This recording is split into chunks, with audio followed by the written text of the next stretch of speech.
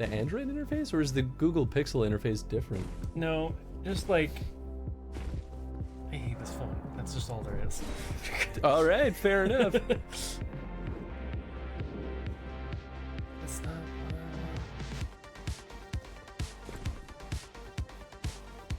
Oh, son of a gun. Almost hit the button that said block you. Whoops.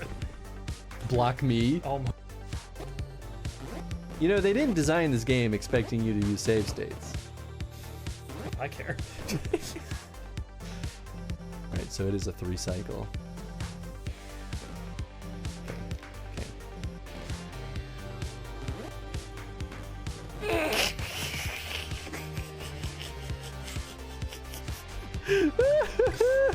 That are just called dragons, Chinese dragons. Hey, Eddie, guess what? What? Do it. Yeah, Eastern mythology. That's what I said. Yeah. Wait, no, Eastern myth. Well, Dragon D's nuts. I got him. Amazing. Well, see you later, Eddie.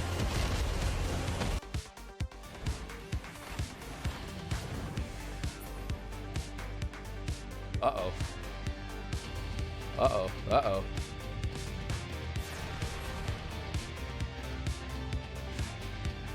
I thought we were running to the edge because that was the safe place.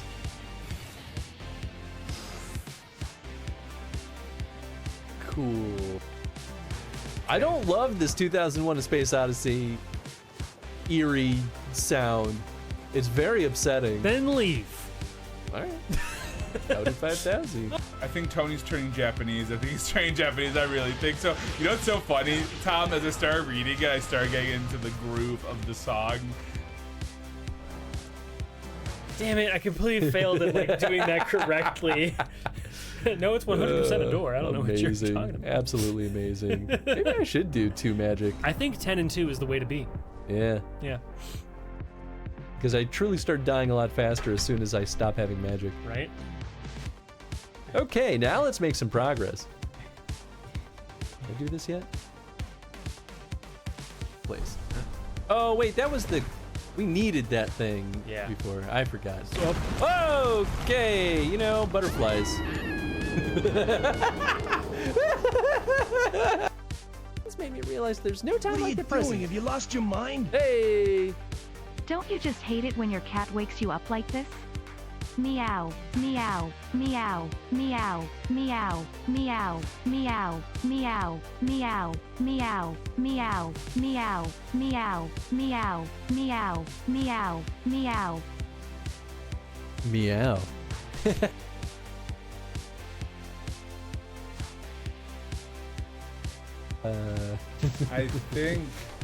I feel like whenever I'm on, lately I've been beamed every time. Because it's about time you were bullied a little bit. The mobile didn't, but apparently there was a planned sequel to. Oh, nice. Speak of the game I don't remember seeing a physical copy of since my childhood, Dragon Warrior 2. Ooh, nice. I think I have the first one, which I think is a little bit easier to find. I think Dragon Warrior 2 is a little bit tougher to find, isn't it? I mean, either way, great find. Secret Agent Clank could look. Hey, I was right.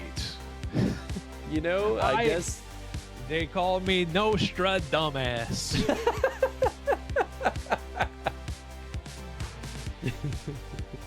The dumb part, but I guess I'll take the snake bite part too, I guess. The snake's not even here to bite you. Oh, that's true. They went into lurky mode. Look, I wouldn't say no if he tried. I mean, what? No one. Is it hot in here? No, look at the chat. Yes. Look at the chat. Up, and away. I guess I ran into a bird. It is not her nice to stand poised to defend her. Hansu Fux, the warrior of light, savior of Eorzea, your deeds this day shall not be forgotten. They'll surely survive. No, Tony, come back! It made it sound like he was in pain. He was like, ah! Poof.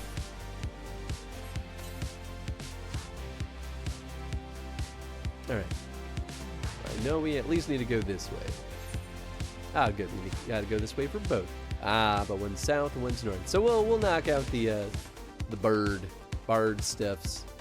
Come on. Let me mount you, Tony. I really hope Tony pops in here just in time to hear that.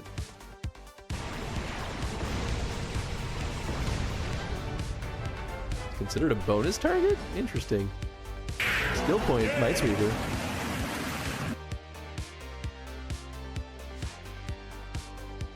The real lesson is that we should all learn to be more like Rauban and just kill the sons of guns who are doing the bad stuff.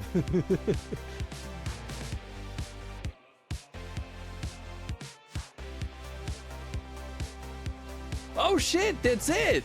Whoa! I didn't expect it to end there. Boy, it ends on such a sad note. I mean, they set it up though for a ton of extra content. So that makes sense. It's a good cliffhanger for the expansion. Artists would need it. Poetic, one might even say. Here, I'm gonna see if we can overwrite one of these saves. Yeah. I'm gonna see if we can rewatch that cutscene. I was trying to pause! I hate games that just like skip the cutscene as soon as you hit the start button. Cinematics. Yeah. Okay, this has gotta be impressive, I must say. Your name shall be writ large in the volumes that are sure to be penned on this historic expedition. The scale of the structure defies comprehension. Someone plainly thought bigger was better. Maybe they were just real big. According to the findings of my Baldezian colleagues, the Crystal Tower was constructed to collect and store the endless energies of the sun. Hey, just gonna get that out of here. Hup.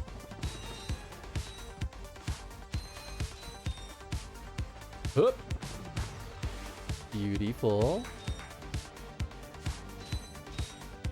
Hold on. Hold on. Just kidding. I don't need to worry about any of that.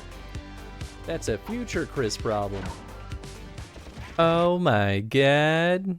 Look who it is. We're back. We're back from Nihon. Mm-hmm. And we're ready to talk about all the cool stuff we did.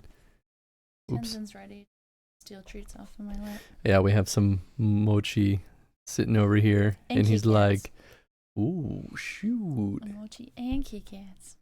Also, I'm in his seat, so he's really not happy. Yup. But yeah, we thought we'd kind of like do a little stream to kind of do a recap of our whole trip to Japan and share a bunch of photos, videos, and all the like. I have a literal mound of swag up here. Souvenirs. Japan swag. Yeah.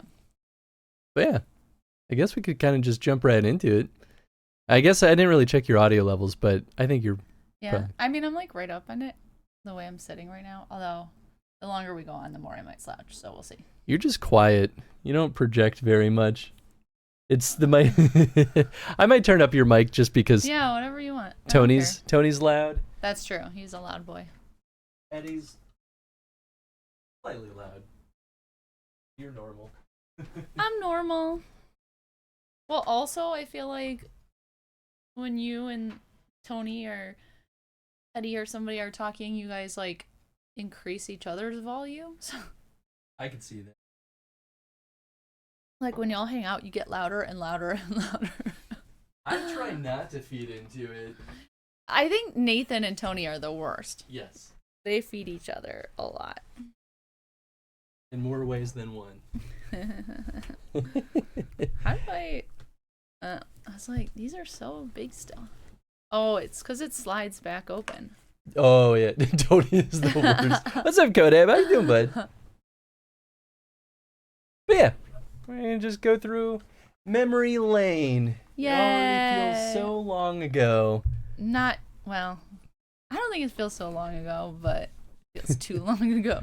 Well, some of this stuff, because we were there for That's true. 2 weeks, like some of this stuff I'm like, wow, This that was stuff at the almost, beginning. it feels like almost a month ago at this point, which is Mm-hmm. crazy.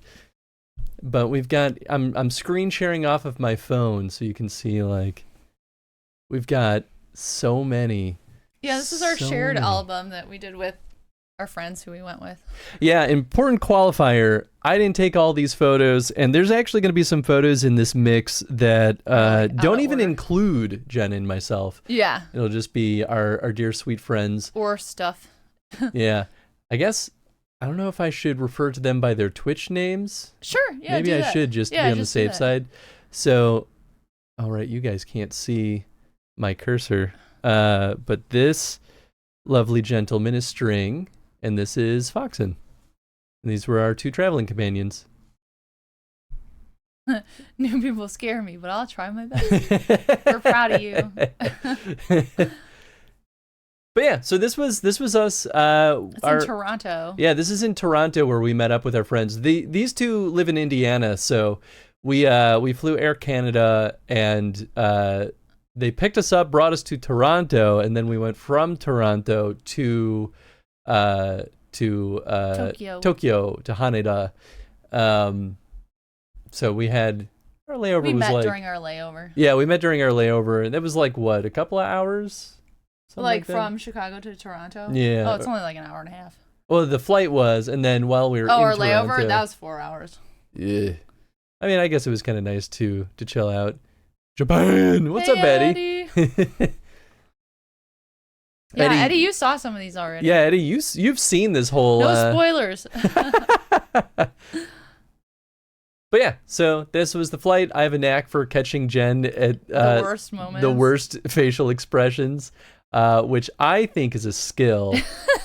Personally, I recently cleared out my Google Drive because I had too much stuff in there, and I was going back through all the photos of you, Yeah. and I think it's a skill that's gotten better as time has gone on, because early photos of you, I really don't have that many. Sure. So this was a quick shot that I took right after we landed, and we were walking to our hotel. Yeah, and this is when we got off the Yamanote line during rush hour. Yeah. Our poor friends. Hey, Pyro, thank you so much for the resub. 47 months. Japan. Japan. You're still here, right? Yeah, because you don't go back until like Wednesday. Well, I hope the rest of your trip has continued going well. I got to catch up with Pyro in Meat Space Yay! yesterday. It was really nice. But yeah, hope you're doing well, Pyro. Find out next time on Dragon Ball Z. Spoil it for me. Do they make it back? We definitely don't. Absolutely not. We died in Japan. We Yeah. came back as hollow husks. Still around. Nice. Meat Space. Me. But yeah, this was a quick photo I snapped because there was a lot of just foot traffic on this little bridge, and I was like, neat, click, and then all the other photos I took were blurry and full of people. Fun fact, up in the right corner where you see those hotels, that whole area, that whole like street is just a bunch of love hotels. Yeah, we yeah. like later went and walked by it because we came back a different way to our hotel, and yeah, all of these, Yeah. this whole street, love Yeah, hotels. like vampire style hotel. There was Princess. 1, 2, and 3. Or Yeah, Princess 2 Princess and 3? Hotel 2. Well, I only saw Princess Hotel 2. Oh, okay. But there theoretically are others. There were a lot of excellently named, but also cats. There were some cats over there. There were some cats.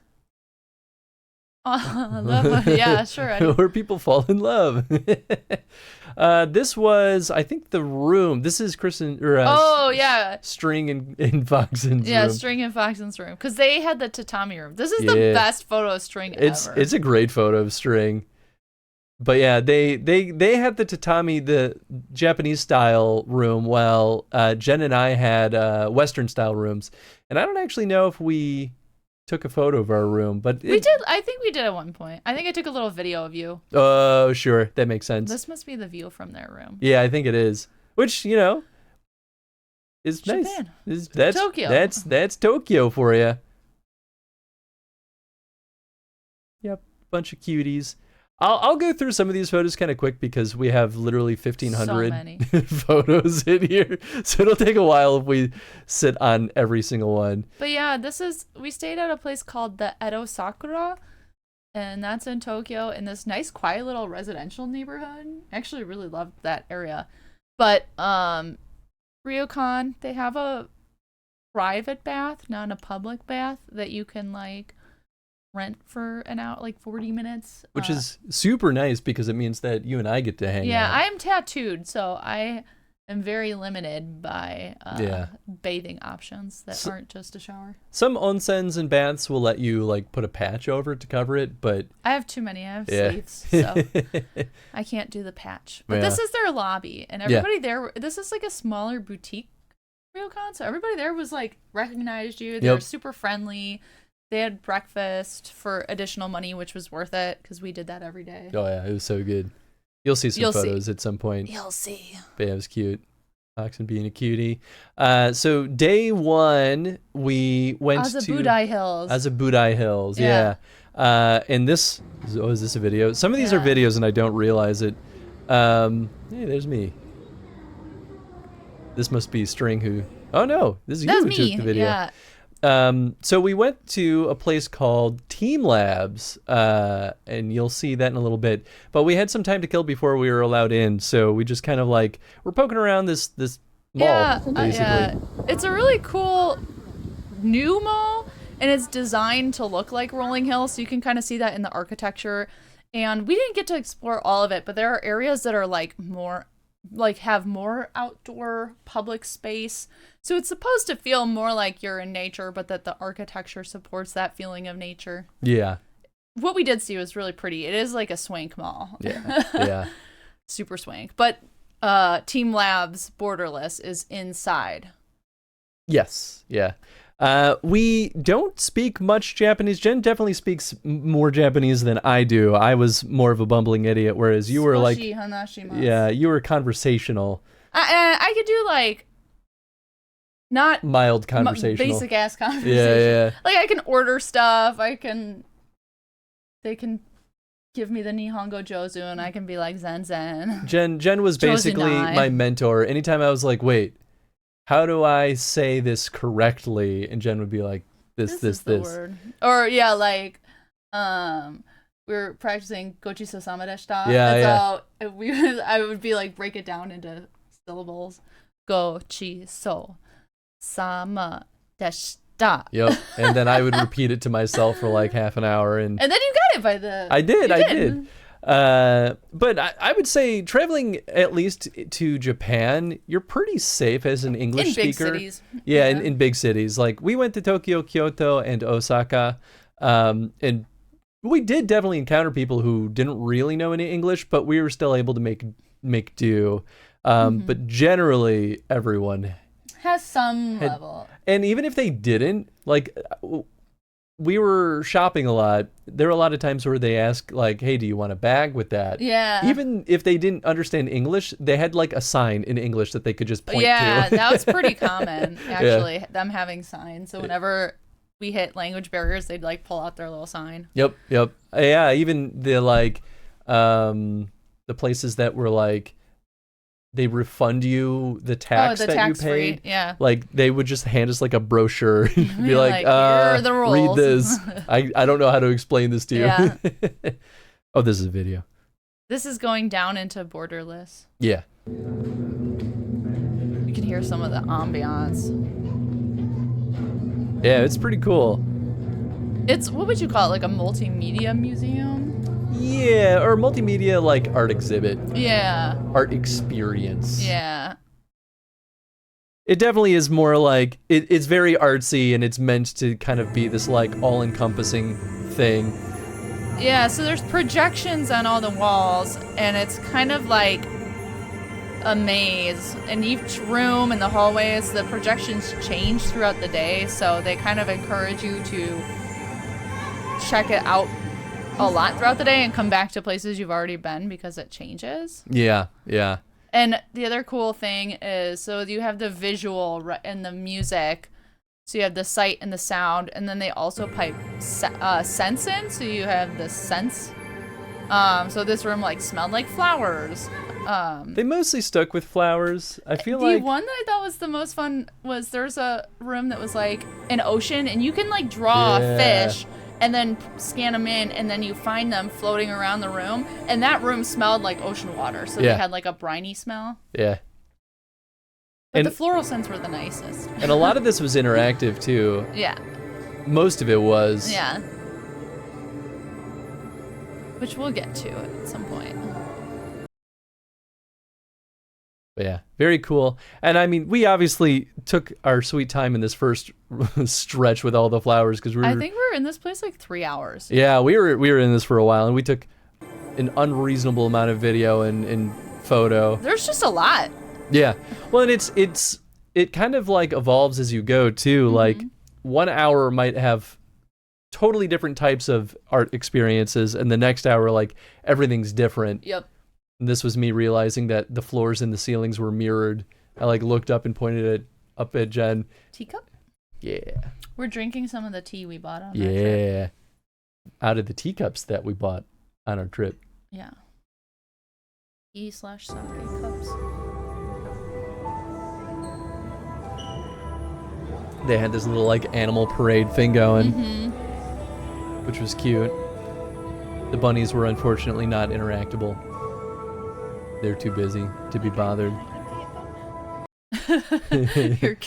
You're Fox and I kind of hate them.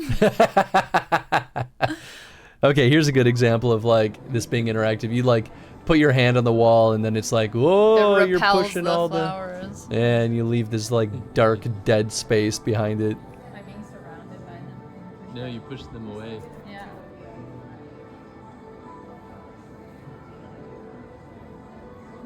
String, for anyone who doesn't realize, is very tall. Yeah. I was doing snow angels on the wall. Yeah, this might be a video of that. Oh, maybe I videoed right after you were done. This is like the big central room. I forget what they call it, but something like gathering something or other, which is real because when we got lost, we're like, meet at that room. Yep. Yeah, it's such a labyrinth that it's really hard. You can't just be like, meet us in the room full of butterflies. Because it changes. In 10 minutes, it'll be a totally different room. Like, we tried that at one point. We were like, this is not for meet you. us in the room with the water waves. And then, like, it changed right after we messaged it. And we were like, Snack break. Snack break. Tenzin thinks he's going to get some. I know. These are some peach mochi. Peach mochis. Is it daifuku, technically?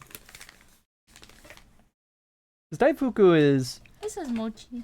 Yeah. I thought daifuku was just any kind of, like, filled mochi. I would need to look. Yeah, I don't really know. Oh, they're little. Look, they're like in these little gift packages. Cute. You can't eat this. I know it smells good. Not for doggies. You might technically be able to eat it, but it's still not going to be good for you. Oh, my doggy. So pathetic. Ah, these are cute. Squishy. Yeah, see, look. Little pinky peachy. Here, I'll do the zoom cam. Little pinky, squishy mochi. Boop, boop, boop.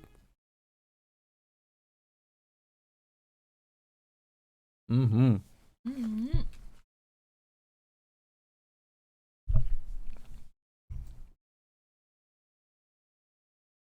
Anyway, we'll scoot along on this. This was cool, though. At a certain point, it like turned into a waterfall, and the stream just kind of move around people. Mm-hmm. It's probably a better video somewhere.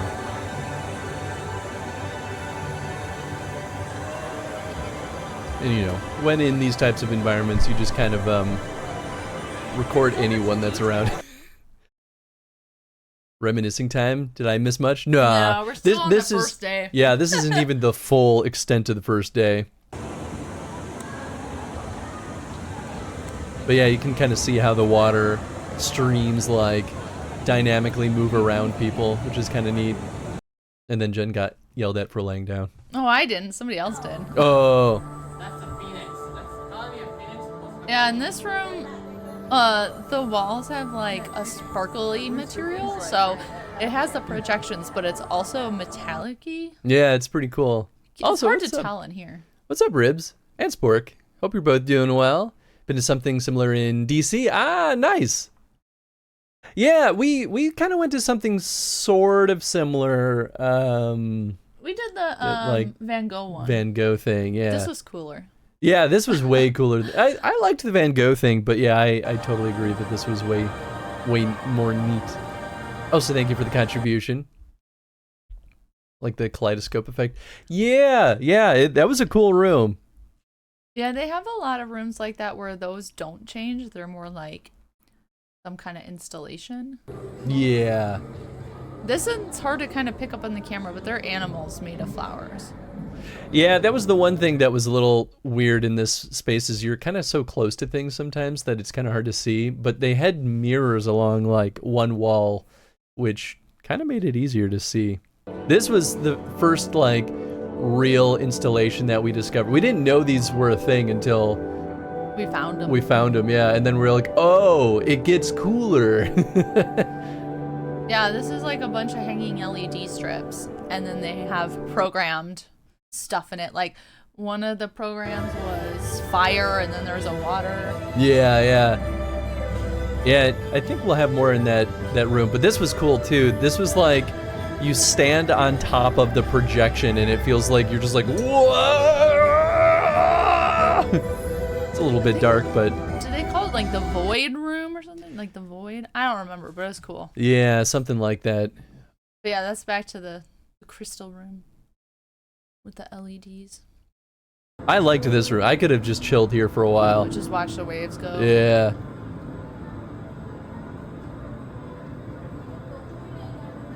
Yeah, they do a lot with these like liminal spaces where they have all these like effects that kind of bring you to the next room. But like there were a lot of things too where there'd be like birds that'll fly through the hallways, but then they'll go into the actual rooms and exhibits. And like things that happen in other rooms can affect things in the later rooms too. So since it's all interactive, it This is quote the unquote one- is never going to be the same. If you touch these butterflies, they die. Yeah, we found that out the hard way. We were like, oh, butterfly. And then it's just like, Yeah. and we were like, oh, God. Butterfly killer. I mean, that was almost the funny thing with a lot of the interactive things was like, when you interact with them, they like die or like turn dark and dingy. And I'm like, I don't want to interact with them. I'm killing these beautiful things. Yeah, these are the birds. If you smack these birds, they turn into flowers. Yeah. And sometimes there's no avoiding it. They would fly under your feet, and if they hit your feet, they would just die and be like, well. The smell they had with the sunflowers was cool because it became more decayed because all these sunflowers ended up decaying and dying. Yeah. And the scent was kind of more of a decayed floral smell, which is really cool.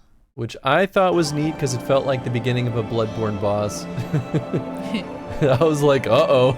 All these beautiful flowers have just now turned into a field of dead, decayed things. Like, what's gonna come out and try to kill us? Yeah, you kind of get a sense of it there. Oh, maybe this is where... Yeah, like the room really fills with it, and then they all die, and you're Yeah. like, uh-oh. Rut-row. Ominous. Scorn the dead sunflower god. This room was cool. There was like a bunch of Like lily pads. lily pads, yeah. And it starts with like you're under them. Like you're under the water. And then you get through and then you're like above water level. Yup. And the fishies are going. Yeah, this gives you a better view of like, oh, actually, that's a video. Just keep rolling. That is always the answer in Bloodborne.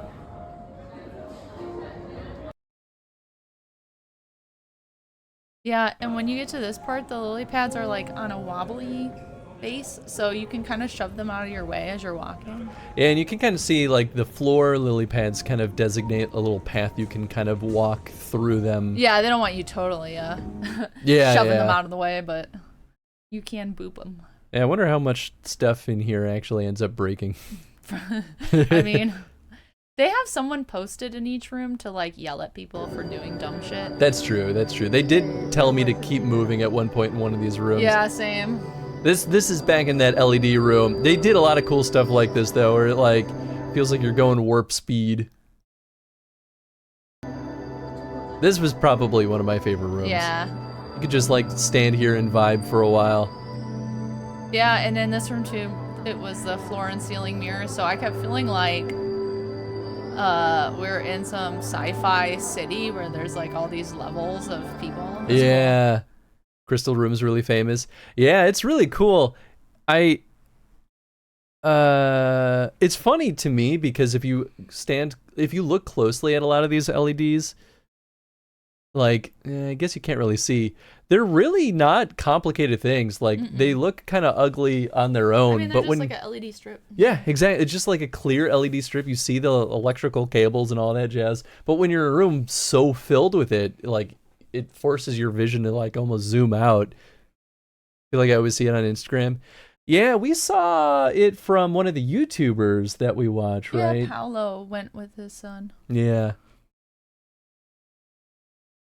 Yeah, there's the like. This is where I realized the floor was also very reflective, and I was like, "Uh-oh, this is dangerous for upskirting." Yeah, I'm almost upskirted, but I think I'm in the clear. No, you're definitely in the clear. I would have deleted the photo if it revealed anything, but I found out later that they do give people with skirts. You can voluntarily choose to like wear something outside of these rooms if you're concerned. More peak shores. This is where I realized that I could see myself. It's me. A lurking Christopher. Yeah, it was cool. This is a really neat room. I really liked some of these other ones like this one too. Like just balls on rails, all mirrors.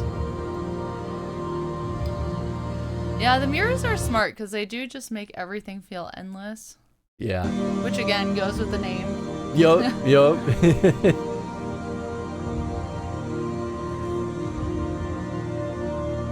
have to imagine too, this is our first full day, so we're all jet lagged, and we start the day underground in the dark with this like Zen music. I was getting so tired. I was like, I don't know what day it is. Oh yeah. I was like, I gotta get out from here, otherwise I'm gonna just pass out. Well, yeah, you're in this like ethereal space. Yeah. Now you have to fight your mirror self to proceed. You know, honestly, there are a couple of rooms that felt like, like Dark Chris would jump out and I'd have to sword fight him.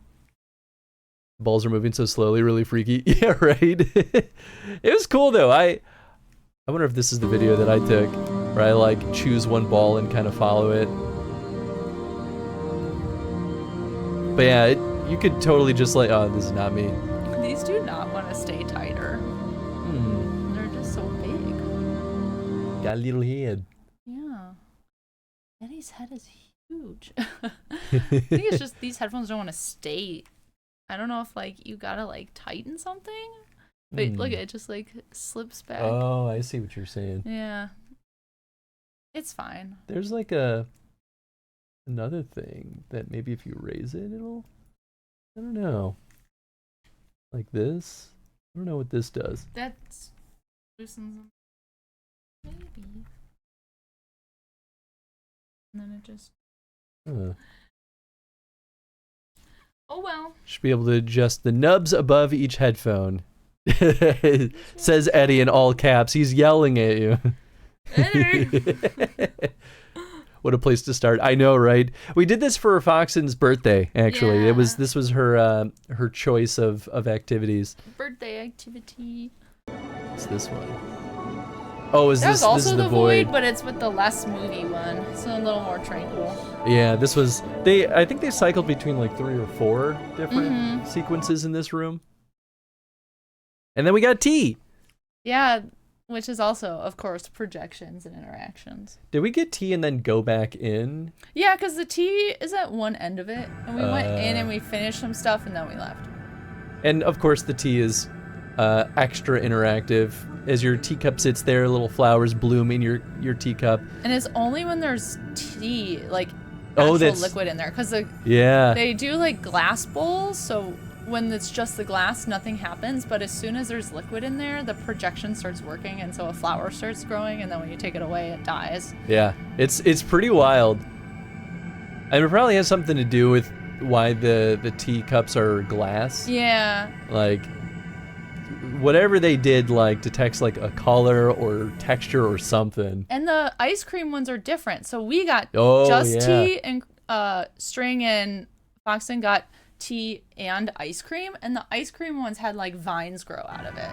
So somehow it knows it's different. I don't know if it's like a size thing or something. Maybe height. Yeah, maybe. Yeah. But yeah, it's pretty cool. Yeah, and then when you move your teacup and the flowers die, but then the flowers start blooming where you moved your teacup. Yeah. Yeah, it's super neat. Yeah, maybe height. Yeah. Yeah, see the Yeah. like butterflies are from their ice cream. I didn't actually see this, so this is kind of new Yeah. for me too. Yeah, that's pretty sick. And yeah, we enjoyed some nice tea. They enjoyed some tea and Matcha ice cream. Is this the stabby box room? I think so. I say stabby because they're like, warning, like this room has sharp corners. Yeah. But they're It's- like a it's bunch the of cube. boxes. Yeah. Cube room. I liked this room a lot. Maybe partially because it was red and ominous. It's like chrysanthemums, and then it gives way to water coming in. Yeah, I thought it was really neat though. It's almost like you're in a tsunami and you're gonna get drowned. Yeah. I also found one LED that was burnt out on one of the cubes. Good job, Job. Chris. Anyway, But yeah, this was super neat too.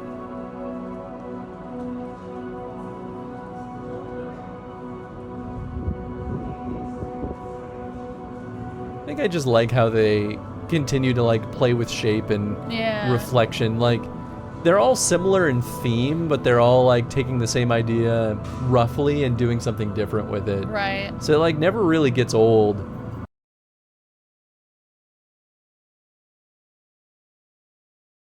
And then there was this cool room. I think I like this one the least out of Oh, really? the exhibits. It just felt a little too small. Sure. Like these photos make it look a lot cooler than I think it actually felt when we were in Sure. there.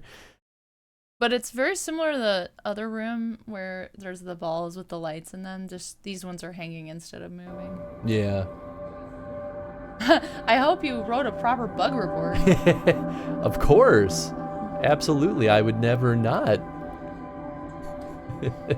Except I don't know how I would have even done that at Team Labs, but oh, this was cute too because you go through a mirror door, but they're one-way mirrors, so the people waiting in line to come in can see what everyone's doing in Yeah. the room. And we saw some kid just like dancing around and like making faces. making faces at the mirror. Everyone and in line is cracking up. Yeah, that was cool too. This was the room where they told me to hurry up and move. Which there were people that were in here longer than me, but I guess I was just standing in the middle.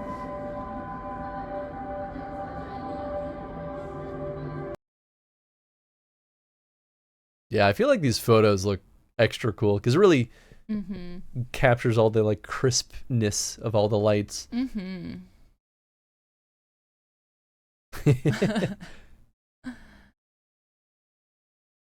And this room was cool. I I'll gotta look up what this effect is called because it has a name. I think this is a better video. The first couple of videos are a bit of duds, but this is cool. They like stream, or is a constant stream of like fog, mist, and they shine these projections onto it, and it makes it look like kind of like ghosts. It's like dancing and singing.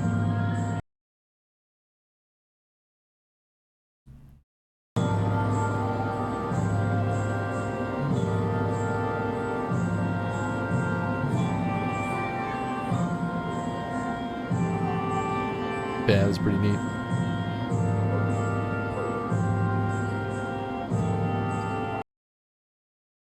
Pepper's Ghost Illusion. I was like, I knew there's a name Pepper's for this. Ghost. Wow. Yeah. Although, okay, no, I had it wrong because that one's with reflecting image of ghost off of plexiglass. Oh. JK. A similar idea though. Yeah. And then we were done. Then we left. And we went to go get some lunch. And we got some salad and I got curry. Yeah, same. Hung out. This was just like a little cafe that was kind of nearby. Super cute. Had a little rooftop hangout spot. Yeah. That's that Yeah, curry. yours had that nice egg. You'll see a recurring theme with all my food photos is that I took one bite before I took a photo. I take a bite and I'm like, ah, shit. But it was good. It was actually kind of spicy, which I wasn't expecting. Because a lot of Japanese food that's spicy is not like, I would say is not spicy in an American context. But, you know, American food is also not spicy in like a Thai food context, yeah, right? right. Like, but it nice had a nice photo of me, and the previous one is eating photo of me. It's not too bad, No, though. that's definitely not the worst. And I think String and Foxen got Like pasta and meatballs Foxen's was like a potato thing. Like Ah. a cheesy potato. Potatoes au gratin with shrimps. shrimps. Nice little cityscape. Yeah, String we were looking- enjoying chilling there. It was quiet. Taking it all in. And then we went back into the mall and got some treats. We saw these bunny treats while we were shopping around earlier. Had to go back and get some good Had to stuff. get the bun buns. And then The other theme is that I edit photos after the fact and then would upload them, so they really mess up the timeline. Yeah, that's okay. But there you go, Azabudai Hills. Azabudai Hills. That's where we were chilling. And then, Dinner. Yeah, we really didn't take many. I think we just went back to the hotel, And chilled napped, out, yeah. napped. And then we got food nearby. Yeah, and so we got some sushi, which I'm happy I'm we. gonna go move laundry. Oh sure. I'll be back, team. But yeah, I'm happy that sushi didn't take us most of the trip.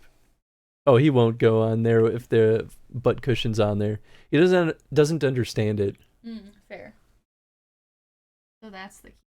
It is. Because anytime Tony or Eddie get up, he's like, what do I do about this? How do I get up there? But yeah, we got some delicious sushi at a restaurant recommended to us by the hotel. And it was super cute. It was a nice little place. We each ordered our own little sushi set. I don't even remember what everything on mine was, but you know, you get like salmon roe, some whitefish, some squid. That's what that shiny one is. Some shrimp, some egg, tamago. It's delicious. And the funny thing about this place was that the sushi chef there was like stone-faced, like looked like resting grumpy guy. And so we were like, man, I hope we're not like upsetting him by being a bunch of random foreigners just like chilling here. And after we were done eating, he came up to us with these headbands and was like, I want to take a photo with all of you wearing the headbands, that like the same headbands that the chefs were wearing. So he went around and individually placed the headbands on all of us and then took a photo with us, which was super, like still kind of stone faced the whole time, but he was clearly having a great time doing it. Someone running your egg. Yeah. I don't actually know what it says. I can't read kanji. I learned katakana and hiragana, but I kind of broke down as soon as I realized I needed to learn kanji because kanji is way more complicated. But yeah, it was super, super cute. Highly recommend that little sushi place. And then we went out for drinks. We went to this really cool whiskey bar, like whiskey and jazz bar. So they were just playing great music the whole time. They have this really neat, I have a bigger photo of this, but we have this like blended whiskey photo of Ghost in the Shell up there, which I thought was crazy to see. But they served us some of the best whiskey cocktails we've had. And I think Jen was saying that this was their favorite old fashioned that they've ever had. Yeah. Delicious. And that's just like served in a fancy teacup too.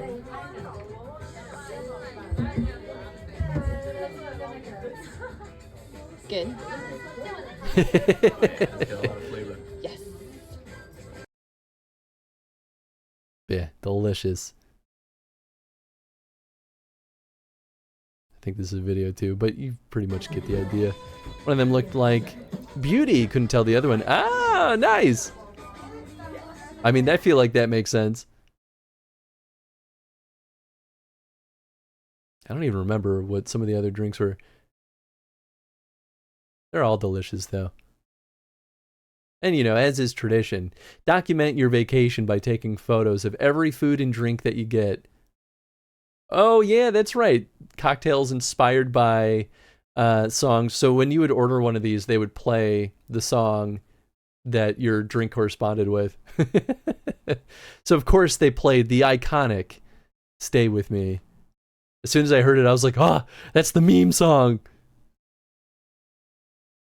I don't even know what this is. Like a little hidden thing.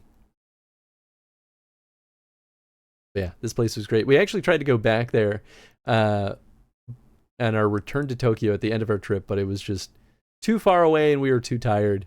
Oh yeah, I took a photo of their toilet because it freaked me out. Oh, maybe it was a cigar box. You might be right.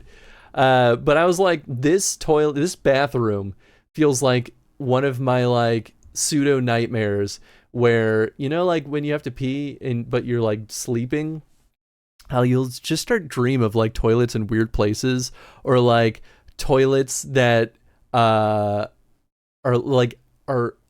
too uncomfortable to actually use. So your brain being like, you gotta go, but don't go because you're sleeping. And so like this felt like a toilet that was just sitting in someone's living room, and I was like, I'm so upset right now. I kept looking around being like, wait, am I am I okay to use this? Taking a shit in the living room. It's exactly the feeling. I was like, I hate this. It's way too cozy. But also really sure. I mean, it's a nice idea. Like, I respect the choice, but it felt too much like one of those nightmare dreams. Yeah, here's a nice photo of the Ghost in the Shell whiskey. I just can't believe that such a thing exists, but let's get happy. So smooth, so rich in flavor. Today's greatest beer value. It's a lot of. I think the ads in Japan were way better than what we get in the States. And then, what is this? Could be worse. They could have styled it like a kitchen. That's true. I don't know what this is. Is this on the train, maybe? Maybe this is us waiting for the train? I have no idea. This was breakfast that the Ryukan served us. And once again, in true Chris fashion, I took a bite before I took my photo. I don't know why the thought doesn't occur to me until it's because my stomach speaks first. I'm just like, ooh, delicious. But yeah, as just like a nice, maybe, I don't know if it's grilled or baked fish, but it was nice and salty and delicious. Some miso soup, some like pickled veggies. And I think they would kind of switch it up a little bit every day, but oh yeah, and then a little omelet piece. Delicious. And I like taking shots of us just like walking places just to be like, ah, yes, that is what that like area felt like. And then this is us on our way to Akihabara so that we could go retro game shopping. Me and Chris both were hunting for some retro games, so we went a little bit nuts. I think this is right before we go into the book off, if I am remembering correctly. And then we found a place called Super Potato, which is very well known for selling retro games. It unfortunately was a little overpriced, but I did buy a good handful of stuff there. I didn't take a lot of I didn't really take photos inside of a lot of shops because a lot of business owners are not cool with that. And it's not always easy to find the no photos please sign. So I kind of erred on the side of like, I'll take photos of the outside mostly and anything that seems reasonably safe. Super Potato is way overpriced. There were some things in there that I felt were like pretty much at market value, and that ended up being pretty true when I compared it after I got back. But yeah, there's some stuff that was like crazy overpriced. I was like, yeah, even though I want this, I refuse to spend that much extra for it. Yeah, it was still fun, and I think Foxen took a couple of photos on the inside. Yeah, her and Solid Snake. They had like a little arcade on the upstairs part, which was neat. And then we got gyudon, basically beef bowls. And this was one of those fun little places where, yeah, I guess that's the only photo that I took. You pay in like a vending machine outside of the restaurant, and it spits out a ticket, and then you give the ticket to the staff, and then you just sit down and they bring you your stuff. This was delicious. This was like gyudon with a raw egg to add to it. You just mix it in, and nice and rich and creamy and delicious. It's making me hungry. Some random graffiti. I took a couple of like photos of graffiti for things. I don't want to like say too much and get in trouble. Then we went shopping some more. We went figure shopping. One of the friends, Foxen's friends who live in Japan, met up with us. And so one of them mentioned that he was looking for near figures. So when I saw this, I sent them a photo to be like, I found them. But they had a lot of really cool stuff here. Some Yakuza figures. I felt like these were all crazy expensive. But then these like really insanely cool repaints were way cheaper than everything. I'm like, this feels like this took more work. Why are they cheaper? I like would rather do. I didn't take this photo, but I guess they just thought it was funny. Oh yeah, there's lots of weird ads. Eat me like a doll.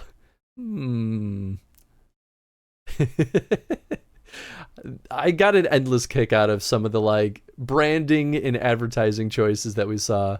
Like this, feed me apple, which these were actually pretty cool. They were vending machines. There's an orange one too, where they make you fresh apple juice or fresh orange juice. Like literally the machine like juices the fruit in front of you and then spits out the cup full of it.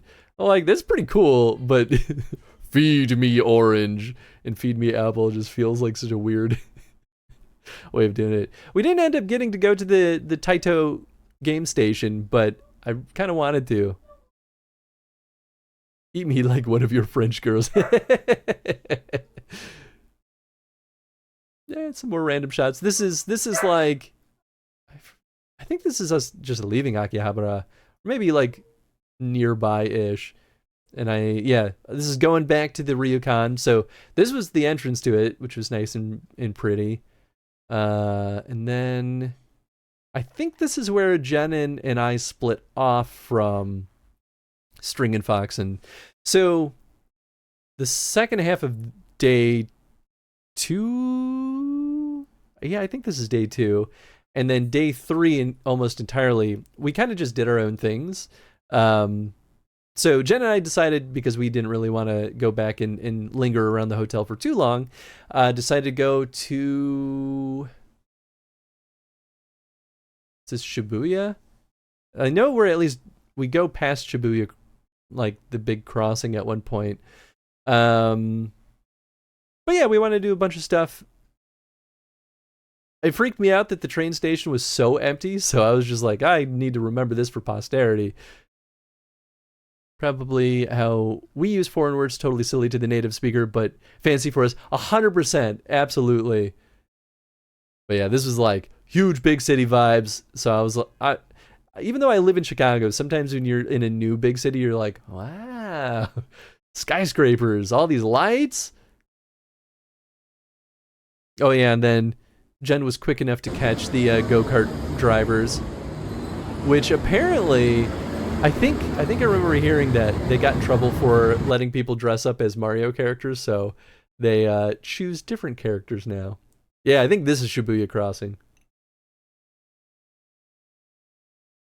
In all of its absolute chaos. It wasn't I mean, it's busy, but it wasn't like the worst.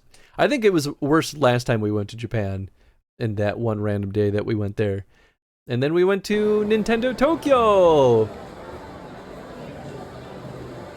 I think we were shopping for we went was it vintage? I think it was just secondhand, like fancy clothes shopping for Jen, and I don't think they ended up finding anything. So we went secondhand clothes shopping, then to Nintendo store, and then I got to shop around in the Nintendo store, and I had a great time. I didn't take a lot of photos inside the Nintendo store because it was pretty jam-packed. Hey, Snake! Thank you so much for the resub. 54 months. I'm back, baby! Hope you're doing well, though, Snake. But yeah, after we went to the Nintendo store, which I did buy a couple of things. I don't remember what I bought there. I bought this little Pikmin. Here, let me go to the zoom cam. I bought a little red Pikmin. His leaf is getting green screened out. But I've always wanted my own little Pikmin plush. So I got this little cutie pie. I'm pretty sure that's where I bought these sick Zelda socks. I feel like the Zelda merch at Nintendo store is kind of lame most of the time. But just cool enough to like get the teens. And I bought this probably is my favorite thing I bought there. It's a little bit blurry. But it's Lon Lon Ranch Milk keychain. It's so cute. So I didn't end up buying it. Oh no, you know what? I bought my amiibo while I was there too. So I got. And your hoodie. Oh, that's right. I did buy the hoodie there. You bought more than you think. Yeah, and okay. Pikmin and... So I bought the Tears of the Kingdom amiibo, and I bought a Captain Olimar because I didn't have a Pikmin amiibo yet. And then the best of the bunch. This is the one that I saw, and I was like, "That's not fair. How dare you do this to me?" I bought this wonderful little. Buddy. Maybe I should zoom out for this. Yeah. I bought this wonderful, and I'll just put it on. Yeah, you gotta put it on. While you're There's a lot doing of stuff over here. I'm gonna open these Kit Kats. Sure. Kit Kats. Yeah, we got a lot of weird Kit Kats. Momiji Manju flavor. Also not for you. I just fed him, by the way. Oh, thank you. Wondering why he disappeared. To eat.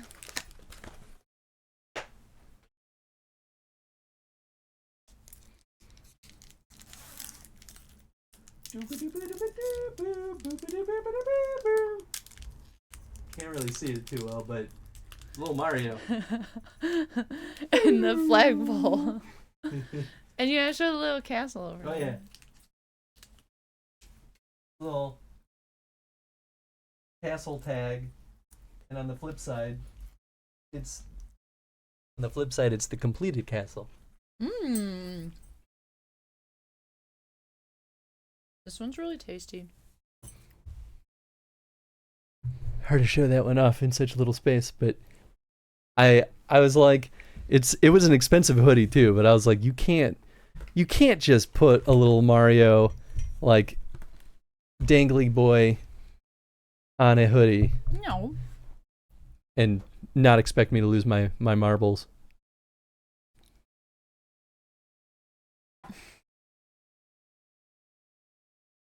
It's a me, Grisio.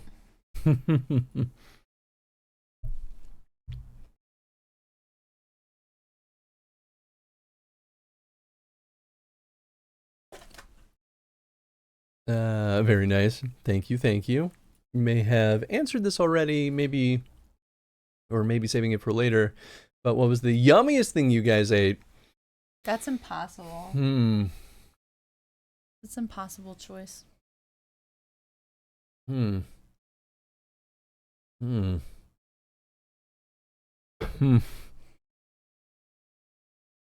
That's a really hard choice.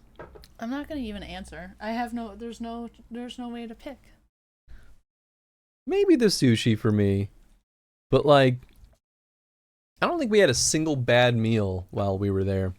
There are less yummy things like We got Moss Burger at the airport. Yeah. You know, like Moss Burger is like their fast food burger place, and it's it's fine. fine. I would rather eat like something else, but Or like sometimes you just do it for convenience. Some of our conveni dinners maybe were less good, but still great. I mean, I kept getting sandos, and Japanese sandos are the best. So Japanese sandos are the best. even a konbini sando, I was like, yeah, this slaps. Speaking of good food, this was delicious. We ended up, after the Nintendo store, we went upstairs to get some tempura. So we got a whole tempura dinner, and we got highballs and tempura, and it just doesn't get much better than that. No. Also, can't read who asked, but did you try McDonald's? We did not. And actually, I don't String think and Foxen did. Yeah, and we didn't go to their McDonald's last time we were there. It's just No. there Like, are so why? many like American franchise brands or franchises there that I don't know. Like we saw Shake Shack. You'll see a photo of it at some point. And Wendy's and KFC. I'm just like, I don't like don't them in the care. U.S. And even if I like them here, it still is going to be less good than I don't know anything else. But I'm pretty stubborn about this, especially in Japan, where I'm like, I don't want to eat like non-Japanese style food. Yeah. Like we ended up eating pizza one day, and I'm like, That was I'm- also I'm out of only, desperation. Yeah, it's only out of convenience and desperation because I'm like, I just want to eat the most Japanese stuff I can because I can't get this elsewhere. Well, yeah, to be fair, when you said it's different and some say it's better, Foxen and String did say yes, it was a lot better there. Yeah, and that makes sense. I totally believe it. But I'm like, if that meal is like a burger or katsudon, I'm like, Katsudon. katsudon every time. Oh, that Katsudon slapped at the mall. Yeah. You'll see it. Oh, yeah. It was so good. Curiosity sated. Thank you. That's why I had asked. No, I mean, I think that's a fair question. I personally just You gotta wait, guy. You peed was like not that long so ago. enamored by just trying to eat as much Japanese style food as I could that I didn't want to waste a meal on that exploration. Yeah, yeah. But yeah, tempura, delicious. Mm. Lots of fish and veggies and just Yeah, that first fish one we got was my favorite one. Yeah, this was the view from up there. So we were up near the top floor of that building. Mm-hmm. There it is. There it is, Shake Shack. As Foxen liked saying, jump scared by Shake Shack. Shake Shack or whatever American brand. Is this video? It is. Yeah, so next we were going to Lost Bar, owned by Oh, yeah. Chris Broad. So this is us walking from the mall that we had just eaten at over to Lost Bar, and this is all in Shibuya. Okay, cool. I'm glad I didn't make that up. I was like, I'm pretty sure we were in Shibuya. but Yeah, we're in Shibuya. Some sticker graffiti. Yay! Yeah. Lost Bar. And we went to the Lost Bar. Jen took this great video. I didn't get to get the capsule thing opening, capsule door. No, it's okay. That's how Yeah, it the goes. entrance to this place is behind a block of capsule gotchas. Perfect! Yay! Here's the love seat. Yes! This is what I wanted! Christopher! It worked! Can you tell how tired I am? Oh yeah, we were both pretty exhausted, but this was pretty fun. So this is for all you Abroad in Japan fans. This is the bar that Chris Broad made, like opened. With his fiance. Yeah, it was good. Like we got some really good cocktails. I think I got Like a Magic Mule and I Life is got- Balloons. Yeah, and then I got Too Much Volcano and Life is Balloons. Both very nice. And then I ordered wine, and like one of the managers came over, and he's like, "How did that's you like right. it?" Because he's like, "People don't really order wine, so whenever someone does, I'm curious if they like it." Yeah, I he was was like, chatting with you yeah. for a little bit too. Yeah. He's like, "Yeah, no one drinks wine here." This is and you got a stout too, and you're very Oh, happy. that's right. I got a Japanese, like a Japanese brewed stout. I was like, yes, this is all I want. Yeah, it's hard to find dark beer there. I did like the wine. It was very nice. Yeah, at a certain point, you went on a little bit of a wine journey, but Yeah. Wait, go back to our view outside because we gotta tell the story. Our seat faces the window, so you can like look out on Shibuya. And we saw lots of good people watching. Like we saw a little group of teens hanging out by a vending machine, passing a cigarette around. It was like the most quintessential thing ever. it was amazing. They're all like punk teens.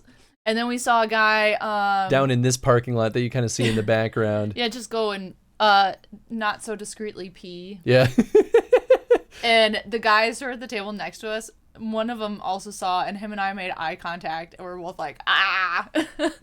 So the Shibuya Meltdown is a Instagram account? Yeah. it's a or real a Tumblr? Was it a Tumblr originally? I have no idea.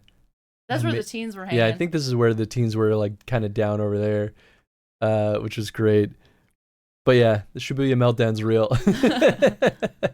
We definitely saw people like passed out on the side of the street. Yeah. And, like people leaving water bottles and stuff. Like, yeah. It's our hotel. Lit up at night.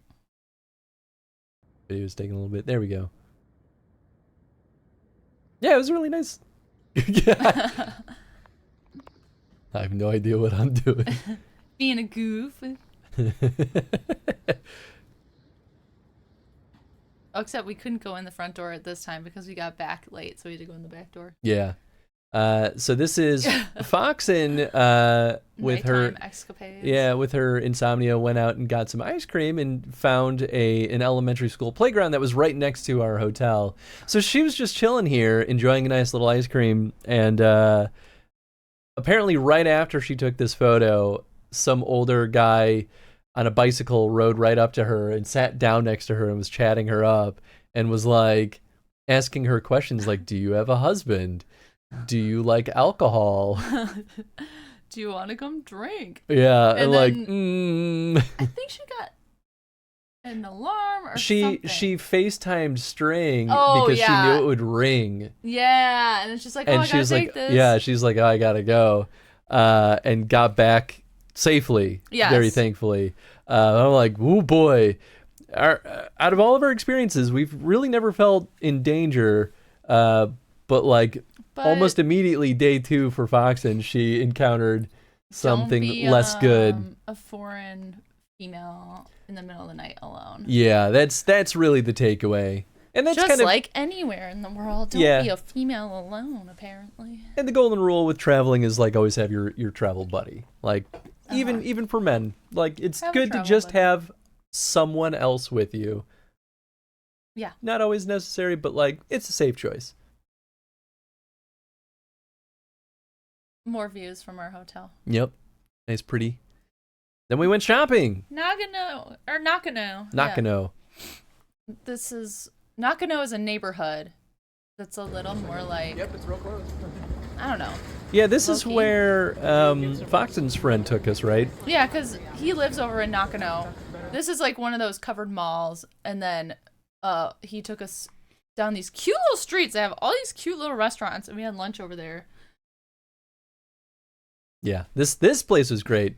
We got some taiyaki. Fresh. It was so hot. It was like fresh off the grill. Oh yeah, delicious. Yum, Jen got some yum, red yum. bean taiyaki. I got some custard, and of course I took 2 bites before I took the photo. And then we found the Friends Girls Bar. I don't know if that means that It's one of those like concept cafes where it's like uh-huh. girls, but it's friends themed. That's a thing. We never saw it open, but you know, there it was. This video? No. Taiyaki. However you spell it. Yeah, taiyaki is wonderful. Yeah, we just went shopping for a little bit. Nakano Broadway. Is this after we went to Mandareku? That's where it is. Oh. So Nakano Broadway is a shopping mall, and like the majority, not all of them, but the majority of the stalls in there are owned by the same company called the Mandarake. And the way it doesn't feel like it though, because they'll have like their like games department or like in its own storefront, and then like figures in another storefront. So it doesn't feel like it's all them, but it's all the same company except I for see. a few places. And weirdly, a shit ton of watches. For some reason, like high-end watches. There's like a bunch of high-end watch stores. Yeah, they really were everywhere. So very random. Yeah. I don't even know what we're doing. Is Is this this back our in the side train? quest? This might be us going on our side quest. Yeah. So after we were there for a while and Chris bought video games, I Yeah, don't know if yeah. you're gonna show off. I'll show your those Wonder off probably at the end of the stream because I have a literal pile of video Well, games. he got a bunch of games and a Wonder Swan at yeah, Barake. yeah. I bought a lot of games. It Um, was delightful. I spent way too much money.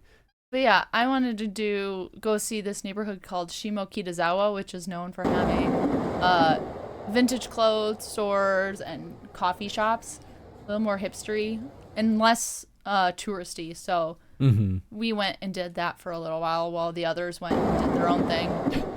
Did we both take the same video? I think we did. Or We're just unless like it's city just skies, duplicated. baby. Yeah, some of these uploads I think got duplicated, but that's whatever. Shrugs. Oh yeah, definitely. It might be my fault, honestly. Well, there's the train station. So this is String and In Foxen. Foxen's quest while we were over there. They Yeah. went to Shibuya. This is is the famous dog, Hachiko, Hachiko. which he's right by Shibuya Scramble Crossing. Yeah, which is why anyone who lives there hates Hachiko because this statue, at least because a lot of tourists just stand in the way of Shibuya crossing. Yeah, but yeah, Uh, he's the Akita dog who waited for his master who died in the war. Yep, it's very, very sad. Yup, that's Yup. right. Yep, Waited at the train station. He's a good boy. best boy. Best boy. Yeah, so this is the Shimokitazawa train station. Very aesthetic coming out of there. Oh yeah. Yeah, you can tell it was rainy for a lot of our trip. Yeah, definitely a lot for Tokyo and some of Kyoto, and then by Osaka, It was kind sunny of, and hot. yeah, it's right up. It's just a photo. Little streets. Something I think that's different there versus here is a lot of their secondhand shops were majority male clothes. Like they had a higher Yeah. focus on men's clothes. I was not expecting that. We had to kind of go out of our way to find women's clothes, and even then, some of the places didn't have a big selection. Yeah, we got donuts. We got donuts. I was Mine very was happy. strawberry. Mine was matcha, I think. Yeah, it was. This is the coffee shop I want to go to. So a lot of the famous coffee shops they'll have like lattes and stuff, but I wanted like good coffee. Yeah. So I found this place, Coffea Ex Libris, and they have like single origin coffee. So we got pour overs.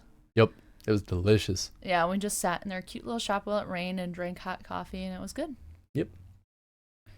And then this is what String and Foxen did on their side quest, was hang out with their friend here. Yeah, it's this like this is the friend that lives in Nakano. yeah, Zach. That what a photo.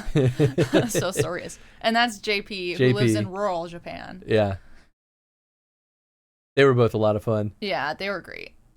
But this cafe does latte art, like Yeah. foam, like 3D foam art of whatever you ask for. So they asked for things, and then the latte artist created it. I make it. Yeah, it was pretty fun. Or pretty cute. Yeah, I'm a little sad we didn't get to try that, but Yeah, I think vintage clothes shopping helped scratch an itch for you. yeah. I wanted to go to that neighborhood last time, and we never got to go. Is that where you bought the beret? Yeah. Oh, yes. I forgot to talk about that, but that shop, we went to a hat shop, Yeah. and you know the shop owner was kind of chatting with us a little bit and asked where we were from, and so we said Chicago, America, and he was like, "Oh, Michael Jordan's my hero," and points on his shelf to a Michael Jordan action figure just sitting there, Yeah. like in its box, and was like talking to us about basketball, like yeah, the next, you know, the games are starting soon. Pulled out a little mini Yeah, he's, like, basketball dribbling and was in the dribbling shop. it and like pretended to shoot it. It was so charming. He was also enamored by the fact that I knew what Dragon Ball was. Because he had like little cute drawings on all of his tags. Yeah. Yeah, it was super someone cute. asked about the cat latte art. Is a cat wearing a shark? Yes. Yes. I think. Oh, you had it. You were there. There. Oh yeah. Yep. There's a lot of this exact kind of thing in Japan. We noticed, like Like even with in gachas, gachas, yeah. like cats wearing things like Like silly the shrimp things. head. Shrimp head, cat, The shark thing. shark cats, I don't know, wearing anything. Like Yeah. if it's a you big can think of thing. it, there's probably a gacha with cats wearing it. It's silly. It's super silly. More kitty cat. Sure, go for it. Not for doggy. And then this is I think that's back in Nakano because we met back up to go to Yeah. Zach's, like, he's like a regular at this cute little like bar yakitori place. yeah, which we will definitely see shortly. There it Yeah. This place was awesome. So it's a izakaya, and they had live music. And so of course Zach like is friends with a lot of the musicians as well as the owner of the restaurant, all the folks there. And this place was definitely less English friendly, which is why it was kind of cool that we could rely on Zach and JP to be interpreters for us, and basically just had them order everything for us. Yeah. This whole journey is Chris's magical journey in Japan on his adventure of highballs. I got highballs everywhere. Yeah, they're places that like only have 1 or 2 alcoholic drinks will have beer and highballs. Mm-hmm. Which was pretty great. And they were so cheap. So very cheap. Asks again, I can't read the person's That's Ribs. Ribs. How was travel time? Pretty quick moving around. It wasn't too bad. No, on this day, Shibuya is like more towards central Tokyo, and then if you continue to go west, it like Shimokitazawa is like another half-hour west. Mm-hmm. And the trains were super frequent. Oh yeah, Like- they come like every less than 5 minutes. It's better than Chicago, honestly. yeah, they come very frequently. And the trains go everywhere. Like It's there's so there's nice. thousands of lines. At least it feels like it. Like in Chicago, it's pretty easy to get into a desert of like where the trains will get you. Like you need to use the bus. Yeah, in yeah. Chicago if you want to get around everywhere. In Tokyo, it felt like we almost never. Actually, I think we never used the bus in Tokyo. 'Cause Like the the trains trains go just were everywhere. that good. Yeah, they have ones that like the big circle one that goes around is the Yamanote line, but then they also have ones that just go like down that way or ones that go like that. Like they have a bunch of lines, so it covers a lot of ground. Yeah, it was really nice. So the band playing or the musicians playing opened with jazz renditions of video game music. So this is the Katamari Damacy theme. None of them get paid for this. They're just professional musicians for fun. This is wild.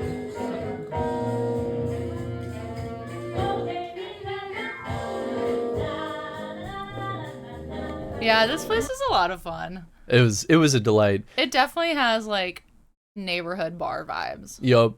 And this whole staff was super friendly. Like they were chatting up Zach the whole time too. And they had definitely the best highballs that I've had. Oh my goodness. This is the first time I've ever had chicken hearts. Negima was my favorite. That's the one that's chicken and onion and green onion. It was really good. Yeah, I ate a lot of chicken while I was in Japan and ended up pretty okay. We were, I forgot to mention, we were dealing with food poisoning before our trip. Oh yeah, like 2 days before our trip. two days, and it was like plaguing us up until like partway through Kyoto. Yeah, I mean we were mostly fine once we. Yeah, once we were functional. there. Yeah, but like even the day of travel, we were still not excellent. Yeah, it's weird to think of it because I like forget about it. Yeah, But I'm like, yeah, we were struggling for a little bit there. Yeah, it was not fun. But yeah, they called this the Nakano highball, which is like a ginger highball Really, really good though. Yeah. We'll definitely go Delish. back. Oh, those eggs. Got some I think absolutely were they wrapped in bacon? wrapped in something. I don't know if They it were was wrapped in bacon. bacon. They're really good, and they were like marinated eggs too. Yeah. Oh yeah. So good. JP jamming out. Oh yeah, this is kind of cute. This is a video. The puppy's kissing my foot right now. He's bored. He wants to go places, but you gotta wait. You gotta wait, kiddo. And then we went home. Yeah. This is a video. Just us walking down the street. Just vibes. Just vibes.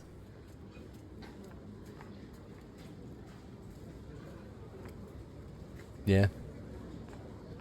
I definitely could live as a very happy person in Tokyo for the rest of my life. Yep. I knew I loved Tokyo after the last time we went there, but like going back to Tokyo, I'm like, no, Tokyo's amazing. Shit. This is just a random shrine we walked past on our way home. We didn't go into the shrine grounds at night because we didn't want to like overstep, but thought it was really pretty lit up at night. Yeah, there's like people actively using it. Here's some of the games that I got. I put this on Discord. This is our room at the Edo Sakura.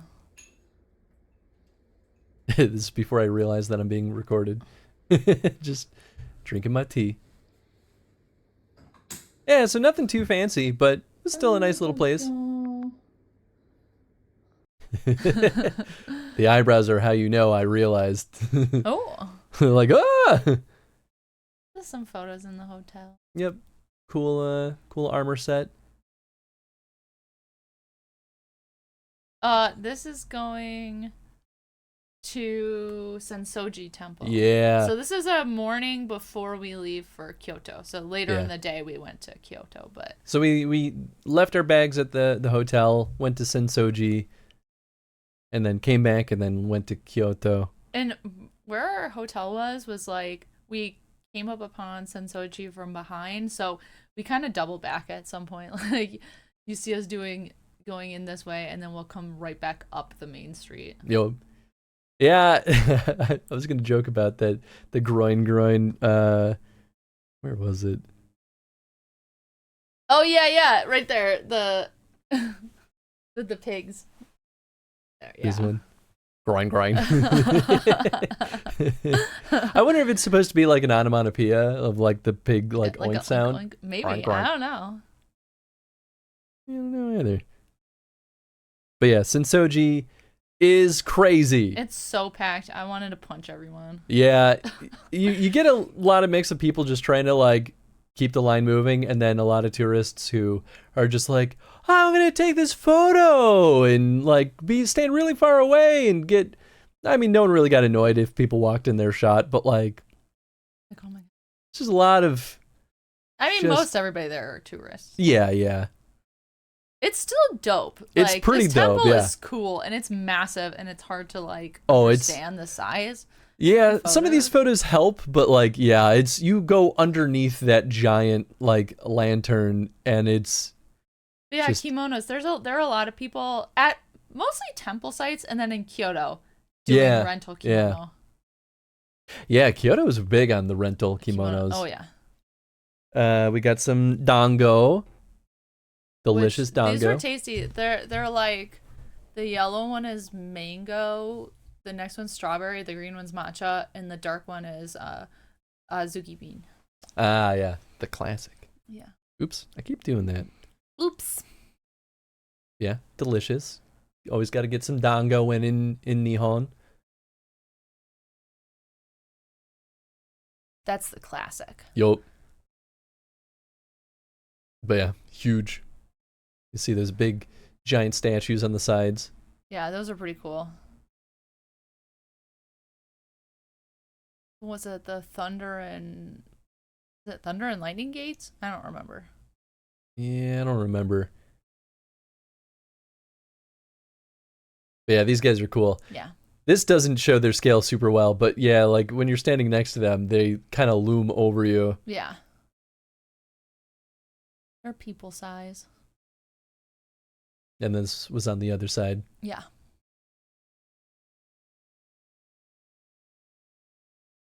And, you know. Yeah, the main street, when you go through that first gate, it's like the main street with all the like street food and souvenir shops. So that's what this is. And then at the end of that is Sensoji.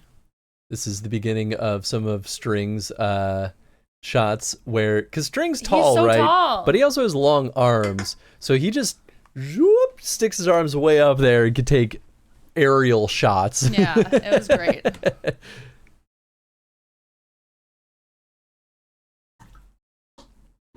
There's the main temple. Yeah. Yeah, so you go up here, the you can kind of see it, but that little like thing here is a bunch of incense burning, and so you're supposed to approach it and kind of waft the incense smoke on yourself to purify yourself before you enter the temple. There's also one of the like water ones off to the side, but it was so crazy. I just did the incense. Yeah. Yeah. Yeah, and the temple itself is pretty cool. I don't remember if most shrines in temples you can't really take photos on the inside. I can't remember if this was one, but you kind of get a tiny glimpse of like what's on the inside past where you would like pray. And then is this? That's mine. I got bad luck, so I Yeah, had to tie it up. So you can donate also to like get your fortune. You shake a little box and a little stick comes out, and it tells you what number you drew, and then you find the corresponding drawer and pull out the slip of paper, and it tells you what your fortune is. And Jen got bad luck, and I got good luck. Yeah, if you get bad luck, you tie it up so it doesn't come true. Yep. And I got good luck right here. It says good fortune in future. And it has a whole like description, but basically it says everything will be fine in the end despite anything bad that happens. Getting wealth and happiness, you may remain with them. Mine was like, don't make any choices, don't do anything, don't go anywhere. Like, bad things will happen. And I'm like, well, too late. I already went somewhere, so Yep. tied this guy up. Yeah, and this is off to the side of the temple, or in the shrine. Oh no, temple, because this is all Buddhist. And then this is even still off to the temple too. Like, yeah, the grounds are bigger than just like where all the people hang out. yeah, and then afterward we stopped at a nearby restaurant to grab some food and beer, and this tiny little parade just kind of passed right behind us. We were like, huh, neat. Yeah, there's probably a better video.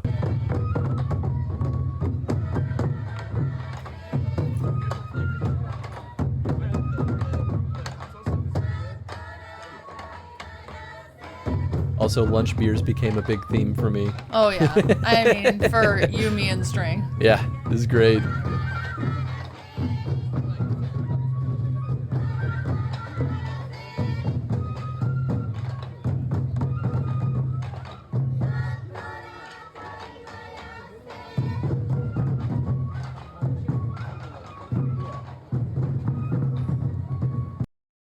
Yeah, that was cool. Yeah. Then we went shopping? Well, we like walked to the train station to drop friends off / to go our own way. Oh, right, because we were going to Kyoto. That's right. Well, we gotta go pick up our bags, but then, yeah. So this is the Shinkansen. Yeah, this was inside the train station, which was pretty cool. But yeah, then this is the Shinkansen. Which I don't know if I got many good shots of it, but it's pretty cool. I like the Shinkansen. And we got our Shinkansen Ekiben. Yeah, that's what it's called. Station bento. Which was delicious. Beer I had my train beer. That exploded. Yeah, this was sitting in my bag, and I failed to anticipate just how shook up it was. So I open it, and you know when you open these cans, it's like a loud pop, and then all of a sudden it erupts. And I'm like, ah! Try to like stop any of the spillage from happening. And I get beer all over myself and all over my table and the floor. And Jen was a delight and ran off and grabbed wads of toilet paper for me to soak it all up. Like We every got every it. trip to Japan, I make a fool of myself and make a mess somewhere. That one wasn't that bad. We should catch up on the chat. Love a parade, absolutely. That's it. Oh. Well, there's a question of did you spot Oh. any crazy fashion? Honestly, not really. We didn't see any like subculture fashion. I mean, we saw a little bit. We saw a lot of men wearing like cool fashion. That's true. There is a lot more like men wearing skirts and stuff as like a normal ass thing there. Yeah, and I mean, like, I feel like I saw a lot of cool guys, Yeah. like cool guys, kind of guys, Yeah. wearing like really fashionable things. That's true. I feel like I saw a lot of like trans femme folk, Yeah. at least to the best of my understanding. Yeah. Yeah, I wouldn't say there was like any standout fashion, but I would say you can kind of pick up on Japanese fashion trends. Yeah. Like there definitely were a lot of cool fashion, but I don't know any of the trends, so I don't really know how to call it out. Yeah. But yeah, definitely some cool looks though. That's Yeah, so- that's the train station right across the street from our ryokan in Kyoto. Yeah, This so is we Arashiyama we Station. we took the Shinkansen, and then this is the local train, and then yeah, this is where we got off, which is super cool. It's so cute. And then Yay, our ryokan. yeah, this was our fancy ryokan for the trip. Definitely the more expensive one too. Yeah. But this is the walkway up to their front door.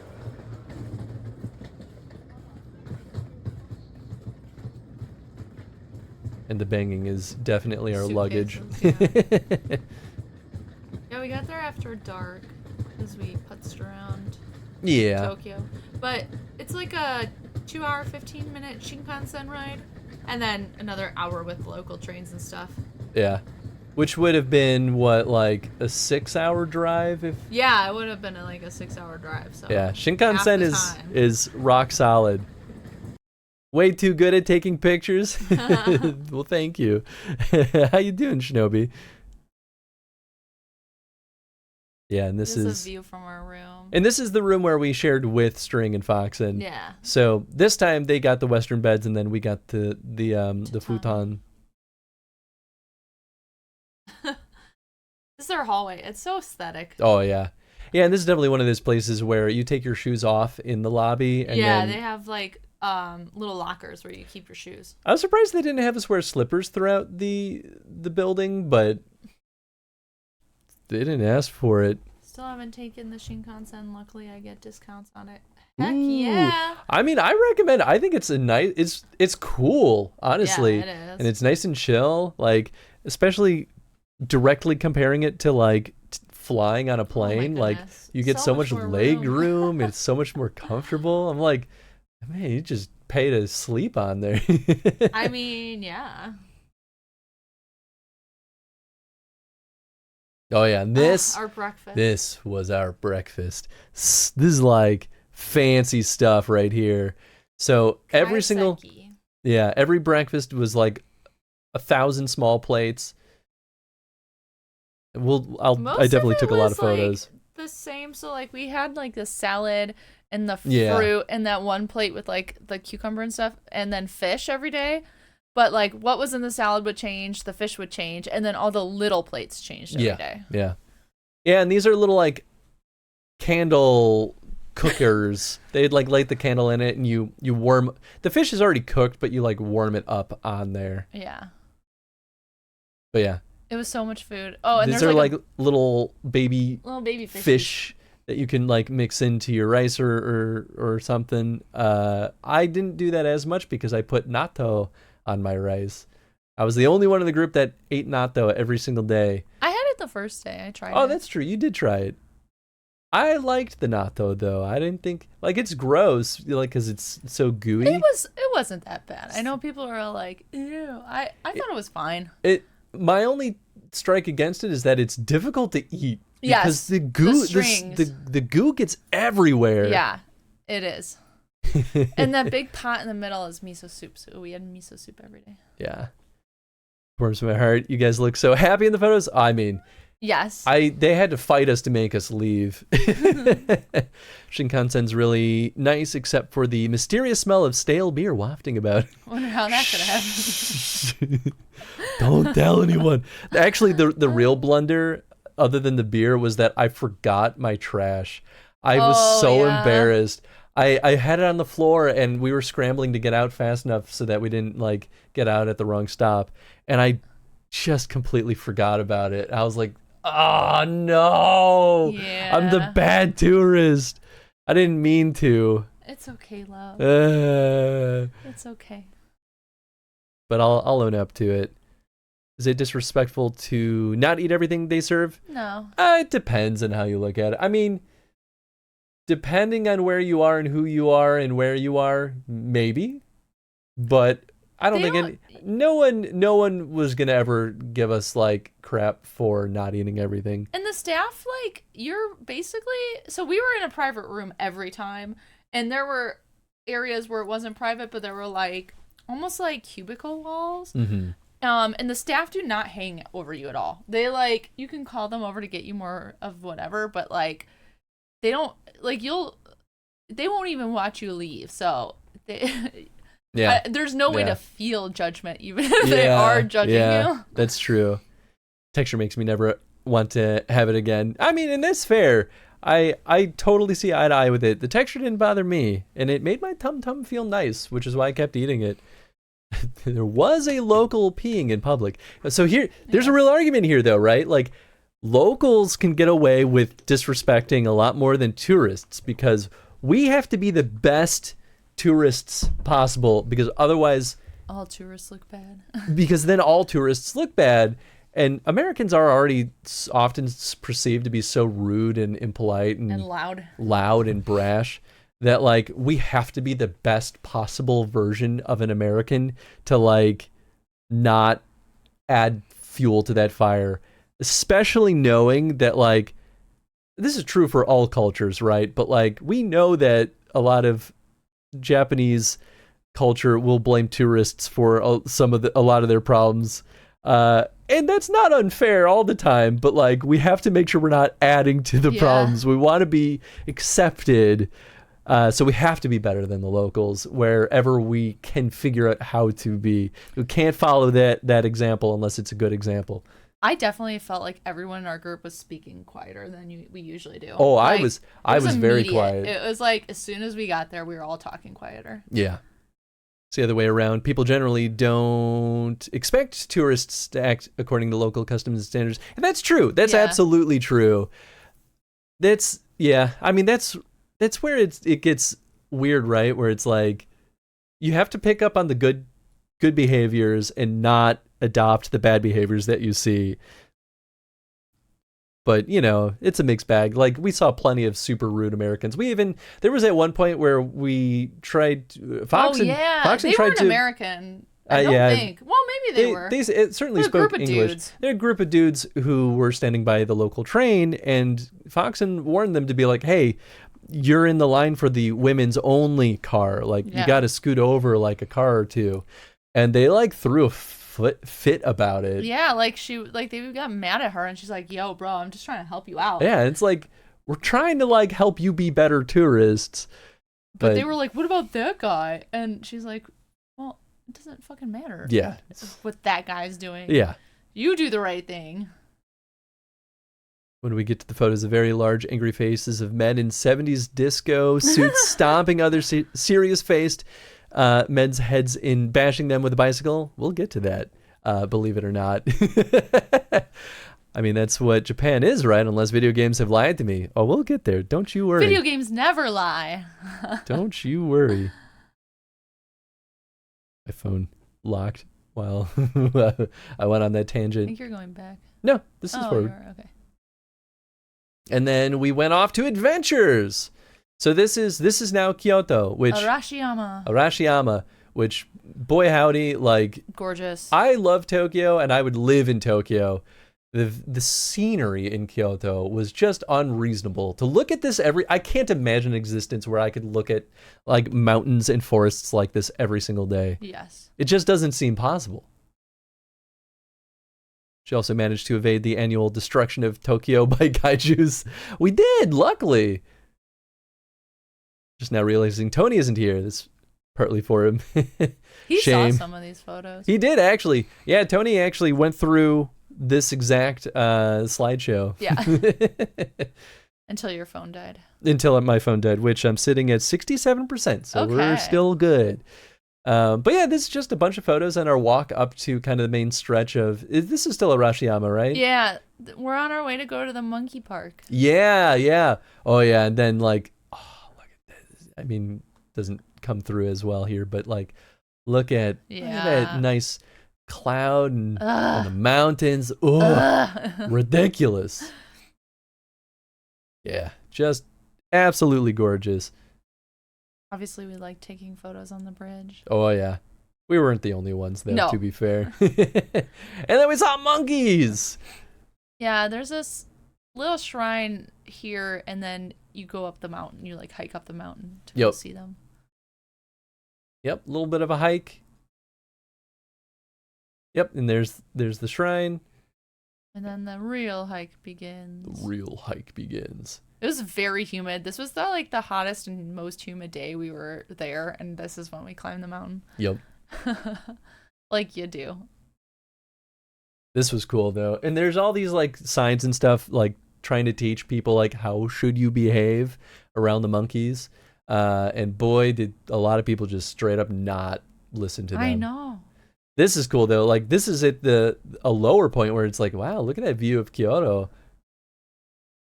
Oh man, what you talked about there with the tourists remind me of that horrible streamer that just went around as an insensitive as he could possibly to be to the Japanese, saying they were gonna do Hiroshima again. Yes, I know what you're talking there's about. Is that Logan Paul? There's been a couple. There's been a couple, yeah. Logan Paul was one from YouTube. There are some other streamers who have done. There's a lot of. There's the one dude who just like snuck onto like buses traveled and stuff. around Japan for free, aka stole everything. Shitbags, all of them. Yeah. I cannot believe people. I mean, I can believe people could be that unreasonably shitty. There's a monkey. So this was the first monkey we saw, and it was while we were in this little like cooling shack. It's like a little AC shack if you like were tired from the mountain hike thing. And the monkeys weren't allowed to be over here. There's like a little kid playground and stuff. Yeah.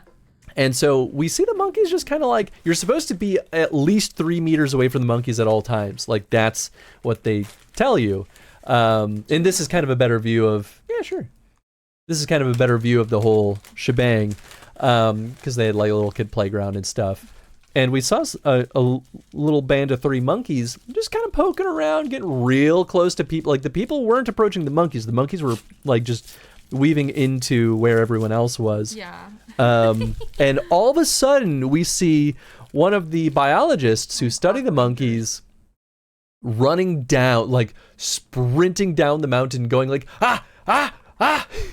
scaring them off, and like ran at the monkeys and scared them, and they scattered. And then this monkey that was on the ceiling here, the others fled into the forest. This one climbed up the building and was like looking around like, where'd he go? The dude's gonna get me. Does he see me?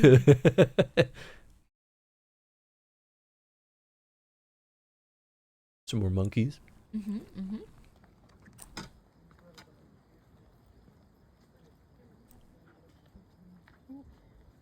Just chilling. Yeah, you're not supposed to look at the monkeys in the eye. You're not supposed to like offer them food outside of the designated food hut. Yeah, because monkeys are dangerous, right? Like they're still wild animals. They will bite your face off. They will bite your face off. I think he's actually banned from returning to Japan now that he's caused that much trouble. I mean, good. He should be.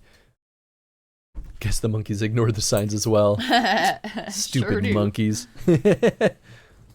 See a bunch of teenagers who can summon magic men from their heads by shooting themselves in the head.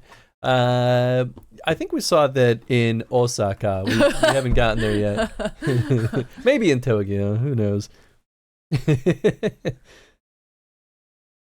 Saw some monkeys grooming. Look at that. Big old cuties. marine biologist that can stop time with a magic man he can just make happen. Ooh, that's the one reference I don't know so far.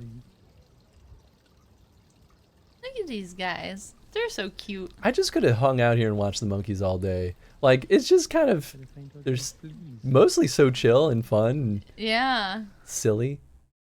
Lots of grooming. And then we got up to this is kind of like the main area. This is where you feed the monkeys. So of course this is where all the monkeys hung out. But like, this is a nice view here with the little pond and like nice stretch up the trees. And there's just like monkeys.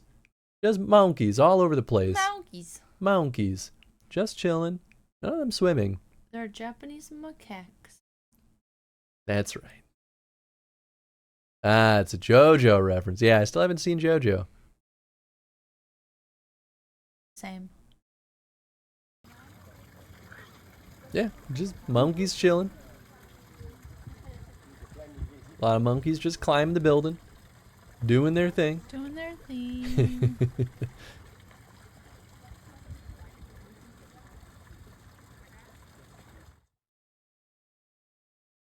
A nice, awesome view. Oh. Right.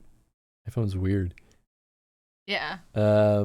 Nice view of Kyoto. You can go through this little looky eyeglass things, and they had a little banana to take a photo on.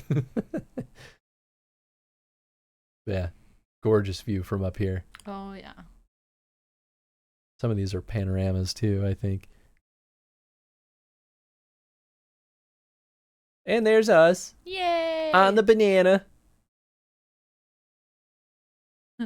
Then you were lucky you weren't caught because I think it's illegal to go to Japan without seeing JoJo. Probably. Although, you know, honestly, I didn't see a lot of JoJo stuff while I was there. No, not really. I think I saw a couple of figures, but like, it didn't seem like JoJo was super popular anywhere we went. Monkey! Yeah, just monkeys hanging out on the fence post. Just monkeying around. Banana even included stone astroturf. I think so. Yeah, gorgeous. Heckin' awesome. Yeah, and I guess it was a little overcast by the time we got up there, but I don't think it started that way. Monkey.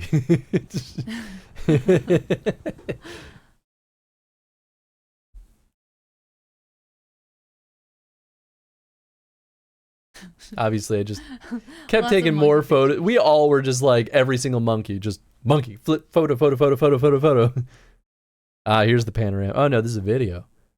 Oh, this is maybe the point where I realized that I could make my phone 16:9 aspect ratio, and then not long after that I realized I could record in 4K. I didn't know that the iPhone defaulted to terrible resolution and aspect ratio, but I fixed that eventually. Oh yeah, some of the monkeys were a little bit mean. They'd like yell at you.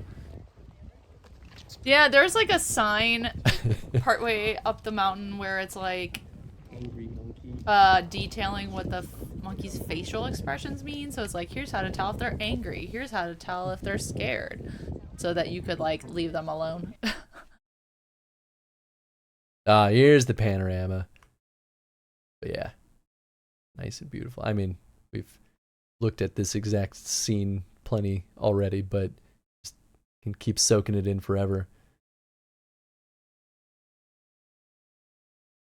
And then we saw baby monkeys. Baby monkey. So cute.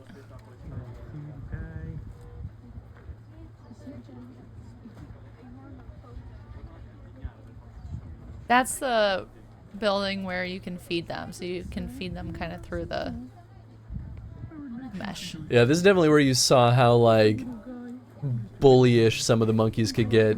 Oh yeah. Like the babies would be there getting food, and then every now and then you'd get like a big monkey, like the one on the ground right now, that would just like go up there and just knock them off. Knock them off and be like, my food.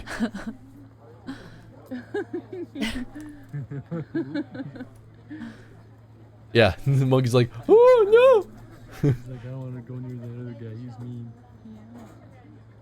You little monkey. You monkey. The baby monkeys. We were so enamored by them. Yeah, they are vicious when they're annoyed. Oh yeah. Yeah, that's why they want you to leave them alone. Don't get too close. Yep. And that's why you absolutely can only give them food from the inside of the hut, where they can only reach their hands in and nothing more. And even then, you're not supposed to hand them food directly like that. You're supposed to put it on the ground, because they could grab your finger and try to bite you. It's a little baby. And then not long from looking at the monkeys over the ledge like this, we saw 2 monkeys humping. Oh yeah, that's right. This is little baby riding on his mama. Some of you may die, but it's a sacrifice I am willing to make. It's exactly how the big monkeys behave. Yes. But yeah, cute seeing the little baby monkey riding the mama. Yep. Oh. Dud video. We saw a couple of baby monkeys playing together on a ladder.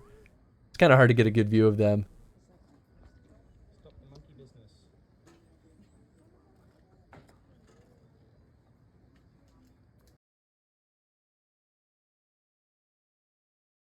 Ooh, what did Automod do?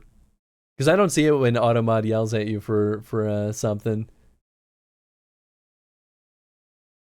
Using bad words. 45k to go, then I can redeem it. Hey, nice. Very nice. More grooming. Oh, links in chat. Because I should have spelled it. Oh. That's funny that it thought you just posted a link. But no, it's because he said Homo sapiens, and I think homo is blocked. Monkeys hanging out on the roof. Oh, and this is cute. A couple of baby monkeys found like a piece of plastic, so they like were playing their own little game with it. Yeah, I love that all the little kids hung out together. Like what people do. Little baby monkeys all hanging out.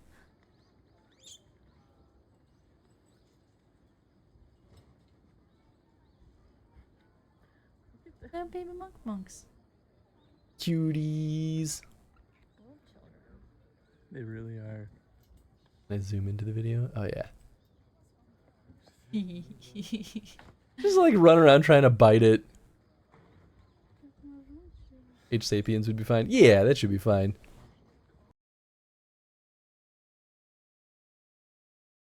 And then, yeah, I think that's about it for the monkeys. Yeah, more monkeys doing their own thing. Oh yeah, then we fed them. I broke the rules at first. Well, we didn't realize it right away, and then we were like, oh, whoops. You had the how to feed right underneath. There's so many signs. You get like sign blindness at a certain point. I require sustenance, human. But yeah, feeding the monkeys was great. They're so cute. I just love the monkeys that just stick their hand and like give it to me. Oh my god, yeah. And the one monkey that was being picky, they didn't want peanuts, they wanted the fruit. There's another one.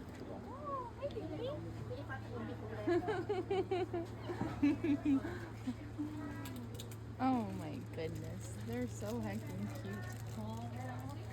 You gotta finish the skins. Yeah, he wasn't eating the apple skins. They just eat the stuff inside. Listen, I get so many apples every day, I don't need it. No way. I want to get bullied. Yeah. Yeah, weird. I certainly didn't set that specific rule on the auto mod, so I don't know why it's so picky about it. That's you gotta get that fiber, guys. Let's go down. Cuties. Yeah, and then Christopher me feeding monkeys.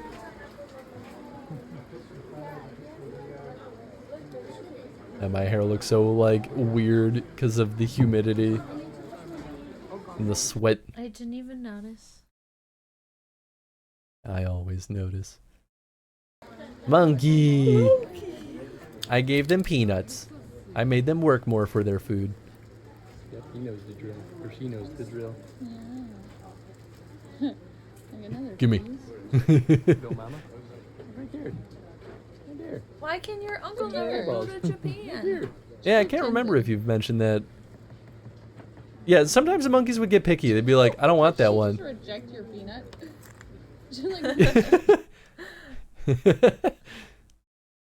I think this is me trying to feed a baby monkey. Of course. Yeah, there's the baby up there. I'm like, come on. Oh, Tansy. Oh my gosh. I like that they use the parents' fur to climb up. Meanwhile, I'm placating the other monkey. I'm like, yeah, here you go, little baby. Little baby got it. Yeah. You don't know what to do with it. He can't go because This he's one's like, I'm bald, just gonna wears perch here all sunglasses day. everywhere, has tattoos, and is left missing his left little finger. Hard. So by pure coincidence, he is the poster boy for Yakuza. Oh my gosh. Yeah, the missing pinky finger is a big part of that. Yeah. Keep giving this one nuts so that it stays nice with the baby. Yeah, You can just watch the little babies eat Oh, here's more stuff baby. all day. They're so cute. I love animals. Oh yeah, and then we went down a slide. Whee! And it was definitely too narrow for most adults. Yeah, that's where my hips got stuck. It got more narrow. And then here's me attempting to do the same. I had nice slippery pants on. You had jeans. Sweaty jeans at that.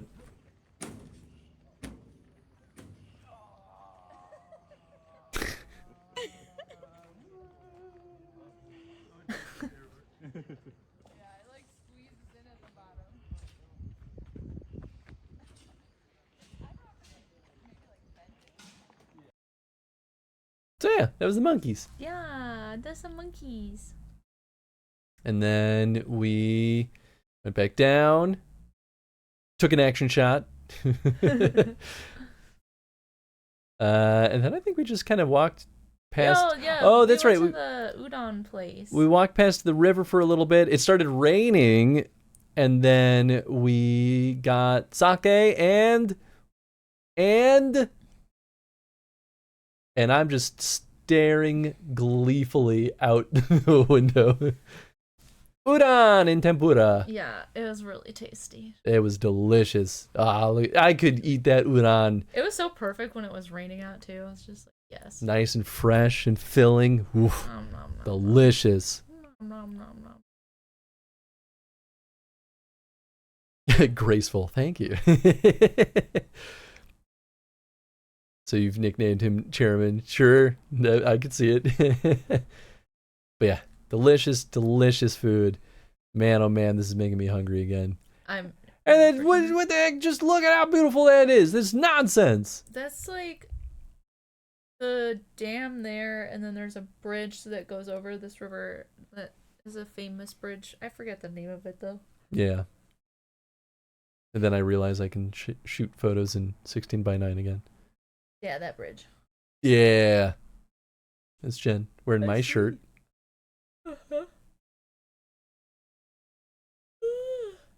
Yeah. String. Taking it all in. Wood. The boys. The boys. And then we went back. That little family I think that's. no I think mini stop. Foxen took this because we kept shopping around. Oh, that's right. Yeah, Foxen went back and Chris String chilled with us. Yeah. Hey, what's up, Hans? Hello. Is this where? Yeah. Then we found this little shopping area. We bought some sake out of this place right, kind of on the right side, and I bought some dango in the back somewhere. Yeah. Oh, over there. Yeah. Delicious, delicious dango. We looked at the little dragon. And he's from Tenryoji, which is one of the temples nearby. Yeah, we just kind of chilled out. There's on our way to Tenryoji. Ah. There's like a bunch of little temples and shrines over here. We end up not... A lot of them you like pay entry to go explore, so we ended up not doing it that day. Gotcha. Well, we never ended up paying to go in to Ryoji or the other one that was nearby, but... I mean, a lot of them are even just cool to see from the outside, yeah. This means you have to stream Yakuza now. Hey, well, the voting for the next Chrono stream starts tomorrow, so... Perfect timing. Get your votes ready. Can you stop showing tasty food all the time? Now I got to get something to eat as well. We will not stop showing tasty food. That's the problem. I'm a food traveler. Like, I just love food so much whenever we travel anywhere. And so a lot of nice thumb. I did this a couple times. I'm like, man, I used to be so good about not doing that. Getting used to the new phone. But yeah, I take photos of all my food when I'm traveling because I'm like, that's the part of the trip I want to remember the most. This was a cool like collection of tons of these statues, yeah. And this was like Kyoto is full of these little like historical little spots, and this was one of them. It's just like marked on the map without any explanation. Yeah. Like there was a spot that's like burial mound of somebody. Oh, this is then when we walked past the river and just kind of chilled out for a little bit. Just because it was beautiful. Look at that nice tall forest. These guys just like on the river doing their thing. It's nice to sit there and soak it all in. Voxen enjoying her yukata. And then all of us in our yukata. Yeah, the ryokan kind of rents them out for free every day. So you just go in and pick the one you want. Yeah. So we put all of ours on. Mine was definitely too short, but they didn't have any that were... They had like gigantic ones, and then they had a short one. So I was like, well... Yeah, for context, I had to wear the large because the medium was too short. Yeah. Congrats on getting first, Boris. Yeah, this is when we walked over to the kimono forest. Yeah, that's right. So we're going back across that same bridge, but the train station over there has this art installation called the Kimono Forest. So all of these lit poles have like kimono fabric in them, and you just kind of walk around and enjoy them. Yep. Yeah, it's cool. And the artist that built all this did it to encourage people to go to this train stop, right? Yeah, because Arashiyama, a lot of people come there just for the day, and then they go back to the main city area. Not a lot of people stay overnight. Sure. Which... As someone who did stay overnight, everything closes really early. So yeah, it did. There's not a ton to do over there at night. Except for this. Yeah. Which, honestly, this was great to kind of go out and see. This, in the middle of that ball, is got like a dragon on it, and there's this plaque that says, like, to dip your hands in the water for good luck. And, of course, at least you and I dipped our hands in there. Yeah. But yeah, it was cool. It was very pretty. Christopher, being the cutums.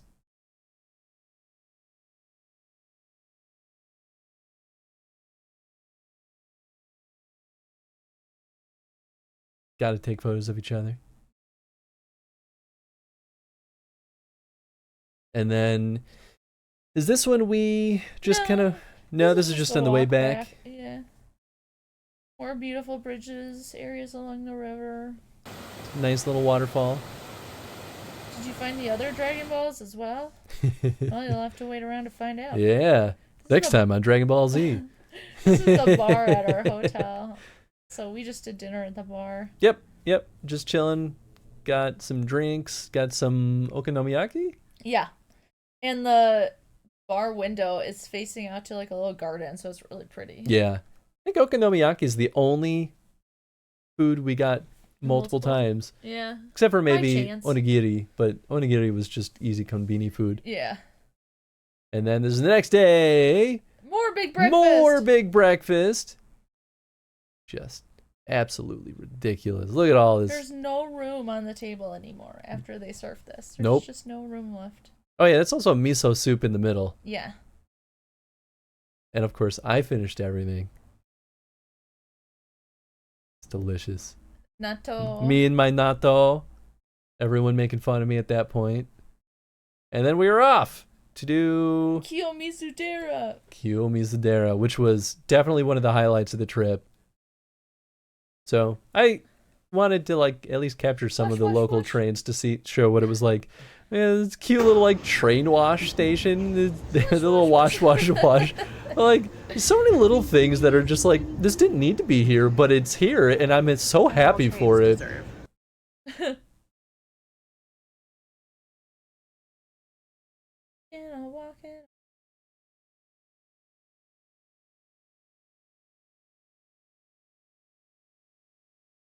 So this is still kind of the approach, right? Yeah, there's like this famous street that kind of goes up a hill and ends at Kiyomizudera. So we're starting to get to that main area, which then becomes very crowded because like that's how you get up there. Mm-hmm.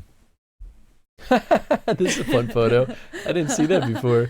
It just so happened too, the day we went to Kiyomizudera, there were a ton of school kids, like Japanese school kids, like, on a field trip. So there were all these buses and just hordes of middle school children got out. Oh yeah, and then Foxen got some cute treats. Little bear-shaped buddies.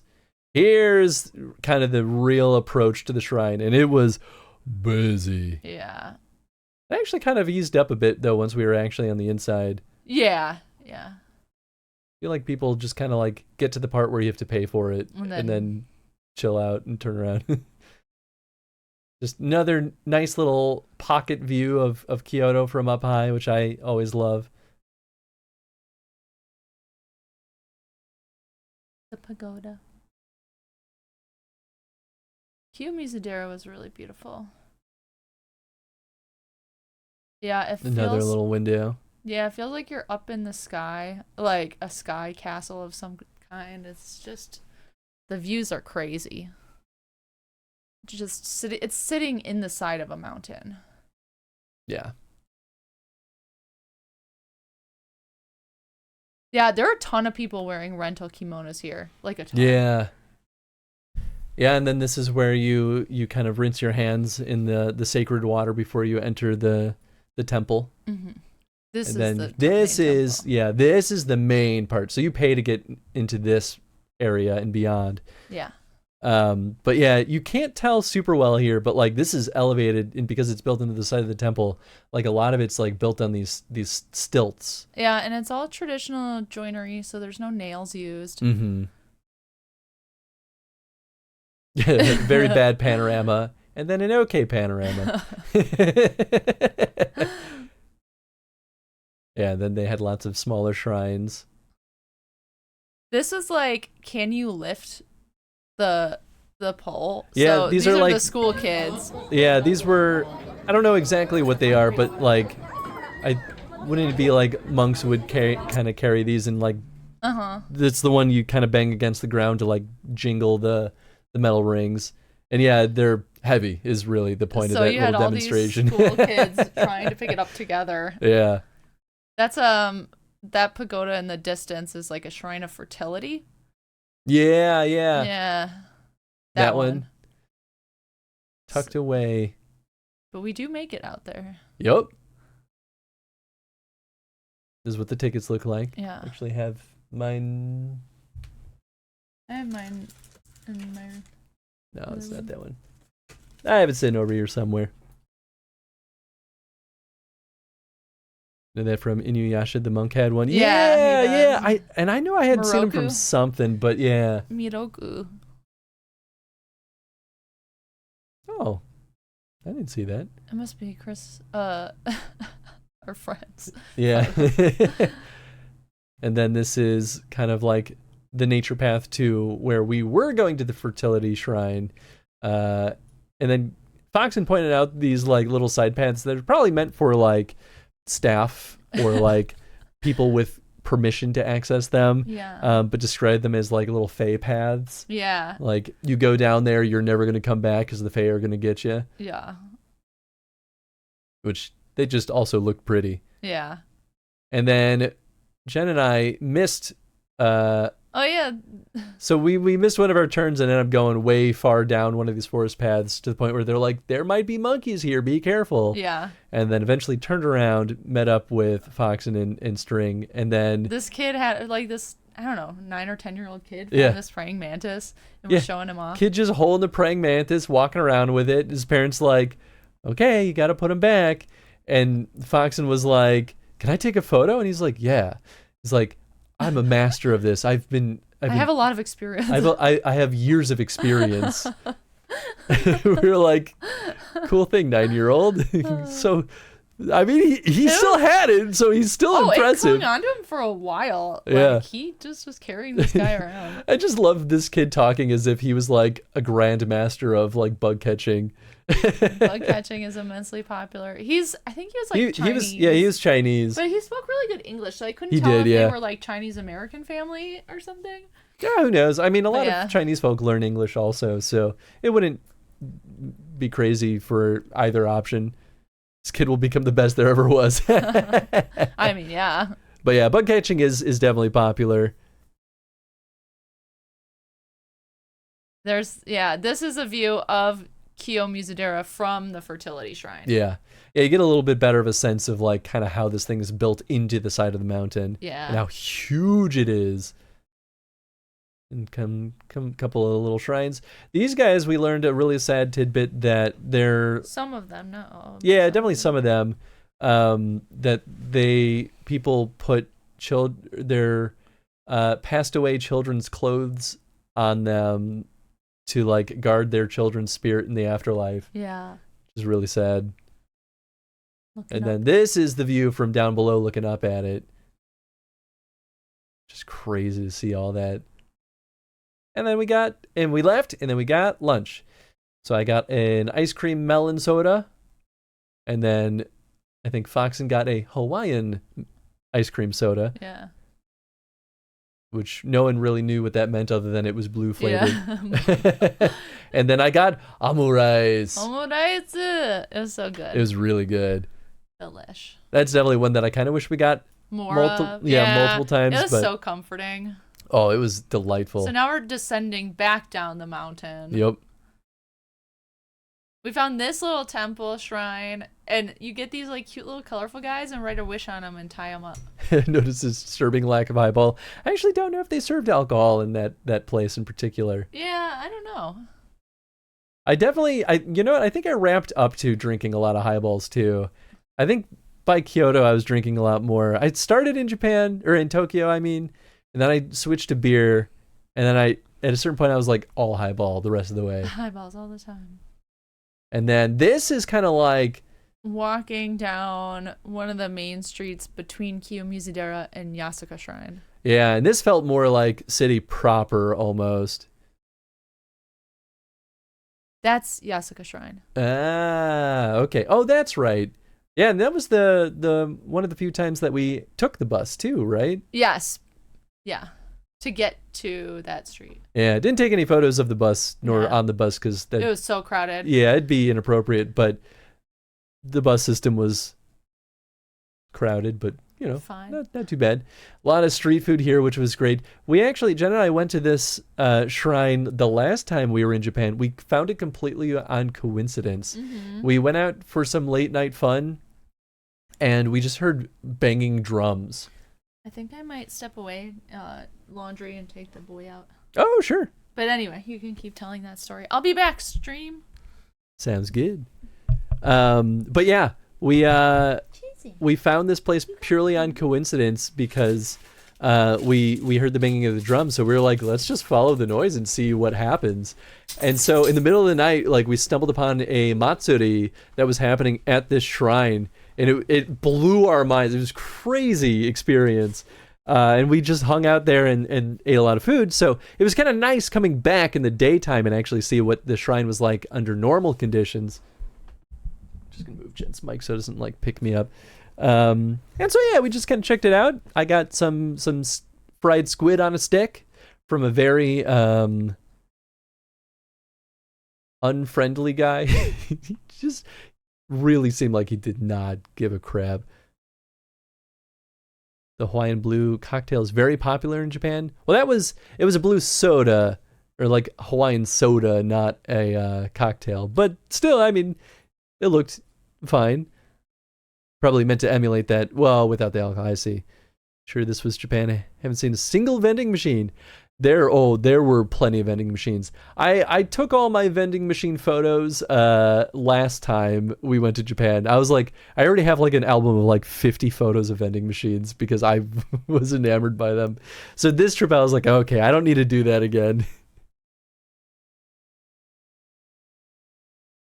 Oh, this is cool. We on our way back, we just stumbled upon a band just playing on the street, which like that's not an unfamiliar sight. See this in Chicago all the time, but it's still fun.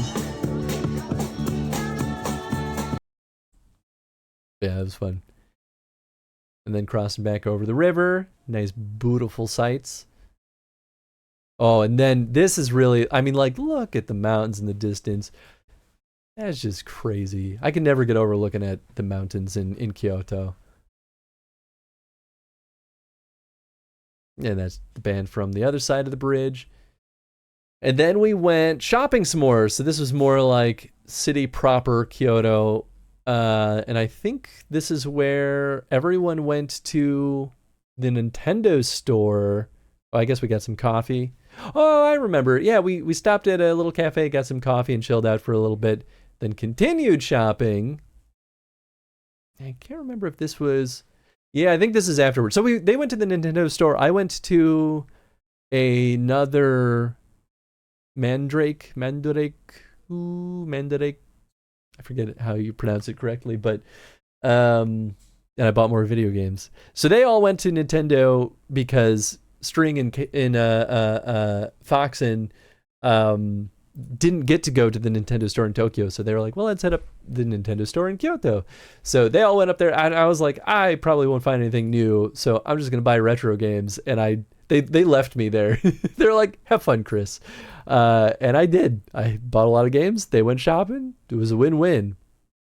Then we went to there was I think the Nintendo store was in a mall, so we went down into the basement where the food court was and got Katsudon. And man, oh man, was it delicious. It was a nice little, like, kind of tucked off to the side place in the grocery store on the bottom floor. And we got some highballs and Katsudon, and it was just, they were the first one that made, like, the highballs reasonably strong. Because I feel like everyone else was really stingy on the whiskey. They were not. And I ordered 2, and I was having a great time. And I think they were happy to see me having fun because they were really nice to me. Oh, yeah. We saw this random ad for a vineyard or like a wine brewer. And I was like, this is just weird. And then our friend Nathan pointed out Jen's eating face. Come on. And then this guy, side by side, uncanny resemblance. Can you speak or read Japanese, Chris? Not really. I mean, I could speak pleasantries and read very basic stuff, but I would call my ability to speak and read Japanese minorly functional. It's just enough to get by. Jen's a lot more talented than I am, though. They can do a lot more. They can at least be somewhat conversational, whereas I can't. Damn, those mountains, yeah. Oh, yeah. If I ever went to Japan, I'd need to buy a suitcase while I'm there because of all the shit I'd bring back. Funny you should say that. We bought 2 suitcases while we were there for that exact reason. We came with a large traveling bag and then like a backpack each. So we already had a lot of bags, and then we bought so much stuff that, yeah, we each needed to buy 1 extra bag each. One of the games be in Japanese, though? Yeah. It's incentive to learn. I'll actually use the games to help me learn. But a lot of the games, you don't even necessarily need to know Japanese in order to enjoy them.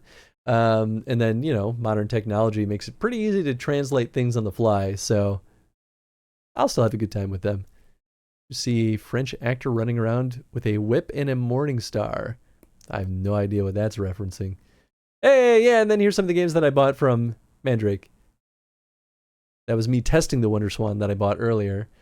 Oh yeah, and then at the grocery store I found some more craft beer, so bought that and took it home.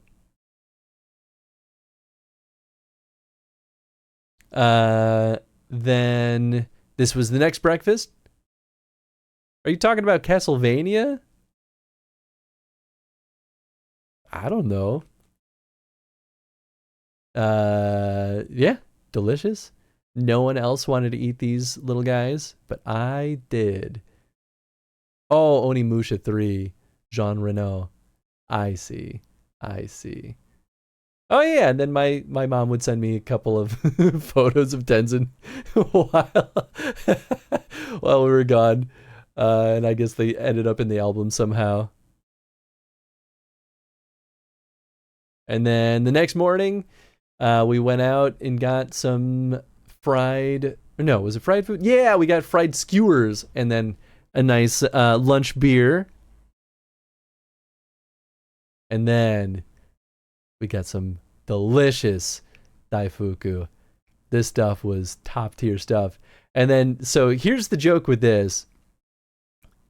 In our first trip to Japan, I got a photo of me holding up the daifuku and taking a photo of it. And in the background is Jen just shoving the thing in their mouth.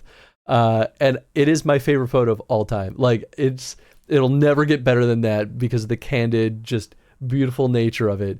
And so, as is tradition, we had to recreate it. So now it's a tradition. Every time we go back to Japan, we're going to have to recreate this photo. So this is Jen trying to recreate that amazing photo.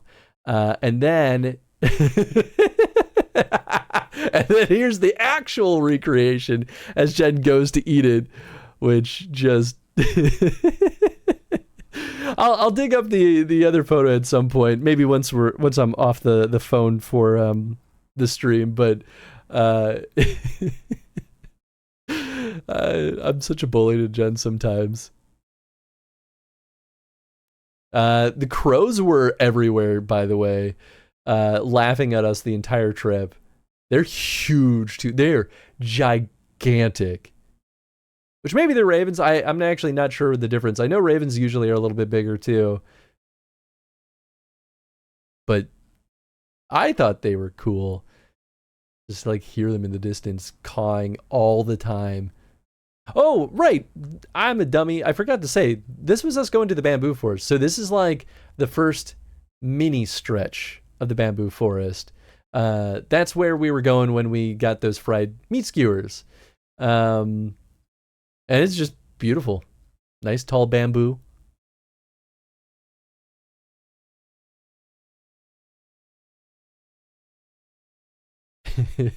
Another action shot. Another action shot. Another action shot. And then there's a little stretch in between that bamboo forest and then the real bamboo forest. This is the one where it starts getting so thick that it actually like gets dark on the inside, which I thought was really cool. And this is definitely where it got more crowded, right? Like you have people packed in here, and of course everyone's stopping and taking photos. But this was just gorgeous. Love a bamboo forest. It's so cool. Yeah, and even a lot of this is like thinned out, right? Like you see little stumps of the bamboo all over the place, but it still is pretty nice and thick. Ravens are kind of rare in Japan. Only really found in 2 places. Fair enough. Oh yeah, we found some cool spiders too. But yeah, it was way into the bamboo forest. Occasionally there'd be like a normal tree in the mix. I'm so happy I caught this guy dabbing. I guess he's trying to like mimic the tree is my guess.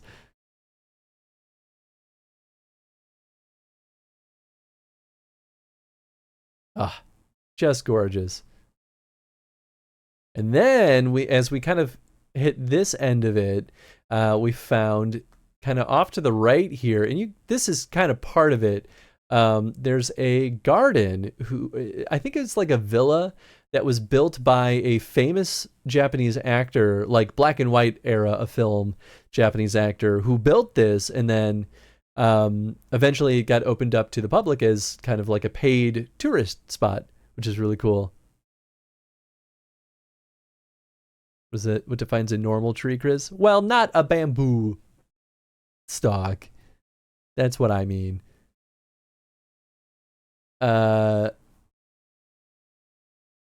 Bamboo's technically grass. Is it really? I didn't know that. That's kind of cool. No wonder why it grows so well and so fast. But yeah, so we went into the garden. It was an unexpected pit stop, and it was probably one of the best things that we did. And so this is us just kind of vibing in the garden the whole time. It's like one of the gate entries. And then this was kind of the first like real stretch that we saw. So immediately it's just like, wow, okay, beautiful. Nice bright blue skies and nice puffy clouds.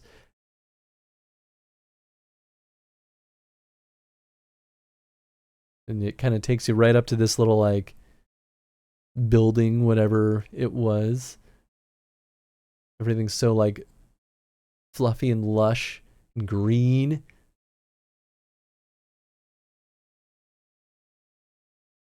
Ah, and this shot I think was the one I liked the most from this early stretch. Nice view up the mountains. There's String just kind of walking up to us. Oh, just makes me want to run around up in the mountains up there. I don't even care. Just gonna disappear in there for a week.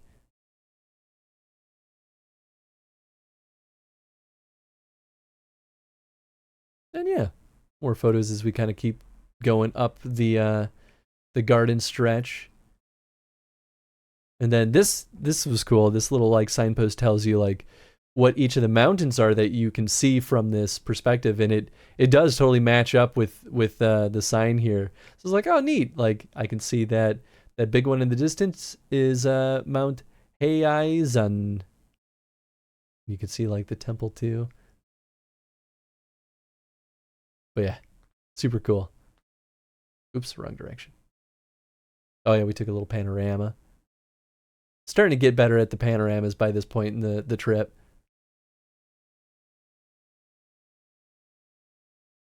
Another action shot.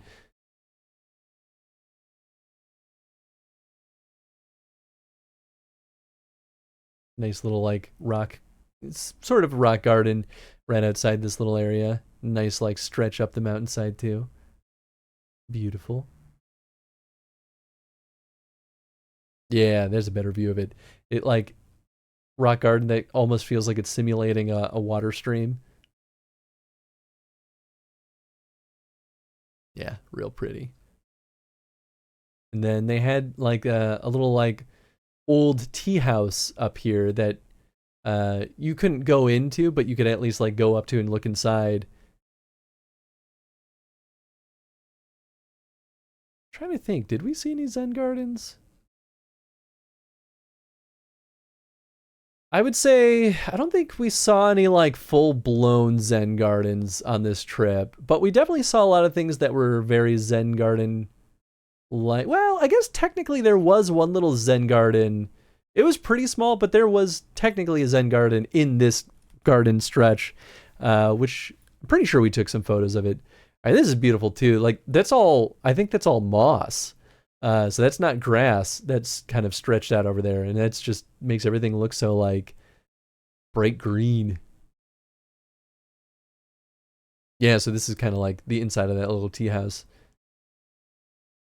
Oh yeah, okay, and so leading up to this was a nice like winding stretch upward. We couldn't really see where we were going, and we all had this sense of like, oh, this is gonna lead to something good. And man, oh man, did it. This view from up here was just unbelievable. Like, this is probably the best framing of that view. Like, that little, like, maybe shrine or something over there. It's just all these rolling mountains, so lush and so bright right there.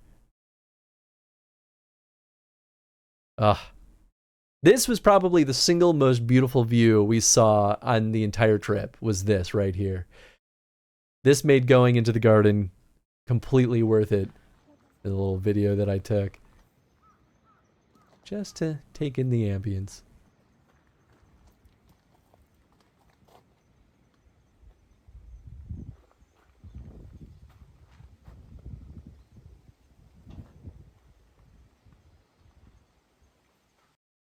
Yeah, that's the good stuff. Staff is Kara and is used to announce where the monk is. Ah, okay, cool. A nice little panorama of the whole thing. Yeah, that was wonderful. And then we start making the climb down, and you go down a different path, so you still get to see some new stuff. Nice little window of Kyoto. They were doing some construction on one of the buildings, so of course some folks were like, "Oh, I want to take a photo." Jen being a goofball. Nice paths. We found a snail, just chilling on a leaf.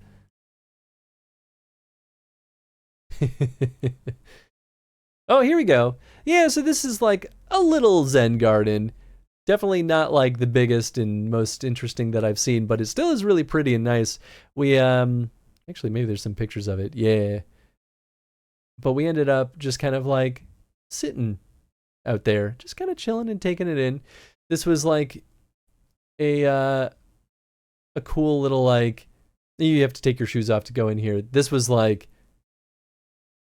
kind of tucked away. You sort of had to find it. But yeah, it was sort of like another, I don't know if it was mentioned to be a tea house, but like it has a little shrine on the inside. You like take off your shoes and just get to like walk around and appreciate. They had this like written stuff down here to kind of like learn about the space. But yeah, nice and peaceful, super zen. Some nice beautiful views. And then this was right at the very end, but this was like a little homage to the actor who built this place. So he's this cool dude right here. And yeah, we got to kind of appreciate some of his history too.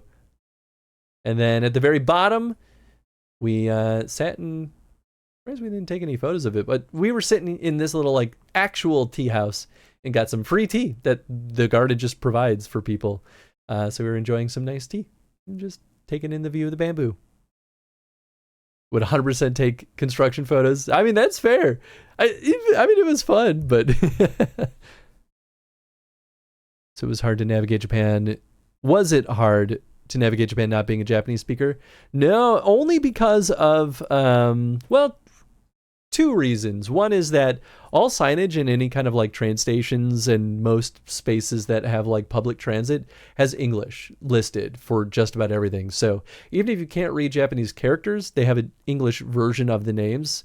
And even on the trains, they'll say like in Japanese, like they'll say, you know, we're approaching this stop. And then they'll cycle to English and say it in English and say, we're stopping at this stop. And then I'll cycle to like Chinese and say, we're stopping at this stop. They'll cycle between like 3 or 4 languages in most public transit spaces in Japan. So they make it super easy for a lot of people.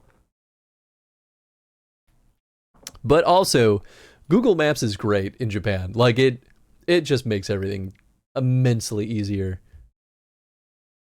Oh yeah, and then on the way back, we walked past some like a little pond with lilies, lily pads. There were some ducks swimming around in there. I tried to get some action shots of the ducks, but they slipped through too quick. Some nice pretty flowers. Talking about ordering stuff or trying to buy something. I mean, kind of the same. But no, not too bad. Even in any of the like restaurants that we went to or businesses that didn't speak any English, we pretty much could figure out each other well enough. Like, numbers are numbers. Like, you can write out numbers in like Japanese characters, but usually they'll use like, what would you call it? The like what you and I normally see for numbers, like the 1, 2, 3, 4, 5, and all that jazz. So that part's easy, right? Like if I want to buy a pair of chopsticks, it's going to say like 1,000 yen. So I'm like, cool, it's cost me 1,000 yen. I don't have to think about it. So even if they don't speak English, I just hand it to them, and then they point at the register that says 1,000 yen, and I go, cool. Take out my 1,000 yen bill and put it on the dish, and they go, ha, hi, and they take it. And they give me back the change. Pretty straightforward.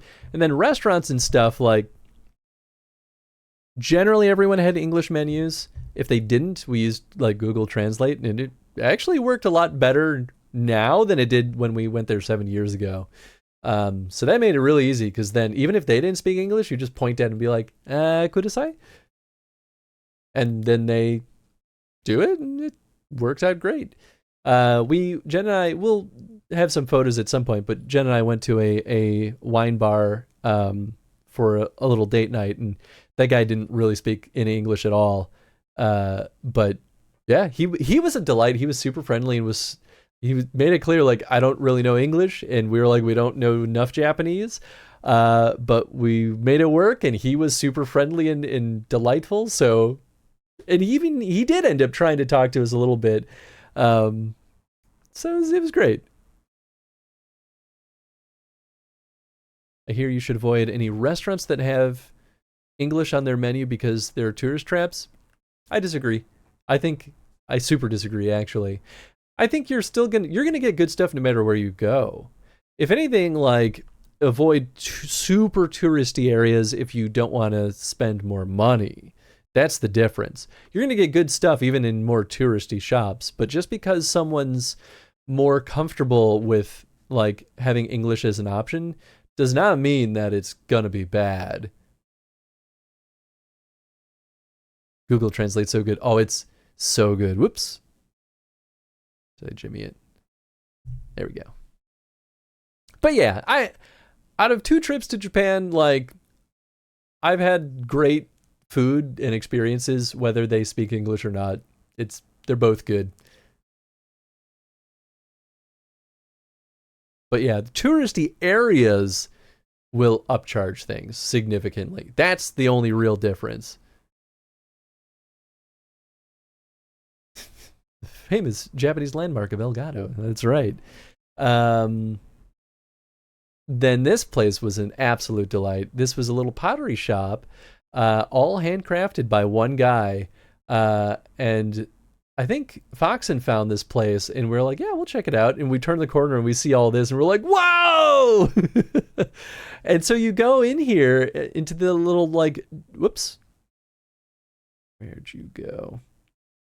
Go into this little door right up here, and dude's just sitting there on a pottery wheel, just working away, like chatting up a couple of customers. It's just an absolute delight. And obviously he loved the tanuki. It's big on the tanuki, which was super, super cool. I ended up buying a little mini tanuki. Wow. Yeah, I guess we didn't take a lot of photos because we didn't want to be rude.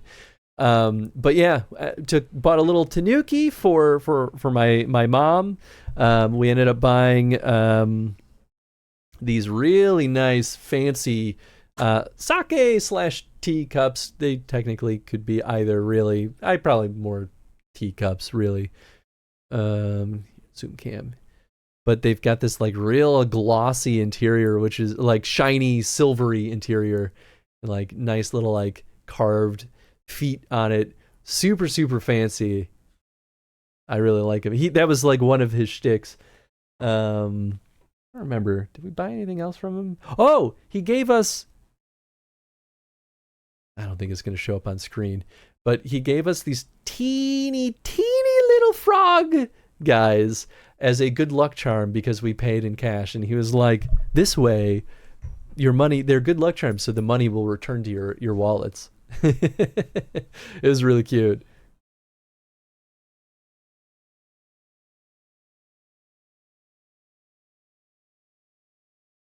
But yeah, super cute. And then I bought some chopsticks for my parents at another nearby like bamboo shop, like bamboo like handcraft shop. I think that's just like a shrine nearby. Balls because of Tanuki. Yeah, they did have their little peepees out. Oh yeah, and then we went to a little cafe. And this was just kind of a little cafe tucked off to the side. Like, the crazy thing about all of this, including the bamboo forest, is that it really was only like a few blocks away from like the busy stretch, like touristy stretch of Kyoto. And you walk, ooh, thank you. Yeah. You walk 2 blocks, maybe 5 blocks away, and you're like suddenly in more rural Kyoto. And it's kind of amazing. Like, even that pottery shop felt like it could have just been in the middle of nowhere. Like, it was right next to those lily pads and everything. Mm-hmm. You go a little bit further, you find this little cafe that's kind of tucked away, and it like starts to feel a little bit more like there's a little bit more of a population. But yeah, we got coffee and cheesecake. It's a baked cheesecake, I think. Yeah. That's nice. Yeah, it is pretty good. And once again, I took a bite before I took a photo. Oh, I took a bite too. Because we were sharing that one. Yeah. But yeah, delicious. Cute little cafe. It was called Momi's Cafe. And yeah, like, just walking by it, like, other than this little signpost right out front, like, you might not even realize it's a business. It was not burnt. It was delicious. Yep. Yeah, and then this is us walking back to kind of the main touristy stretch. Oh, we head up the shrine on our way back. I forgot about that. Yeah, I don't know what the name of it was. It was just like suddenly there. Yeah, just suddenly big shrine. And we were like, sweet, well, we'll walk through there. Basque cheesecake is supposed to be burnt. I have no idea. I don't think I've ever tried that. They didn't call it that, but It was tasty. yeah. Big old bell. Big old bell. Nice rocky kind of walkway. Yeah. Nice little. Yeah, no, it was not very populated. Yeah. Yeah. I mean, I guess kind of the main areas were closed, but it still was kind of cool to just walk around and see all this. Mm-hmm. Hey, what's up, Jetstream? Hope you're doing well. Yeah, that was super fun. And then this is us back, I think, in the main stretch. Yeah, so we're back in the main stretch. Foxen probably being a cutie taking a photo of us. He. Oh, this is an edited photo. Yeah, these We've are seen all this. skippa. Skippa. Here, we'll zoom out and Wait, up. There we unagi. go. Okay, so then this was one of the things that Jen did for me. I didn't even ask for this. You found it and you were like, hell yeah, let's do this. Well, I wanted it too. I mean, that's fair. But I love unagi, which is grilled eel, Japanese style grilled eel, which I think is just so freaking delicious. Yum, yum, yum. And so we went to a Michelin star unagi restaurant, which was not cheap, but man, oh man, was it good. Yeah, you can get stuff a la carte, but they also have like sets. So most of us I got the A set. They each did their own thing. Yeah, they just got the main course. Yeah, the a la carte style. And you Yeah. got the B set, which was the same as mine, just more food. Yeah. So they got like soup and then just the main course, and then our sets came with like a bunch of side dishes, and our side dishes were the same. The B set just gets more of it. Mm-hmm. But yeah, like this was like a little unagi thing With some Japanese pickles. with so, some like, Japanese sweet pickles. Yeah. And then the sashimi. Sashimi, ooh, yeah, that was nice. Oh yeah, and you dip the was it the sashimi in the sauce or That's the what unagi? I did, but shrug. I don't remember what I did, to be honest. And then That's the main course. this is the main course. Some top tier stuff right there. Just some nice unagi and a bed of rice. That beautiful barbecue sauce. It was so Ooh, yummy. baby. It's so soft and moist and delicious. The charred parts of it were really good too. Oh yeah, they got a little like side salad too. That's Yeah. the soup. I was drinking sochu on ice, some potato sochu. That was so good.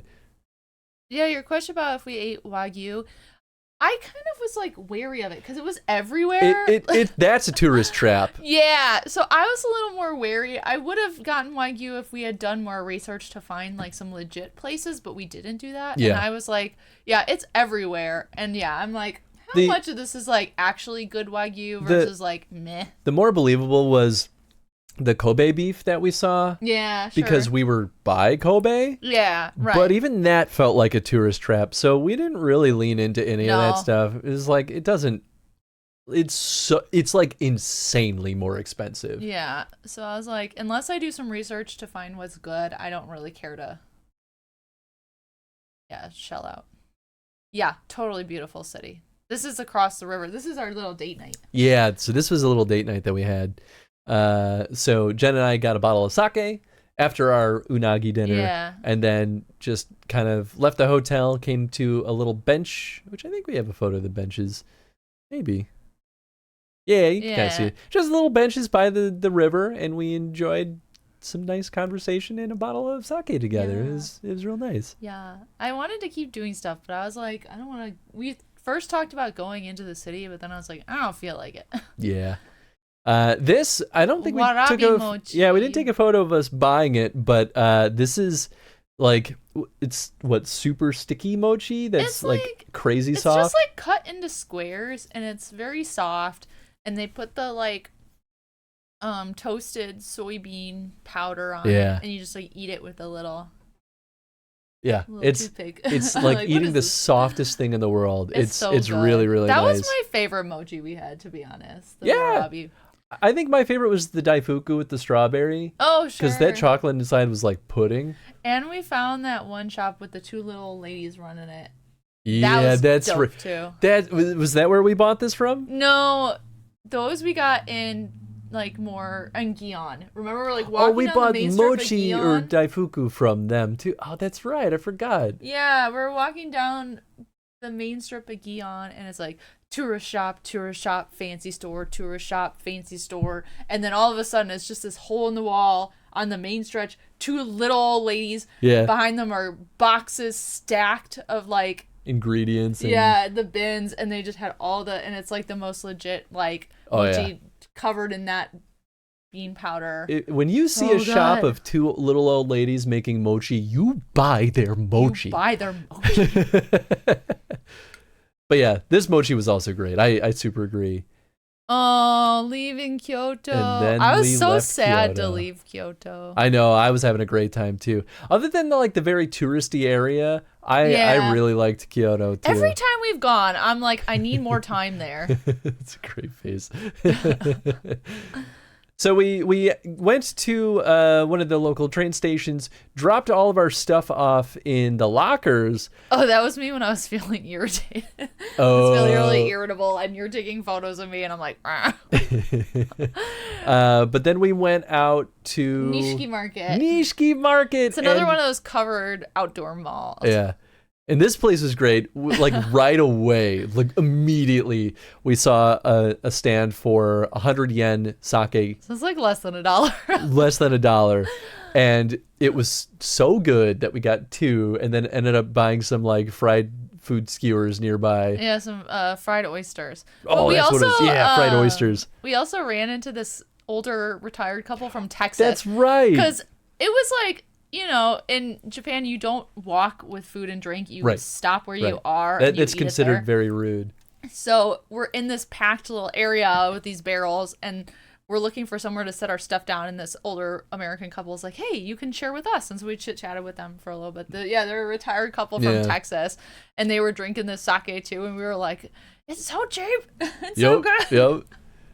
Yeah, and then were they just cute. said goodbye and went on. But Yep. Yeah. it Yeah, was- we never exchanged names or anything. They just let us share a table with them and chit chatted. Yeah. That was it. But yeah, that's the fried oysters. It was pretty good. The batter was the weirdest batter we had ever had, but Yeah. it still was tasty. But yeah, that's the vibes, right? When you enter, you can buy that $1 or 100 yen sake, and then behind you, there's like all these little fried food vendors. Yeah, it's good stuff. And you know, it's pretty tight. Like that's why kind of you try not to overstay your welcome Honestly, anyway. yeah, the alleys off of Nishiki Market, off the main area, the like more alleys that have food, busiest part. When you get to the main area, it's a little wider and it's not as busy where they're shopping, but the food is like so hard to walk through. Yep. Yeah, and we had a lot of coffee breaks. Oh my god, we're like drinking coffee multiple times a day. Yeah. On this trip. It was great. And I was enamored by a cake vending machine. Just there it is. Cake. That's the pizza. This is the pizza. This is where we were because we found that random mall that had a buck off. Yeah. And then we kept shopping around for a little bit, didn't we? Yeah. And then we were like, the mall had one restaurant and one cafe, and we're like, let's go to the cafe. And it ended up being a Starbucks, and we're like, but we were like, we need food. Yeah. And so then we found this restaurant, and it was just this pizza place, and we're like, fuck it, let's just get this. And it was fine. It was fine. It was totally fine. Like to go to Japan one day, maybe not in a busy city like Kyoto or Tokyo. I mean, that's fair. I feel like if you're gonna go to a less populated area, be prepared to speak a little bit more Japanese. But yeah, I mean, that's legit. Kyoto was way less crowded. Yes, it was. Like Tokyo, crowded as hell. And Osaka, which you'll see, crowded as hell. Kyoto, not so bad. Crowded, but like reasonable. Especially where we stayed in Arashiyama. Like, not as crowded. It is very touristy. So when you're walking around Arashiyama, it's all like souvenir shops and people speaking foreign languages. Yep. Nothing wrong with a little coffee OD. Absolutely. This is when we stayed right by Downtown-bori, which is the main party area of Osaka. So this is officially Osaka at this point. We got out of the train and we're basically walking through Downtown-bori to get to our hotel. Yeah. And so this is Downtown-bori. This is like immediately those are my universal passes that are no longer valid, so you can't steal them anyway. But yeah, Downtown-bori was crazy. Wild. Absolutely insane. Like, take anything that you think about Japan, like, you think that Japan's, like, clean, right? Really organized. Polite. Take all that and throw it away and go to Downtown-bori. Like, it's a fucking shit show at all hours of the day. Yeah. Like, it's crazy there. It's a mess. It's, like, Jen told me that it was, like, the party neighborhood when we got our hotel there, and I was like, it's still Japan though, surely it's not that bad. Nah, man, it's crazier than most places I've seen. This is the iconic middle area. So where all the people are standing is a bridge that goes over the river, and that Glico Man poster on the right is like really famous. So this is like the main central area of it. New York is a pretty good comparison though. I agree with that. Yes. I was even looking at old New York photos as I was cleaning up my Google Drive. Very Times Square. Yeah, I was like, oh yeah, Times Square's crazy. I was like, yeah, Downtown-bori is kind of similar. But yeah, this is where you get like people getting just insanely shit-faced on alcohol. Yeah. Like you get a lot of host clubs here. The street our hotel was on is just like littered in host clubs and concept cafes. So we would see the hosts and stuff coming home like crazy, or like at 8 a.m. Yup.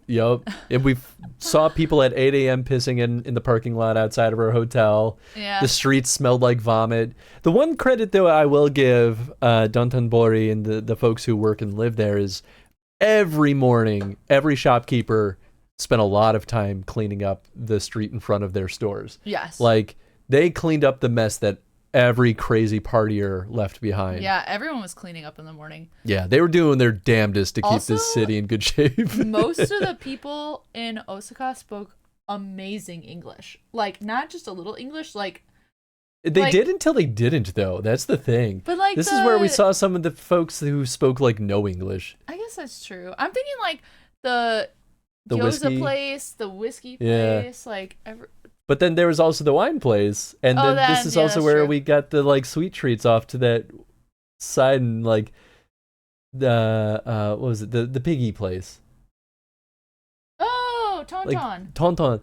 She didn't speak like any English either. I guess that's true. So it really was like all or nothing. Yeah. Either they spoke phenomenal English. Like the people at the Starbucks spoke really phenomenal English too. Yeah.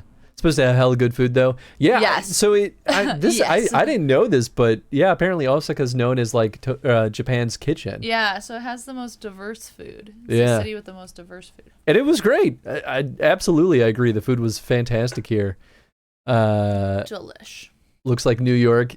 Yeah, it does feel right at home. Yup. Did you see a one-eyed man? We'll get to that. Don't worry. Hang on. So this is the place to get plastered. Got it. Yeah, absolutely. We told that to our taxi driver on the way home too. Yeah. This place to party. Because apparently it's a common sight there. We did actually see a lot of people dancing. Whatever this dude's doing down here. What? That's random. Yeah, right. We did see a lot of people dancing in kind of the main square area and like doing like cool tricks and stuff. Yeah, the they're like river was street beautiful. performers. Yeah, the river's nice. Oh yeah, this fucking sign. Osaka fucking night food. Yakisoba, baby. With the yen sign too. That's so funny. Yes. Dontonbori, baby. Yeah, Dontonbori is crazy. This is while we were waiting to get into the gyoza place. Oh, Dotonbori. Dotonbori. Doton. I was saying Don. Oh no, Dotonbori. Dotonbori. I didn't actually see it spelled out until just now. This is. I feel like you don't get the scale in this photo. This is a giant bottle of sake. This is like not a normal wine bottle size. Huge. Huge. I mean, maybe you can see. Is it a liter?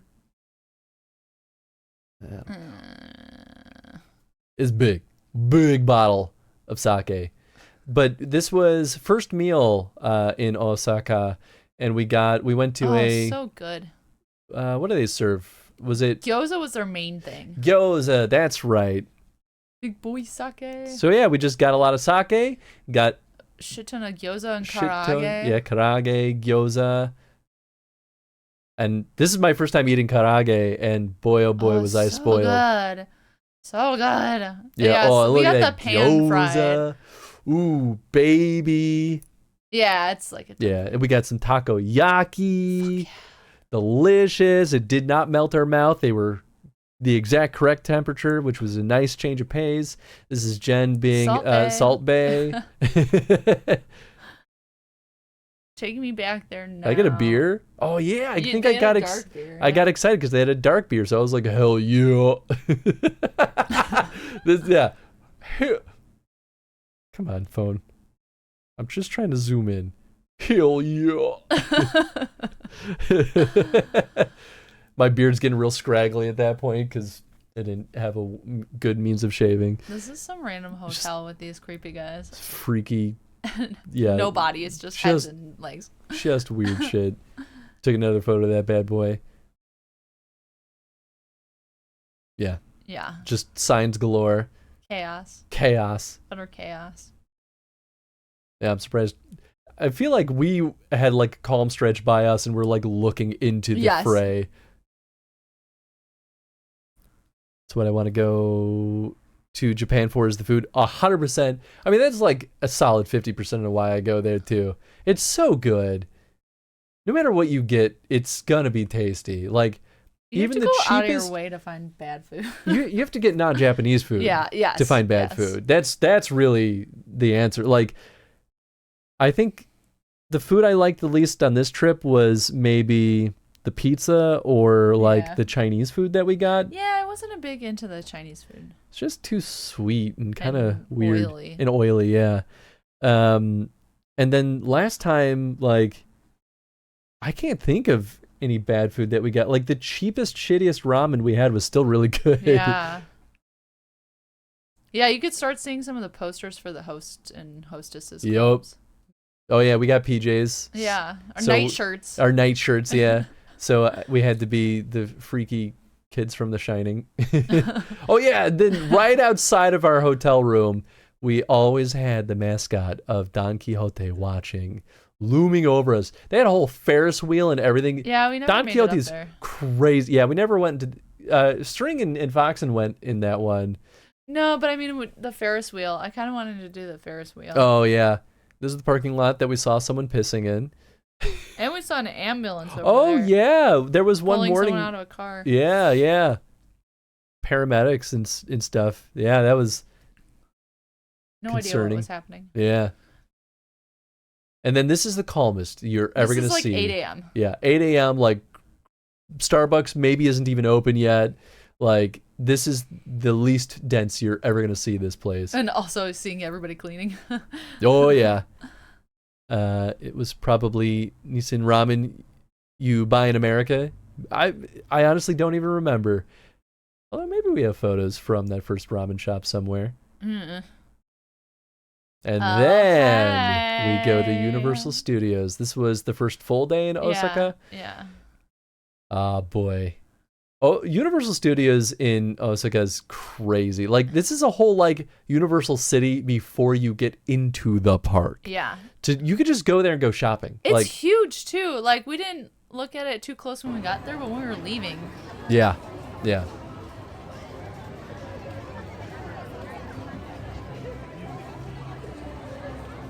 People already dressed up, ready to rock and roll. Yeah. This was Let's cool. go. Lots of waiting in lines. That was the only downside. Yeah. I bought my Mario hat. Put it on. Put it on. I bought this bad boy. I'll put mine on that I got. Yeah. And then String bought Luigi, and Foxen bought I think that's Peach. Princess Peach. And I got this Boo headband. He's Shy Boo on this side, and then on the other side, he's Scary Boo. Yep. It should be redeemed like the DK hat. Oh, you bet your butt. I mean, part of the incentive, you'll find out later, is that we'll also be using these during the 25 hours of Mario Party for Extra Life in November. Yeah. How did Oh, you yeah, like this the is a Minions? video. Chris's mom loves Minions, so Oh, we she's sent obsessed. her this video. Yeah, I really don't care about Minions, but yeah, had to make my mom happy.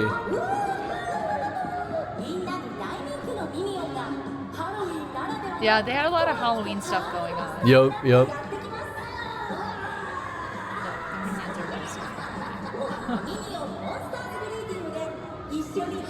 Yeah, it's cute. Lots of shows.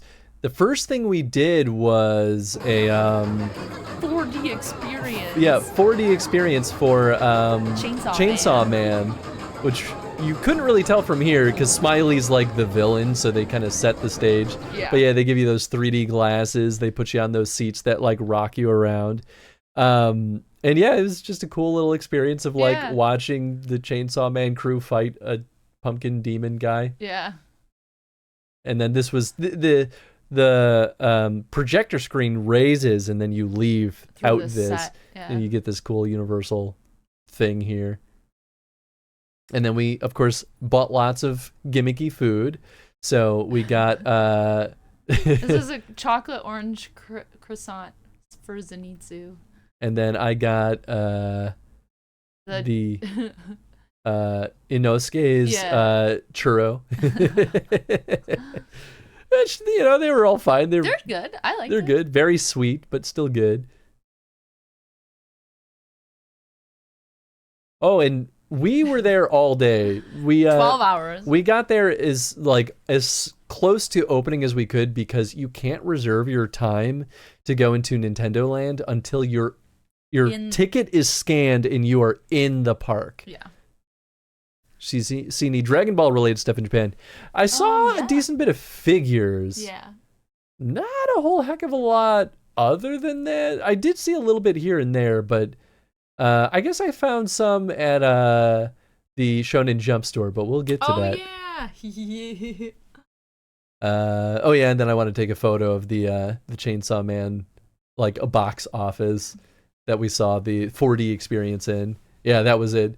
The Chaos 4D. It was just fine. This is the Demon Slayer ride area, which Yeah. we didn't go on the ride because it had like 2-hour wait or something stupid. Yeah, the longest we waited was what, 90 minutes, and Like after 95 minutes or so for the roller coaster. After that, we were like, No more. yeah, not gonna do that again. It's the blacksmith. A little like, that's just like a set piece, like in the shop. Yeah, in the shop. And then we found Sesame Street. Yeah, because this park is divided into like areas. So this is the New York area. Yeah.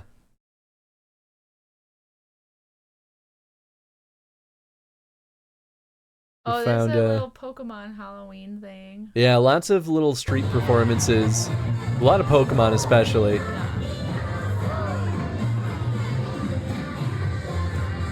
energy of those performances. It was pretty cute, though. Yeah, it was.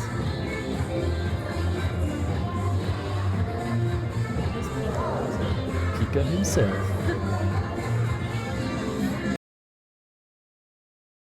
Yeah, it was pretty neat. Pretty cute, pretty cute. You know those guys in the suits are hot. Oh, absolutely. And I posted in the Discord about this, but we saw this at the Finnegan's restaurant that they had a biohazard themed meal, and I was like, that better be a Jill sandwich or else we riot. And then we saw the Resident Evil stuff, but it didn't open up until like later. 6 p.m., which I didn't even know this was in the park. Like, this was a total surprise to me. Which we did go to, you will see. Yeah, we did get to go to. It was like a timed reservation thing, just like Nintendo Land. So if you don't get your ticket in time, like, you just can't go in. Yeah. Would you really eat something labeled biohazard? Absolutely. You'll find out. We did. All my selfies with my boo band. Yeah, that's the boo band. That's what you're wearing right now. That's the shy boo. I wore the shy one most of the day. Coney Island snacks. Yeah, this is the Coney Island area. Yup. New York. New York. This guy, whoever he is. Hanging out. Mr. Universal. Happiness. Just some like random shots of just like Universal Studio in all its glory. The Jaws ride. Yeah, so this was like the first real ride we went on. And obviously we couldn't take any photos or videos on the ride itself. But we chose this because it only had like a 60-ish minute wait, which was pretty okay because like they had all these like fun decorations as you're waiting in line, like lots of fresh air. So that was pretty cool. It was definitely the most like classic Universal style ride where it's like you're on a vessel that's on a track and it's almost like there's a show happening around you. And it was cool, right? Like we're on like a boat tour and you know, they're speaking Japanese the whole time, so we don't understand everything they're saying, but you kind of get the gist. And the lady's like, don't worry, if anything happens, I have the shotgun. I'll keep you safe. But anyway, we're going to keep going. And then as we're going, she's like... Well, she gets like a radio call. Yeah, she gets a radio call, and they're like, oh, one of the boats has been damaged. Can you keep an eye out for it? And so she's like, yeah, everyone here, like, keep your eye out for the boat. And she's like looking off to the side, and as we pass it, the boat's on the other side, and it's like damaged, bit in half. And it's like sinking. Yeah, and it's sinking, and then everyone on the boat's like, oh, oh! And she turns around to see it, like, at the moment it sinks, and she's like, uh-oh! Pulls out the shotgun, and she's like, don't worry, I still have this shotgun, you're safe. And then, you know, Jaws starts, like, poking out, she shoots at it. Jaws chases us into, like, a warehouse, like, shack. And we get closed inside, so she turns on the lamp on the boat and is looking around and like shoots at Jaws. Jaws pops out and like knocks a bunch of things over. We escape the warehouse, takes us to like a refueling yard. And then there's another combat that ensues there. She shoots the shotgun, blows up a fuel tank, and like literally there's a spray of fire on the water. Like, hot. Yeah. And then, you know, it kills Jaws, and then it, you know, Jaws sinks down and dies. And then we escape victoriously and alive. And at the end, she's like, don't tell anybody. Yeah, don't tell anybody. I can't lose my job. Yeah, it's pretty fun. Even for someone who hasn't actually seen Jaws, I had a great time. And I know the idea of the story, at least, but The shark doesn't have a name. Eh, I know nothing really about Jaws in detail, so it don't matter to me. The Minions. Yep, then we, of course, had to go to the Minions area to buy something for my mother and then check it out. And then the next are gonna be... I loved these Yoshi headbands because I thought they were super cute. It's like he's laying on your head. This is where you can skip through my edited. Yeah, I was going to say, I think this is definitely, yep, edited stuff. Oh, here we go. Yep, Mini Park. It was fun. It was probably one of the most busy, packed areas. It's horrible. And of course, we had to go see the Jurassic Park stuff. So we kind of just walked through here. There was only one ride active at Jurassic Park, which was a little surprising. But we at least hit up the shop. Oh yeah, they had dinosaur footprints on the ground. What is this? This is at the lunch. Oh yeah, then we got lunch. And so of course we had to get the biohazard meal. I don't even know if Barry's not. And it comes with merch. It comes Like with, yeah, it comes with a random coaster. It's just generic, normal ass. Show it off. I got the North America branch of the BSAA. The lamest random loot drop they could have made. The like blind box coaster thing is not. This is not the only time we got something like that. Mm-hmm. Jaws. Yeah, I've that's fine, but you know who I'm talking about when I say Jaws. He's the one with the jaws. Jill sandwich. So alcohol. Oh yeah, so we all ordered it, and then I got. This is the Jill. What was it? It's the Jill cocktail, basically. And yeah, everything at Universal has this like red tape with alcohol when there's alcohol on it. So Yeah, because you can order that drink non-alcoholic, and then you can get alcohol, which they literally just give you a shot. It's like a half, like a baby shot. Yeah, not enough booze for that thing. Yeah, and it's just like kind of bad vodka. Yeah. But yeah, like this was the BSAA meal. It was not called the Jill sandwich, unfortunately, but I found out that the Jill sandwich might only be an English localization thing. Like that might not actually exist in the Japanese version of the game. Yeah. Yeah, what Boris just said, which, I guess never considered, but that's okay. But they serve it on a tray like it's like a from the mess. Met house. Yeah. Which honestly, the meal was pretty good. It was expensive as heck, but like still pretty neat. That was mine. I got roast chicken because that's what I wanted. Yeah, you were the only one who deviated. Everyone else got the BSAA meal. I've never played those games, so I really didn't care. Yeah, I mean, that's fair. But I loved that they gave me a little medicine pouch of red and green herbs, which really it's just red spices and green herbs. But I thought that was like my favorite part of the meal. That like sealed the deal for me because then I could like open it up, mix it together, and get a full heal. More Pokemon. Oh yeah, then they went onto the big like stage. Yeah, Pikachu's a DJ.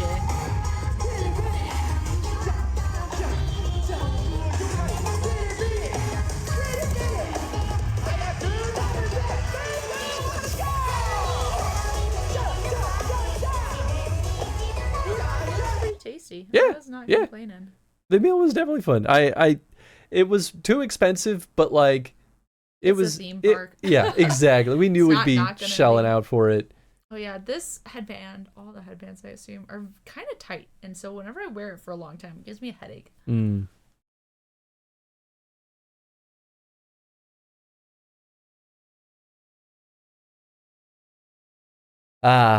then we waited. We waited for a single roller coaster for 90 some minutes, and it was so short.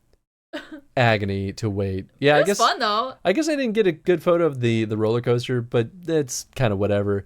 But yeah, I mean the roller coaster was fun, but yeah, it was only like a minute. Yeah. At most. The one thing that was unique about it is you have a panel on your like seat lock that has a number, and the numbers are different, like, tracks. So Yeah. your chair has these speakers. So you could pick what thing is happening around you. So we both picked the Demon Slayer thing, which is like you're training in the mountains with the Tanjiro and team. Wasn't it that you're the blacksmith trying to deliver the sword to Tanjiro? Maybe. I Something think, like that. I think, yeah. I mean, it's all in Japanese, so we didn't really understand it. But It was still fun. Yeah, it's still fun. You get like hyped up with all the action, right? And then after the roller coaster, we met Mario up with our Cafe. friends to go to the Mario Cafe, which was super freaking cute. A true little delight. And we all got, I think, the same food. Oh yeah, there's the whole. One of them got the Luigi hat. Oh, that's right. All the chefs in the back like will wave to you. So it's like a little waffle sandwich, and inside is like cream and jelly.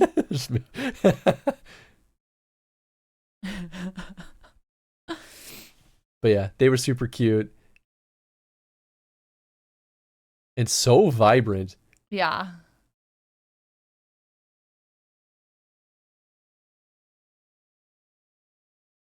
And then, of course, I took a freaking bite out of it before I took a photo of it myself. But it was really good. I actually really liked it. It was yeah. good until it got too sweet, and then I was like, ah. And so even though we got there near opening, when we reserved our time slot for Super Nintendo Land, the earliest we could get was 5 p.m. So this is us finally going to Nintendo Land. At 5 o'clock at night. At 5 o'clock in the evening. We got there at like 9 a.m. You couldn't punch the question mark in the wall at that restaurant, but you could in here. Yup. This was definitely the highlight. Oh, yeah. It was cool. And I think this is still outside. Yeah, we it did. is. Did you go take this through the pipe. video? Yeah. Oh yeah, people popping out of the pipes for photos. You had to wait in line to get your photo taken at those pipes. Let's go. This was one of my favorite like build-ups too.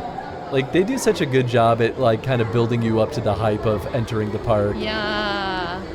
Because you go through the warp pipe. And it's probably hard to hear in the video, but like you're getting sound effects from the warp pipe. You enter in Peach's castle, and you get Peach's castle music.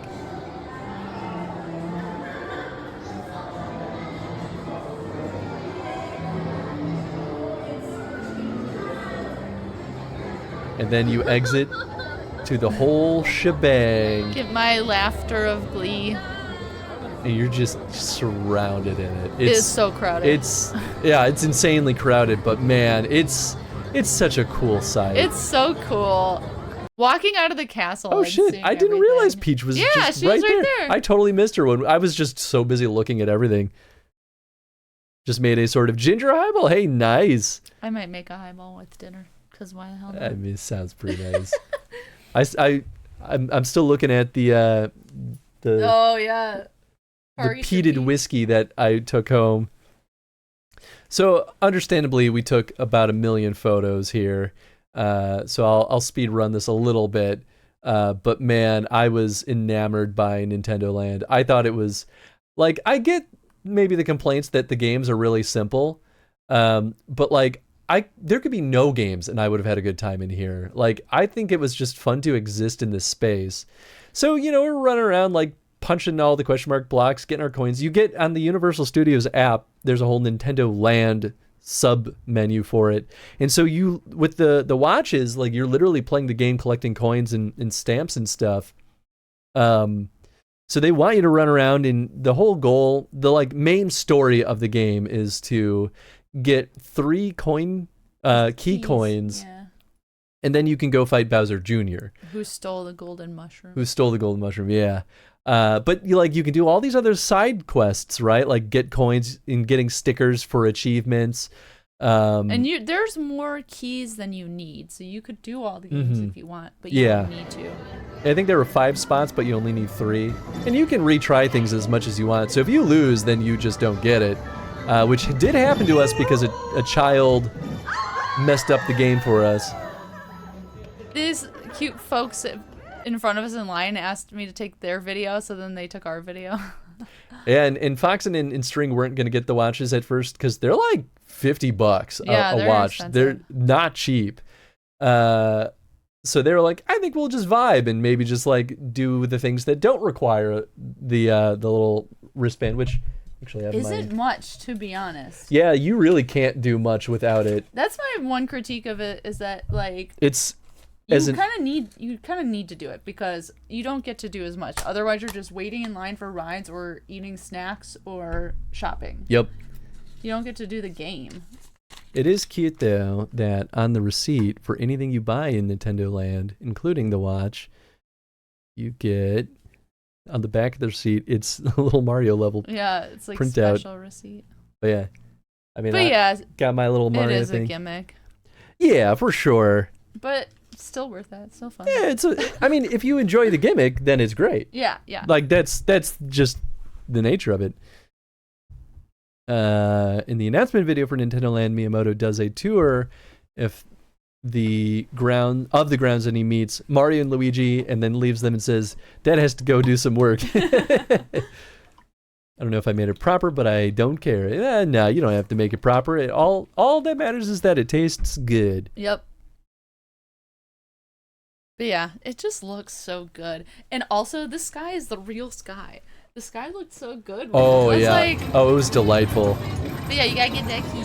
Yep, so this is like the first game that you're really going to see, which is just crank the wheel fast enough and make the Goomba fall, and then you get the key coin. Oh yeah, it lights up too. It's like buying the one for Wizardland. Yeah, exactly. 100%. It's so cute. That's so I just cute. like wish you could climb all the way up there. I know, right?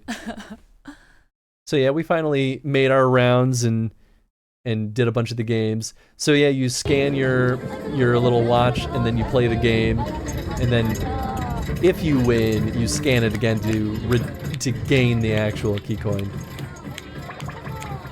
All the people who worked there were so cute. They're like celebrating with you, and they talk to you, and you do like this.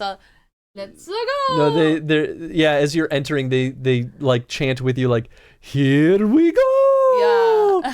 And like you can kind of hear in that video, like she exclaimed "Yatta" when I did it. It's so cute.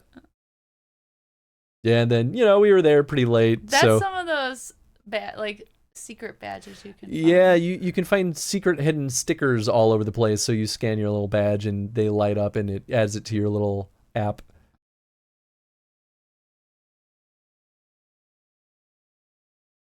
Little video.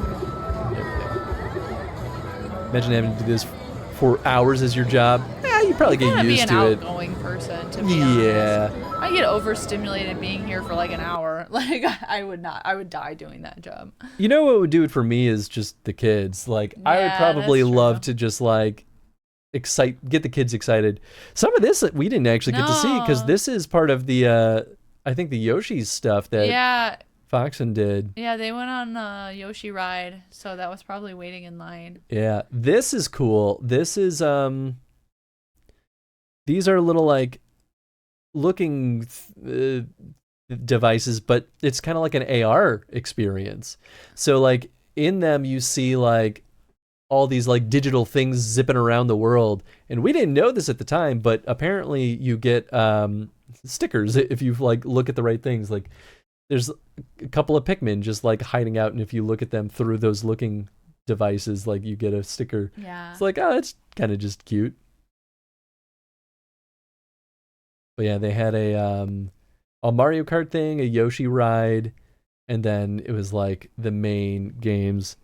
And like this was just like a coin game that we got to do while waiting in line for the real game. Oh yeah, this was me failing to record Jen because I hit the record button, or thought I hit the record button, but I didn't.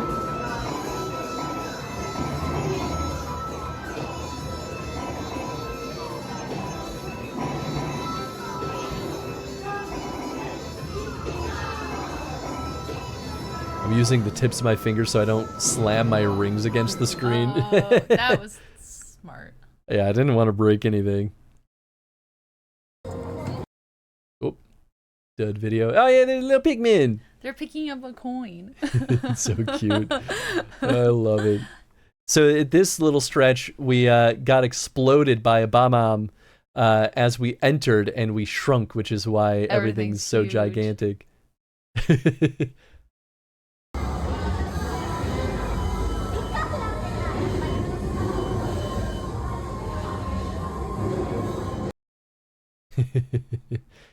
And then this was another game where the bomb explodes. You have to put all the pieces of the puzzle together before time runs out. Yeah. And then, was this when we finally had enough? Yeah. Yeah. We finally got enough key coins to go face Bowser Jr., which was just kind of cute. Yeah. Seeing all his little painted, like, heck you, Mario. I love all the art everywhere. Oh, it was a wild photo. Oh, it's because it was dark. You're like transparent. I know, I Whoa. look like a ghost. And I couldn't record inside because we kind of got thrown into the game immediately, but the game inside was hands down the best activity at Nintendo Land. They do some sort of like digital shadow trickery where your body is the controller and you're getting your shadow projected on a screen in front of you. And the whole trick is Bowser Jr.'s zipping around on his little fly cart and dropping bomb-bombs at you. So you have to use your shadow to like knock the bomb-bombs away and into Bowser Jr. Yeah, and then you can throw fire if you get the fire flower. Yeah, and if you take damage, your shadow actually shrinks down to look mini. You get a mushroom. It's so freaking cool. And then Jen and I were the only participants at that point. Yeah. So it was just them and myself playing it, but we defeated Bowser Jr. And yeah. Yeah. Jet says, Jen in the next Luigi's Mansion game. Hell yeah. My ghost. And then this is the little like letter from Peach that you get after you win. Which I don't know what it says, but and then I got more merch. I'll show that off, I think, after we're done with photos because it's a little bit much. And then this is what we wrapped up with at Universal Studios. Biohazard. Was the Biohazard show, the live action show that you're in the middle of, and you just watch like Chris, Jill, Claire, and and Leon. At you. Yeah, they just all run around killing zombies and stuff. It was pretty sweet. Narratively, it made no sense at all, but it was pretty cool. Like, why are the tyrants just chilling there? Krisu.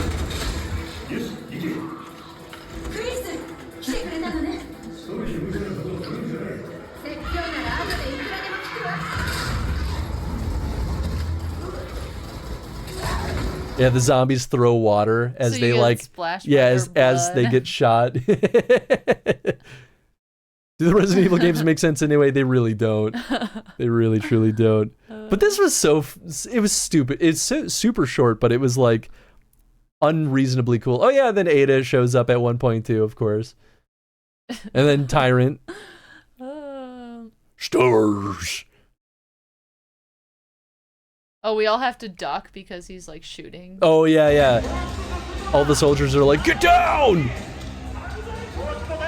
This is out of this. This is just them having Halloween stuff all over the park. Yeah, when the sun went down, all the spooky shows started showing up. So there are a lot of like ghost shows and like more zombie evil, things. evil clowns on stilts. Yeah. Oh. By this point, I was like, I can't be around people anymore. Yeah, oh yeah. 12 hours in, and I'm like, I'm dying. Yeah, a lot of folks were overstimulated. I was just tired. But yeah, Universal Studios is wild. Yep, and that's just on our way out.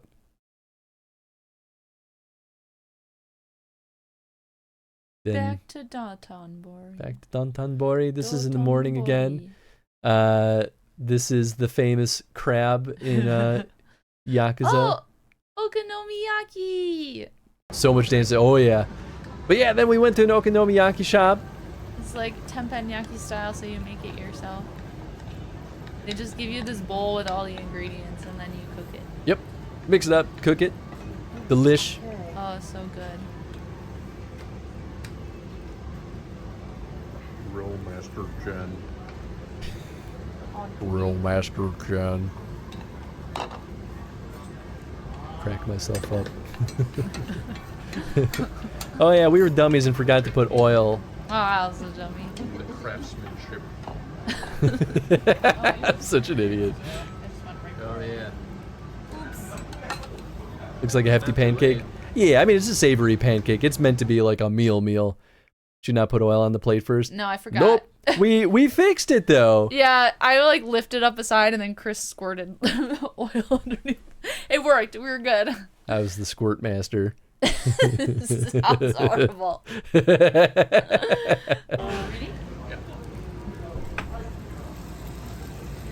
Yeah, did you get a video of me flipping it? Oh, I did. Probably did. What, Jetstream? I don't see the problem. There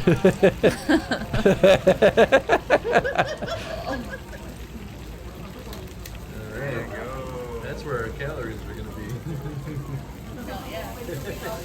I know, he's so dainty with the sauce, and I'm like, drench that bitch. Yep. Oh yeah, you're all in. To be fair, you've been an okonomiyaki fan for a long time. Yeah. Oh well, no flippies. No video of the flippy. Well, maybe that was the time that I thought I recorded again, and I just didn't. It was so I didn't take a bite first this time. I just took the bite. I readied the bite and then took the photo. It was so good. Also, this mayo totally has a little butt. just gonna put that out there. Some more graffiti. This is like a blood drive. Oh yeah, a cute little blood drive. This is the day we went and found Super Potato, and then went in the mall. Yeah. And then went in that other mall. Super Potato in Osaka was definitely a little bit more reasonable price-wise, but was It was smaller. smaller, definitely still expensive, but I ended up buying a decent bit from them. Well, not a lot. I bought a few Oh, things. the Eorzea Cafe. Oh yeah, this is what I knew some folks would be excited about. So we went to a Final Fantasy concept cafe, and it was pretty neat. It's in this real fancy. Oops.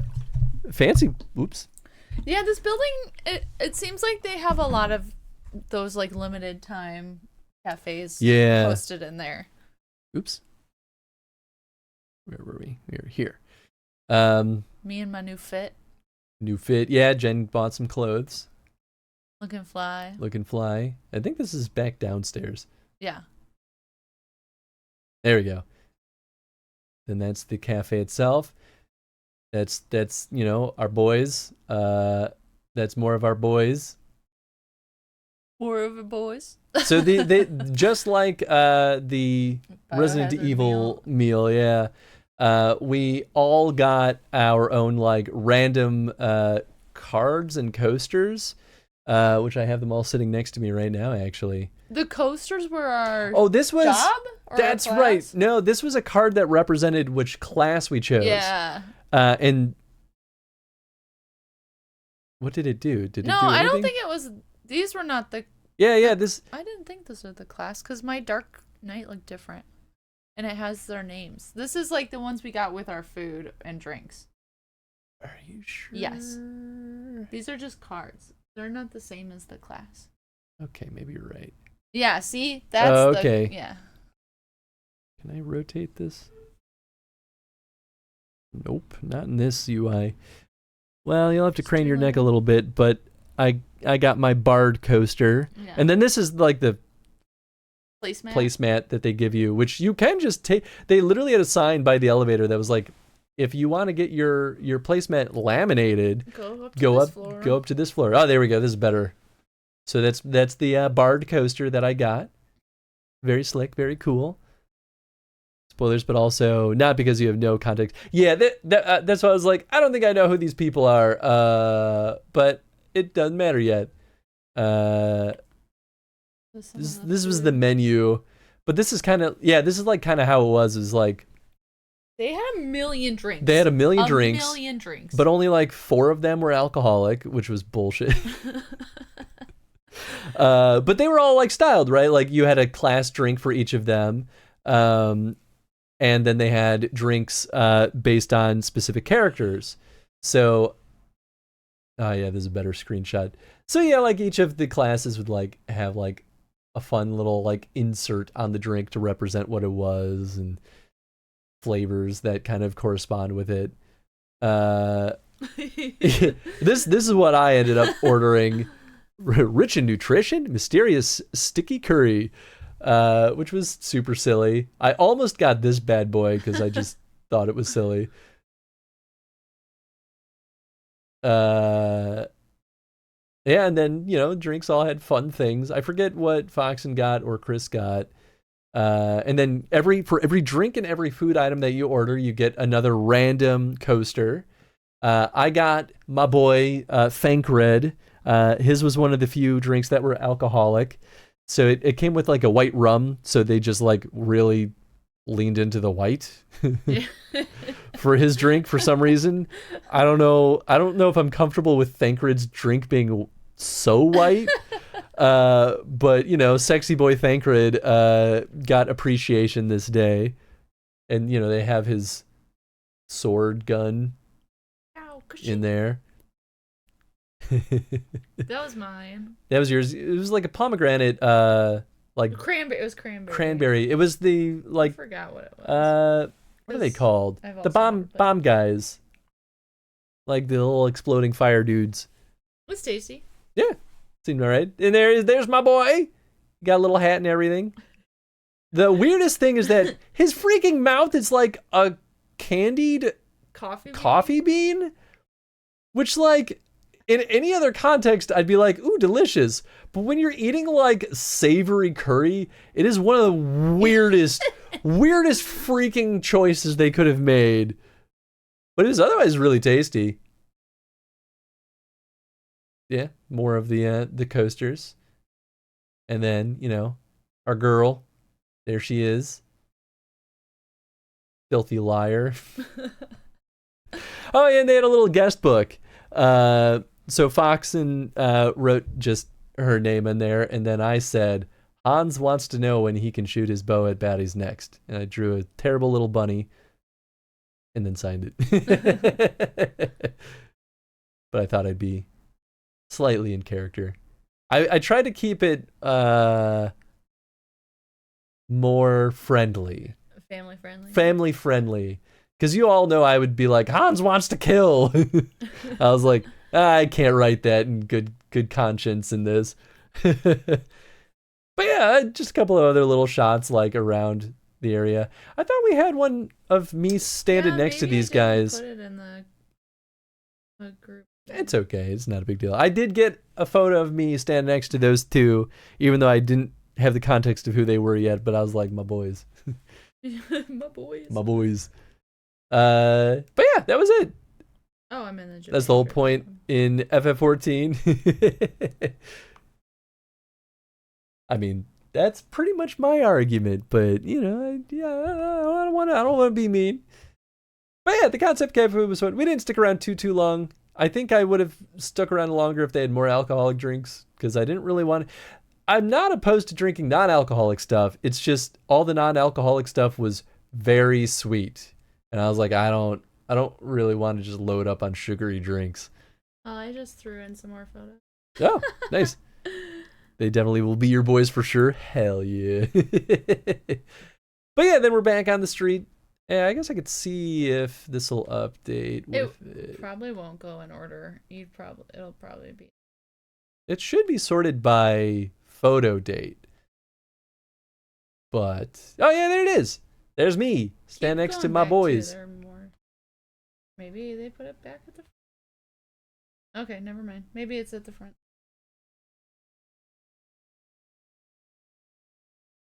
Yeah, we can always circle back around. Yeah, there's ones with you guys. Oh! I took that. Oh yeah, that's us.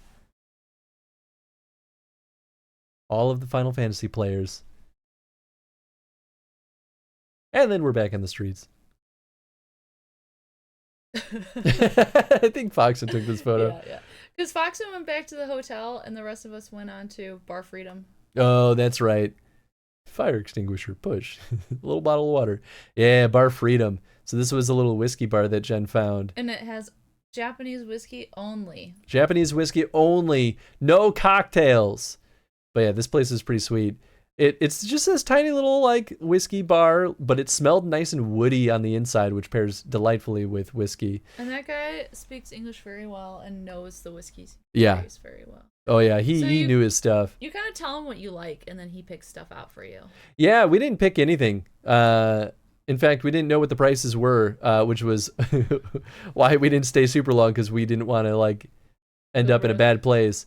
But the whiskey was great. Like the first one I got was a very like woody kind of like It was like lighter whiskey.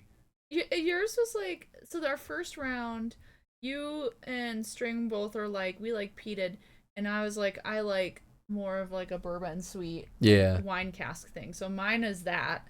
And then his was like a bold smoky peaty, and then yours was like a sweet peat. Yeah. Or maybe it was vice versa. I don't remember. But this is the winner. Yeah, this was definitely the winner for the first round. Oh no, that was the winner of the day. That's right. Yeah, the second drink I got was a Sakura flavored whiskey. Like, I forget how he said they did it, but so it's first aged in the whiskey barrel, and then they put it in like a Sakura something cask of some kind. yeah, it reminded me a lot of Very whiskey floral. aged in Sherry. sherry barrels, which is really really nice. But yeah, this is like what, a That's the one from $400 Hokkaido, yeah. bottle from Hokkaido. So good. This is like drinking a campfire. Yeah, it was Delicious. so cozy. It was so cozy. It's always a red flag if they don't have listed prices. Only a red flag for us like middle income people and Yeah. and less. For rich people, Yeah, who cares? that's probably a green flag if anything. This was the Starbucks Yeah, there's that we kept getting breakfast at. Yeah. Just took a quick photo of it to be like, pretty neat. Hey, what's up, Chad? I want my hat back. Just fun little books. Oh yeah, cotton candy vending machines were a thing. That one kind of blew my mind. And then this dude It's everywhere. is everywhere. And so at one point, He's Fox, like the mascot of some chain sushi restaurant. yeah, it's a chain sushi restaurant for sure. And at one point, Fox and I were just like, Foxen put her hand in his hand, and I was like, I want to do that too. So we both put our hand in his hand and took a photo. Osaka Castle. And that'll come back. Is that Foxen? Yes, this is Foxen a Boxen. Rare sighting. I know, right? Yeah, the whole trip was with Foxen and String. Osaka Castle. And then we went to Osaka Castle, which was really, really cool. And it was I'm happy it worked out, because last time we tried to go to a castle was it Kyoto? No, in Tokyo. It was in Tokyo? It was the Imperial Palace. Yeah, we tried to visit the Imperial Palace, but it was closed that day to the public, so we just had no option. So this time we actually got to see a castle, which was really neat. And this is just the moat. Moat's huge. Freaking huge. Like all the way around. There's only one way you can enter. It really puts it in perspective how moats are really just that effective at what they do. Like, oh, when you see the scale, you're like, ah, yes. Yeah. Thank you for the pinned message there, Chad. Probably speed run some of these just because we Look, we're so cute though. yeah, it is a cute photo. You're so cute. We took a lot of photos here. Oh yeah, and I took a couple of photos of just like the city around. The castle felt so remote, but like just on the outside, like you see these gigantic skyscrapers everywhere, which is kind of nice. It's a nice little like, I don't know, almost like nature visit in a castle. It's kind of like a little hike to get up to the main area. Yeah, This yeah. is the inner moat. This is the inner moat, yeah. Round 2, but it's all, dried up and full of vegetation, which was also just beautiful. Yeah.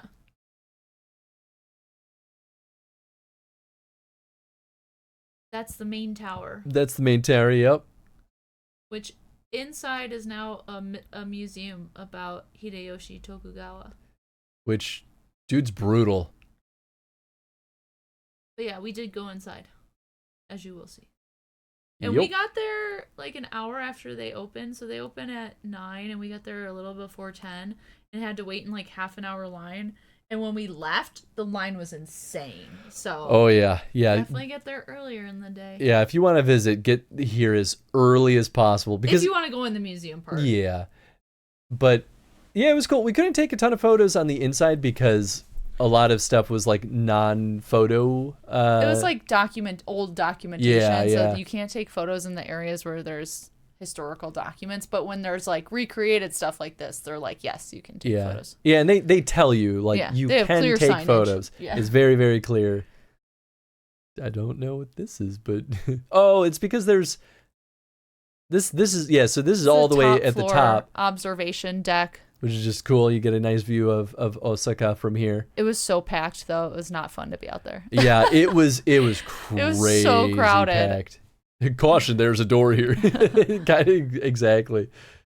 But yeah, it was really cool. Hideyoshi is a brutal human being in history, I'm sure. But pretty effective, I guess. Yeah, very effective. Tried to perform genocide and then rule dominion over a lot of island nations. But did his job. Murdered his adopted son, which was his nephew, I think. Yeah. So that his biological son could take over. He's the dude who killed Nobunaga. And then we got burgers. So we got lunch afterward because we were dying. Lunch beer. We got burgers and lunch beers, and they put mashed potatoes in the burgers. It was weird. It's a weird choice. I didn't love it. I didn't hate it. I think I would have liked it more if I had just taken the mashed potato mound off. And then we got some ice cream. Flowers. Foxen was way into photographing flowers. This is right outside the castle. Yeah. We're chilling. American style food, yeah. And I thought this was really freaking cool. Like, just this tall ass building with like decided vegetation like growing in these little nooks. I was like, I love that. I wish. And that was like, there's more. So this area is like all a mall. The whole thing is like a mall. Yeah. There's like buildings, and then there's like bridges over the street that connect the different malls together. And we were there on a Sunday, so nobody's working. It was awful chaotic. Yeah, it was insane. It was so packed. Nice thumb there, Chris. Oh. Then we went down into the witty shopping town. Yeah, this is like the underground path to go under the street to get in there, and then you go back up. And then suddenly Pokemon Center. This was in the mall. And it was too crowded to go in. Yeah, it was nuts. But then we went to Nintendo Osaka. This is where I went upstairs to sit on a bench because it was too overwhelming for me. I was like, this is too much. And I've already seen 2 other Nintendo stores. Every Nintendo store was pretty nuts. This was maybe the least nuts of them all, and it was still pretty nuts. But it's on the same floor as the Pokemon Center and whatnot. So I was like, bye. That's where I bought my, I got my gotcha not D-pad, Super Nintendo controller. It's just a little keychain with pushable buttons. It's cute. I love it. Oh, did you pull this out? My Bard coaster. I guess it was just sitting here, ready for the limelight. In your pile. In my pile. Invisible button. Yeah, I got green screened out. Oh. This is after the mall. We were trying to go to this place called Sweets Paradise, which is like a desserts buffet. Yep. Which would have been cool, except after we got into the stairwell. Oh, hey, look, I took a photo of it. It's a 2-hour wait, so we're like, fuck that. Yeah, so we were like, let's go to a different sweets place. So we found this place called Tonton Cafe. And Tonton is like pig. Yep. And we couldn't take a lot of photos inside, but we were able to at least take photos of our food. So we ordered these spooky... It's like Halloween parfaits that the owner made. So it's like an ice cream, and there's like a little cake in there, and cornflakes, and fruit, and it was just delightful. Yeah, little cookies. It was just wonderful. So this was what I don't remember what he was, but it was the only one that didn't have matcha, and I don't like matcha, so this is fine. I can't remember. Maybe it was a ghost. Yeah, maybe. Or just like monster. And then This is the mummy one. yeah, I think String and I both got. Oh yeah, this is the mummy. Yeah. And then String and I both got the Frankenstein. With a little so accent. cute. I love it. It's so stupid. But it's just like one woman running this entire thing, and she makes all these desserts, and like it's this cute little like. And this was like kind of like tucked off to the side, like the away from the crowd. Third floor of a random building. Yeah. Like the elevator takes you right inside the cafe. It's like literally like 2 tables and bar stool, so it's really tiny. But it was delightful. It's me being more obsessed with like foliage walls. Yeah. Love that shit. And then we found the Shonen Jump shop, which I didn't think I'd find anything, but I showed this off, I think, the other day, but I could not believe that this freaking trash can exists. The single greatest thing I think I've ever bought in my entire life. Oh, man. It's never going to get better than this. Ever. A Frieza trash can, because Frieza is trash. It's amazing. I couldn't believe I took a photo because I was like, there's no way in hell I'll be buying this thing. And then couldn't pass it up. I just couldn't stop thinking about it. And there was a Pokemon Center here that we could go in. Yeah, this one was not crazy. Which, by the way, we weren't planning on going Head here. empty, full of trash. Yeah. We weren't planning on going to any of these. I think we just were like randomly booping around and we saw on like Google Maps that there was a Shonen Jump shop. So we were like, well, you we want to just passed a sign that it was in the mall, and we were like, let's do it. Yeah, we're like, let's check it out. And then there was also a Pokemon Center in there that we had no idea existed. Yeah. So these are cute. They're like a Pokeball gacha that they were organized by generation. So we picked first gen. So we had no idea what it was gonna be, and I lucked out. I got one of my favorite boys. Near. Oops. Oh. I don't know why this is spazzing with the phone.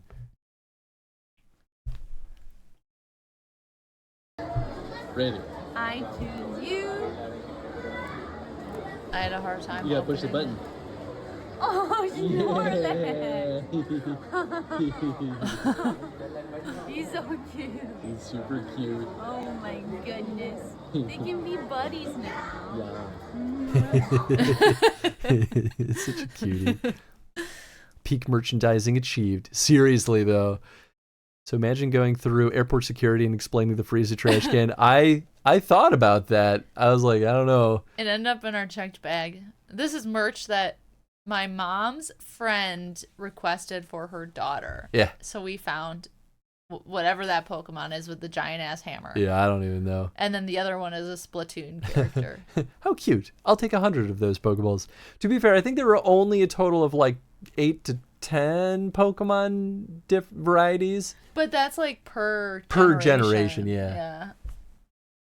Yeah, you So can at least. Yeah. I get Charizard. Yeah, 'cause he's Jen cute. just got a cutie little Charizard. Kitty! And then we found a kit. with Neko-chan! The little missing chunk of his ear. But he was literally just in an alley. Yeah, a literal alley cat just chilling. Oh, did I say Charizard again? I keep doing that on accident. Yes, Charmander. And I've corrected Jen like 100 times. I know that that's wrong. I don't know why I keep saying it. Don't mess with alley cat. Alley cat mess you up. We gotta ask how many cats we saw. Not that Not many, a lot. unfortunately. Way fewer than our last time. Like a fraction. Yours aid Charizard too? Oh, I said Charizard. It's because Jen put it in my head. It's an accident. Ramen, finally. This is the last night. This is the last night, and we finally freaking got some ramen. And I was so sad. And I'm in still sad. True Chris form. This is back in Tokyo, by the way. Are these the? Yeah, I think these are the photos I took. In True Chris form, I had already started eating it. Yeah. I didn't take any photos. I was like, yeah, I got 2 eggs though, because I was like, hell yeah, give me those ramen eggs. But yeah, this is back in Tokyo. So we went back to Tokyo for the final night so that we could fly out of That's right. Haneda the next day. And this was like a hotel ramen shop. at least built into the hotel. But they were so friendly, and they lit up when I left saying "Gochiso Samadeshita." They were like, The word you learned. they were like, They got so excited. Yeah, they were so happy. Ramen with my mom for dinner. Ooh, Good I mean, choices. excellent choice. And then we finally went to. Wait, was this in Tokyo? No, this is back in Osaka. I don't know how that order got messed up. Yeah. This is the wine bar in Osaka because after they got whiskey bar, I wanted wine bar. Yeah, so we went, and this is the wine bar that I was talking about. I don't think we took many photos. Yeah, we didn't take any photos inside, but the dude running the wine bar was super sweet, barely spoke any English, But he was and had still so friendly. only a Japanese menu that was it handwritten? Yeah. Yeah, a handwritten menu. He's like, it's okay. But like he worked with us and got us pretty much everything we wanted. It was delicious. We ordered some fried pan-seared chicken, which he made. which he made right in front of us on a little like single like burner, Yeah. and it was amazing. We had the best blue cheese ever. Oh yeah, we had some amazing blue cheese. But yeah, that was delightful. Yeah, I liked that. And we got some mochi donuts. This is in the train station going to Tokyo. Yeah. Mochi donuts. Mochi donuts. Got to get some mochi donuts. Taken in the train. These are edited ones. Rude. Rude. This is Then our hotel. our crazy Wes Anderson ass hotel. This is Royal Park Hotel in Ginza. We got It's a PJs. king bed. We can cuddle. We aren't 1950s married people anymore. Oh yeah, because a lot of our beds were like two separate beds. Two separate twin beds. It's a little seating area. What a carpet. Yeah, right? Mwah. In true Full-length mirror. Japanese fashion, no space. Oh yeah. Left out so much cool shit on Thursday. My His phone died. I'm sorry. Also, I was worried I was boring you guys, to be totally honest.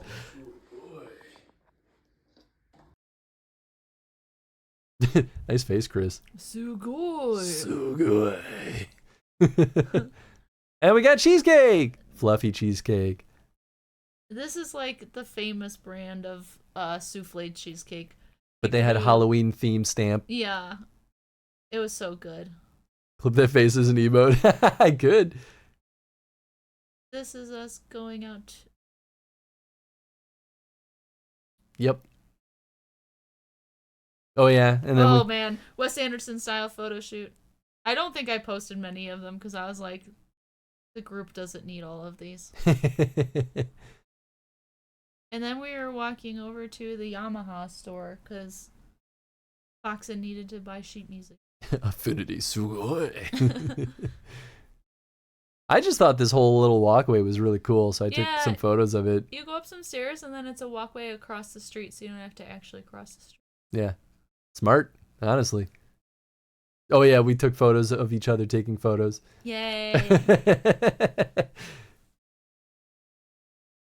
Just big old stinky buildings. Look at that. Crazy. Big ol' stink. Was there something in here? There's that. Oh, it's the Hummingbird bee. hummingbird bees, which I didn't know was a thing. I didn't either. But they're pretty cool.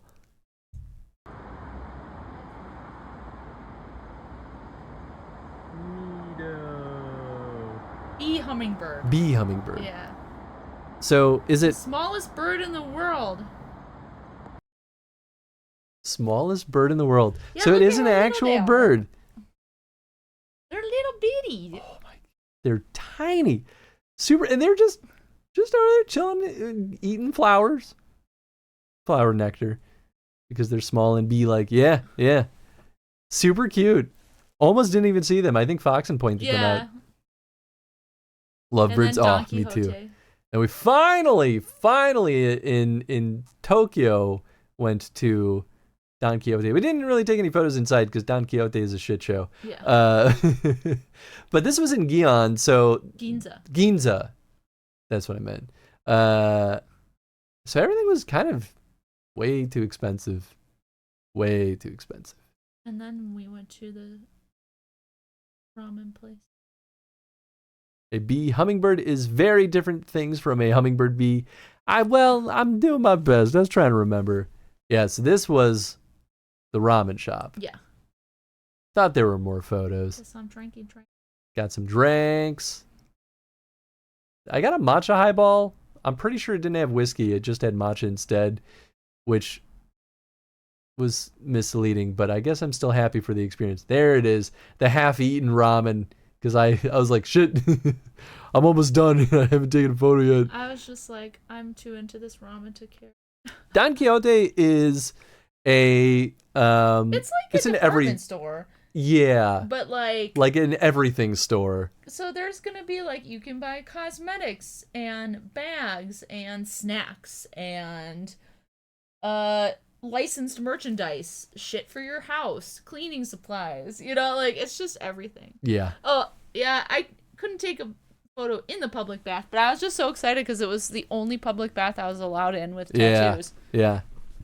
Boxing with a guar bag. Oh Yep. yeah. I don't even know what guar is. Yeah, me neither. I guess I could have asked her, but I didn't. This is on the way to Skiji. There he is. There the guy. He's back. The guy is back. Locked behind. Oh, a VTuber. Okay. Now I know who that is. Cool. I've connected all the dots finally. But they locked him behind those doors. We went to Skiji Outer Market for our final day for breakfast. Oh, and it was so wonderful. So many good foods.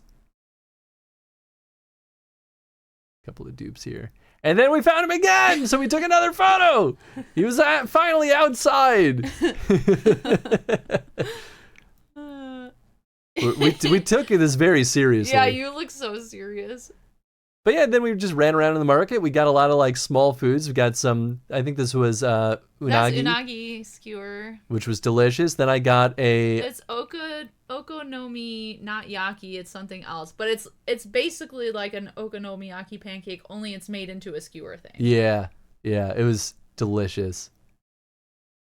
I was very happy. Very happy. And that's then fried shrimp. Fried shrimp.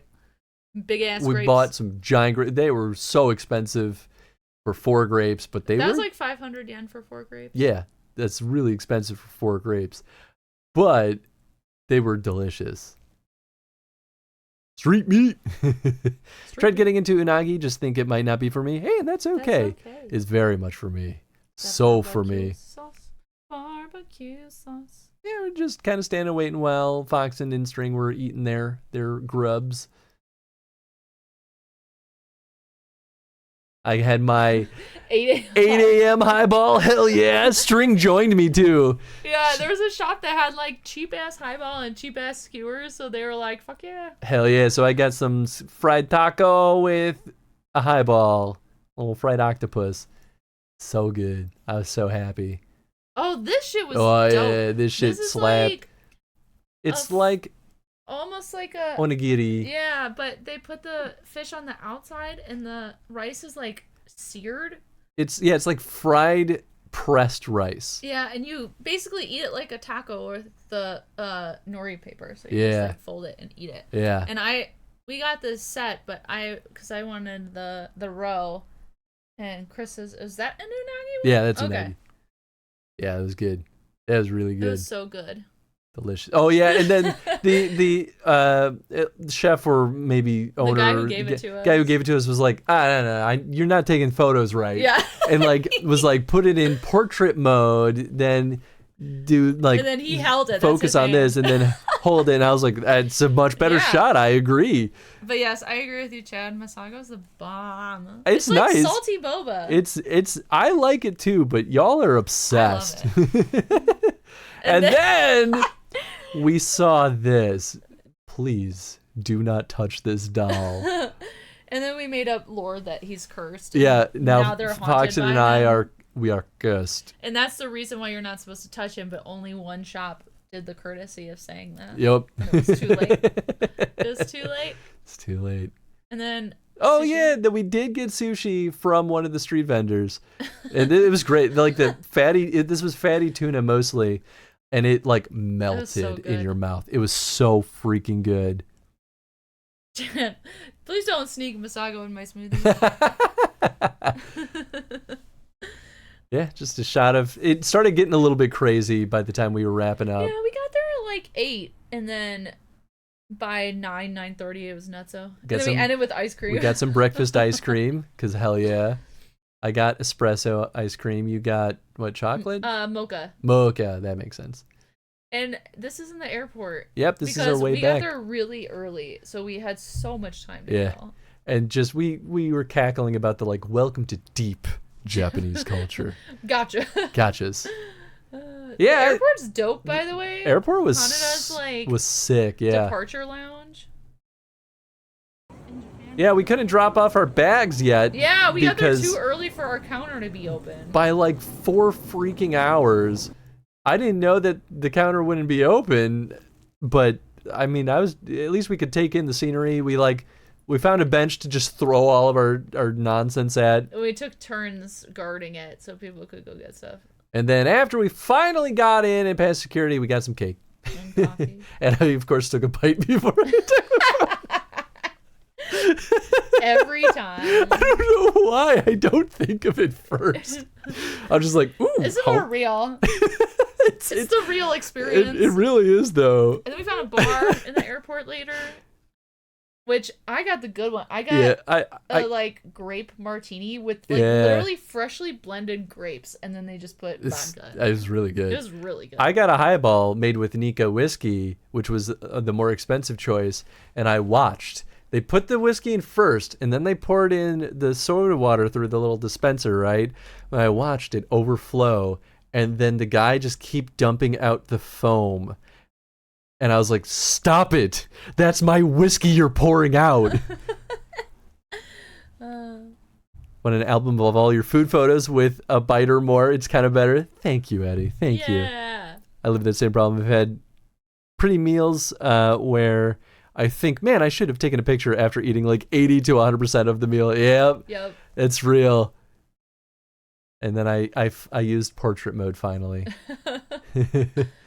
This is a sad to leave. Yeah, I think this was our last photo that I took. Oh, and this is in Toronto. That's right. Yeah, in Toronto. Because we're splitting off from Foxen and String. Yeah, it was our last meal and last hangout. Jen and I slammed down some gigantic sandwiches. We're starving. And then we were starting to get nervous about our time to board. String was off pooping his brains out. So Foxen was like, well, maybe let's just take a photo now and I'll Photoshop String in. And immediately that's when String showed up. And he's like, what the hell? He's like, come on. So that was our last photo with them. We had one last cheers. This looks like it's earlier. This is... is this the Chinese food place? Yeah, it is. So I think because these might be some of the ones that JP and Zach. Oh yeah, okay. So these are photos That's the that Chinese were place. Yeah. This was the Chinese place. Me and my highball. And Kayla cheers the water because she was just drinking water. And then this was. I think that was Sochu with and them. oh yeah, this is not us. Yeah, because that's when they went to the. Yeah, you can tell if I'm there if you see rings or not. Other than Chris there is we wondering. are. Yeah, there's me and my highball. Oh yeah, and then this is that local the bar in Izakai. Nakano.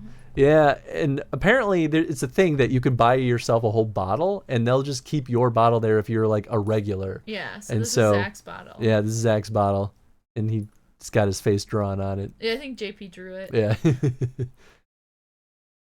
Yeah, it must be the photos Zach and JP added. Yeah. Zoc. Zoc. I know. That's it. That was our trip. That's the whole trip. And the whole I don't shebang. want to be here. I want to be back in Japan. I know. Let's go back. And we're very jet lagged. Yeah, we're definitely still jet lagged. Whoo! But thank you, folks, for indulging us. Indulging, yeah. Do it again. I missed some photos. I'm too tired and all I right. need to eat. Yeah, I'm gonna abandon you while you show off merch that you bought because I want to go eat dinner. Yeah, I'm gonna throw on the BRB screen just to hit the potty, and maybe I'll slam down a banana or something. But I've literally got a pile of yeah, merch. You can't see it, but it's. And maybe time permitting, we might throw on the Polymega and throw some games in there. But we've already been going for 4 hours, so we'll play that one by ear. But thank you, Jen, for joining on this. It was really nice to have you as backup because I'm so bad at remembering names. That's okay. That's why I'm here. And details. I like reliving our trip too. Yeah, it's nice. Good. And I honestly, it's nice having us talk through it on stream because now I'll have a VOD. So if we ever forget things, like we can go back and listen to ourselves talking about it. That's so smart. I had that thought. You're a smarty. F14 time. I mean, we could, but it's already. Holy shit! It's almost 9 o'clock. That's fun. Yeah, it's a lot later than I realized. I can't stay up until 3 a.m. again. I keep doing this. Well, I will say I'm wearing my. I bought. I bought a kimono and a haori, and I'm wearing my haori right now, which is like the jacket you wear over a kimono. But I wore that for the stream, so that's one of the things I got. You did buy an awesome kimono, like a vintage kimono. Yeah, both of them are used. We went to this cute little used kimono store that had like vintage and a lot of like this is silk. Everything I bought was silk, and I spent less than $100 for all of it. Yeah, it was dope. Yeah. Anyway, that was the last thing from me. Thank you, Sweet. everybody. Chris will be back. I won't Stay up till 2 a.m. Solved. You're probably going to go to bed during your BRB. Sounds good, Chad. Well, thanks for swinging by, and I hope you get some nice rest. Bye. Good night. BRB.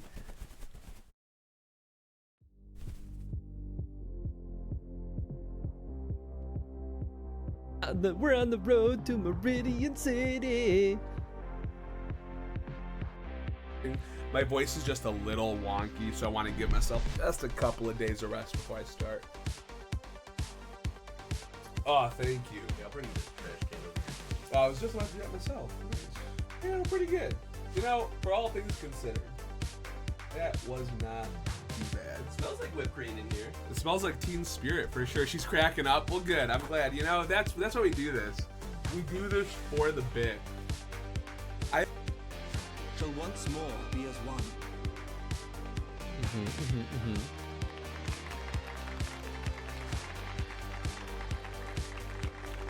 Is this man gonna die here today? Surely things won't go that smoothly.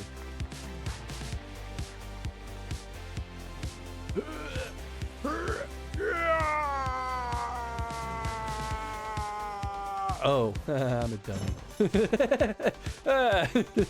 Well, I wonder how I could get enough force to pull out the cork. I don't know what could definitely do it. No idea. I wasn't paying attention.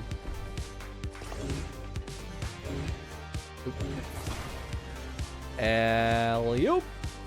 Whee! Oh boy. Oh, I don't like that. Oh my god, no! I was trying to run away. That are just, they're called dragons, Chinese dragons. Hey, Eddie, guess what? What? Do it. Yeah, Eastern mythology. That's what I said. Yeah. Wait, no, well, Dragon teased nuts. I got him. Amazing. Well, see you later, Eddie.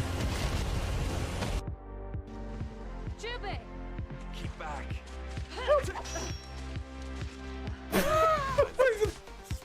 How shameful to be saved by her twice. Oh, that's right. She did save me last time. I guess you can't help it. So let's postpone this game for now. He really hit both of those syllables in postpone. Maybe we can begin a new game. Lord Nobunaga is going to attack the Nani Castle. We must postpone this game. I don't love this 2001: A Space Odyssey eerie sound. It's very upsetting. Then leave. All right. Audi 5000. Granted, it's a different building. No, it's definitely the lights. 100% Yeah, the lights. It's the lights. I felt like it was hard to like stay awake. Maybe I didn't drink enough coffee. I should have done cold brew. Yeah. Well, it may have taken us 6 years, Eddie, but we learned. We all figure it out eventually. Hey, Chris, I don't mean to alarm you, but there's a smoking hot dude next to you. Watch out so you don't catch on fire. Oh, maybe I wanted Where is to he? burn. I mean, they're able to get this thing moving. It's not that broken. I guess it's limping. That's not how damaged machinery behaves. Ow, ooh, ow, ooh, ow. My leg. My little robot leg. Number 2. All right. I am a sad, pathetic coward. Weak and unworthy of... The Wonder Bread. What's the point? That's fair. Can you give me the rolling pin that's over by the sink? Yeah. You want to beat it?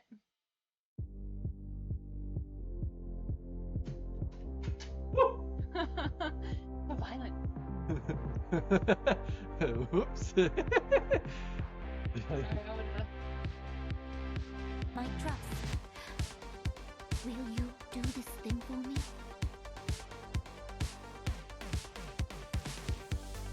I'll kill the entire syndicate. That way there'll be no problems. More grateful than I can well express. Much of my dread for the coming days has been quieted.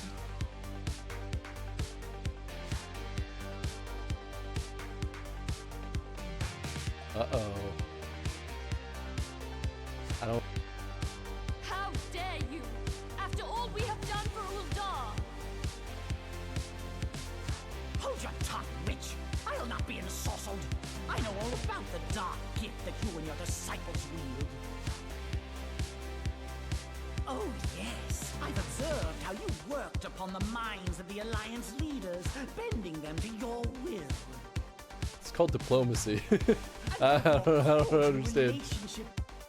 Coming soon to stream. Chris shown in artful lighting, perfectly stopped aperture, Swiss-made optics on Japan's finest medium format SCMOS sensors.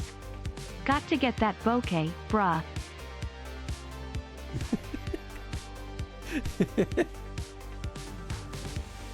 Poo poo. Pee pee poo poo. Pee pee. Poo poo pee pee.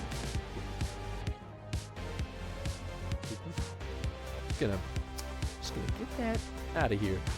Hup.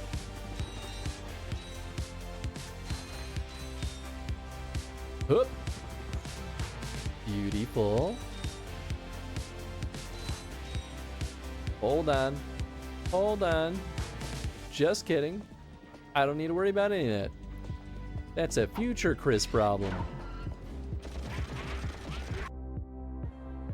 And failing that, I'll have my trusty warrior of light box the ears of all concerned. Speaking of whom, He literally means boxing. I'll just go and go pow pow to everyone's ears. Whoa! All right, well, I didn't want my hovercraft anyway. Wait, can I? Come back to me. Return, return. Ow. No, dang it. I tried to hit the stop button. I think I can enter into the wall. Will you enter into the wall? What's this? What's this? I enter in a wall. What's this? What's this? There's demons in the hall. Hey, Wine Rib! What's up, Wine Rib? There was an eclipse, a spectacle for the eyes. Crowds gather and watch. Eclipse 2024 haiku. Hey, pretty good Hey, job with the, that is a good haiku. text. I like that. What's up, Wine Rib? Thanks for the so. What's up, Minnie? Remember that time you almost died again? Recently? Damn it, I completely failed at like doing that correctly. No, it's 100% a door. I don't know what you're Amazing. talking about. Absolutely amazing. Maybe I should do 2 magic. I think 10 and 2 is the way to be. Yeah. Yeah. Because I truly start dying a lot faster as soon as I stop having magic. Right?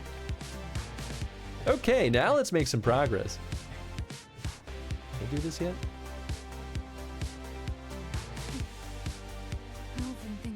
I'm back. Thank you for waiting. What all did I miss over here?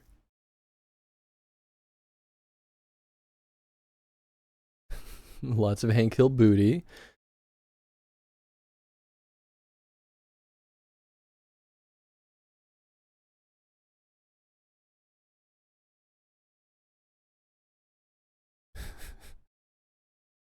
Only have that emote for so long. It's a gift sub. Ah, fair. You gotta use it as much as you can. Mm-hmm. All right, well, now is probably a good time to show off some of the cool swag that I got. So obviously you saw some of it already. And maybe even we'll go to the Zoom cam. I like put myself down. Yeah, that way the top of my head's not cut off. So you obviously Turn y'all down saw for what?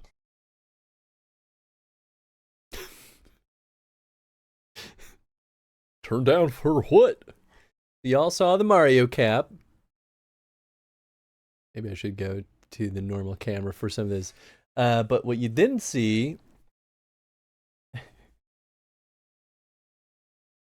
Wait, hold on. Wait for it. Wait for it. Wahoo! Da da da da da da. I got some. They were a little blown out by the lights, but they got like the little like I don't know what you'd call that, buttons, rivets. But I got some proper Wahoo punching gloves. So now I can be a complete Mario of a mid, yeah, basically. Except they probably melt in the oven. But that's not all I got from Nintendo Land. Or, well, I guess it's really just Universal. You know, in retrospect, Yoshi might not work for the Mario Party shenanigans. Unless we're just cool with. But the neat thing about Yoshi is that he goes blam, blam, blam.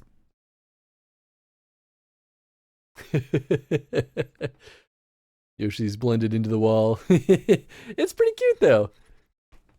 It's got the little like air things, which, you know, look a little bit weird, but and then I think my personal favorite, which y'all saw a sneak peek, is the cutie Boo, which has a similar thing because I can go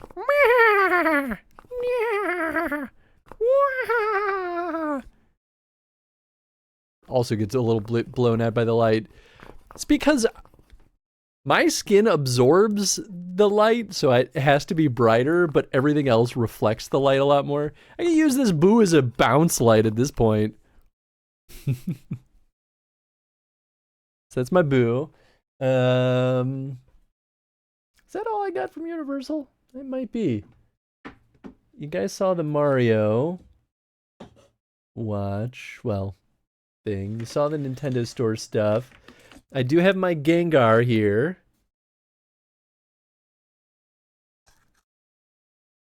Which obviously y'all saw in the video. Hee hee hee hee.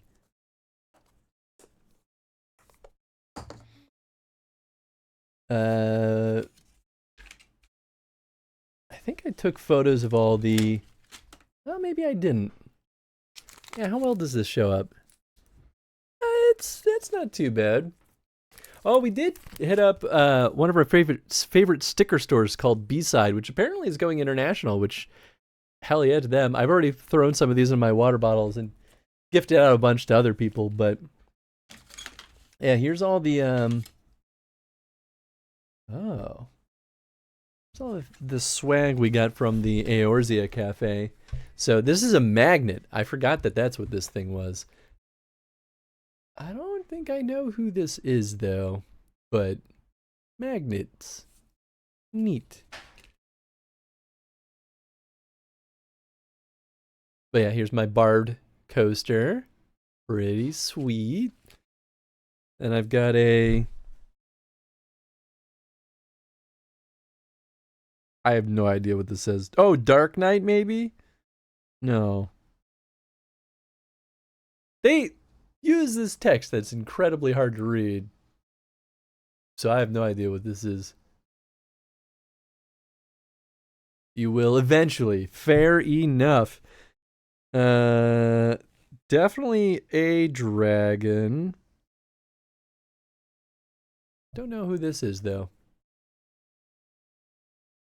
Oh yeah, and these all have like a reverse side. It's all the same, but it's like the Eorzea Cafe, which is cute. And then we've got the crew. So it's, you know, pretty much all the OGs of the Waking Sands right there, which is pretty fun.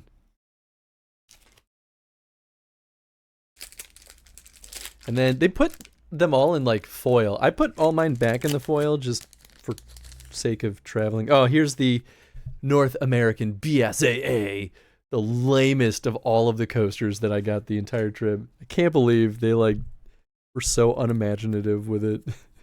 Well, like at least put a character on there.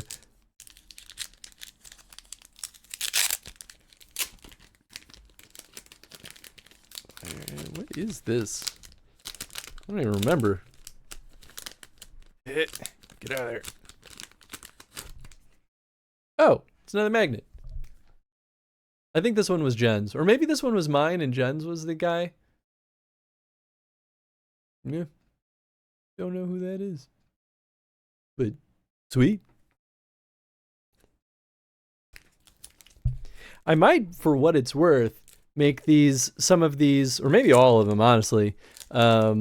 I might make them, what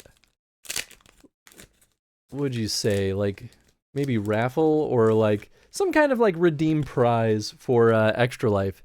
So if anyone wants these, maybe I'll make that an option for anyone who wants to donate to the Extra Life campaign. Looks like a spooky summoner job glam. Yeah, okay, I could see that. And then we've got this one. This is, looks like it's basically a band of baddies, which is pretty cool too, actually. I think that one was definitely one that I remember getting. I feel like these are all baddies of a particular theme.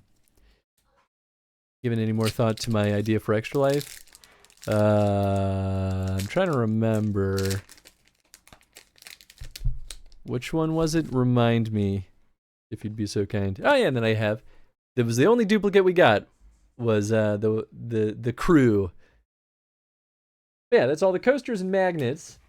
Which honestly, decent pile. I guess I'll keep these little like foil protectors just in case. Oh yeah, and then we also did hit up the Capcom store at one point, so I got I got a little tofu keychain, which is just delightful. Got the little knife in the front and everything. It's got a nice texture to it too. And then we also got a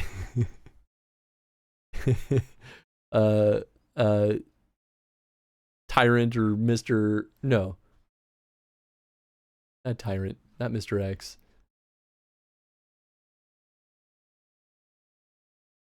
What do they call him in RE3? Do they call him Tyrant? Shoot. Why am I forgetting? Either way, Big Baddie. What does Tofu have to do with Capcom? Nemesis, thank you. I don't know why that slipped my brain. Yeah, a little Nemesis, like a weirdo guy. He kind of looks like a a Maki roll, which I don't know if that's exactly what they're going for, but still super cute. Tofu is an unlockable character in Resident Evil 3, maybe also 2, but definitely 3. Tofu can't do anything other than use a knife. Tofu's godlike. That's why when I saw that keychain, I was like, I can't not buy it. It was super cheap. See Mega Man stuff at the Capcom store? I did. Honestly, the Capcom store though was not that good. It was like a bunch of shirts in like 2-dimensional keychains. I was kind of unimpressed by a lot of it, which is why that's kind of all I bought from the Capcom store. A little bit disappointing, but yeah, it is what it is. What else did I buy? Oh yeah, one of my favorites, which I've shown off on stream already, but I got this from Universal Studios.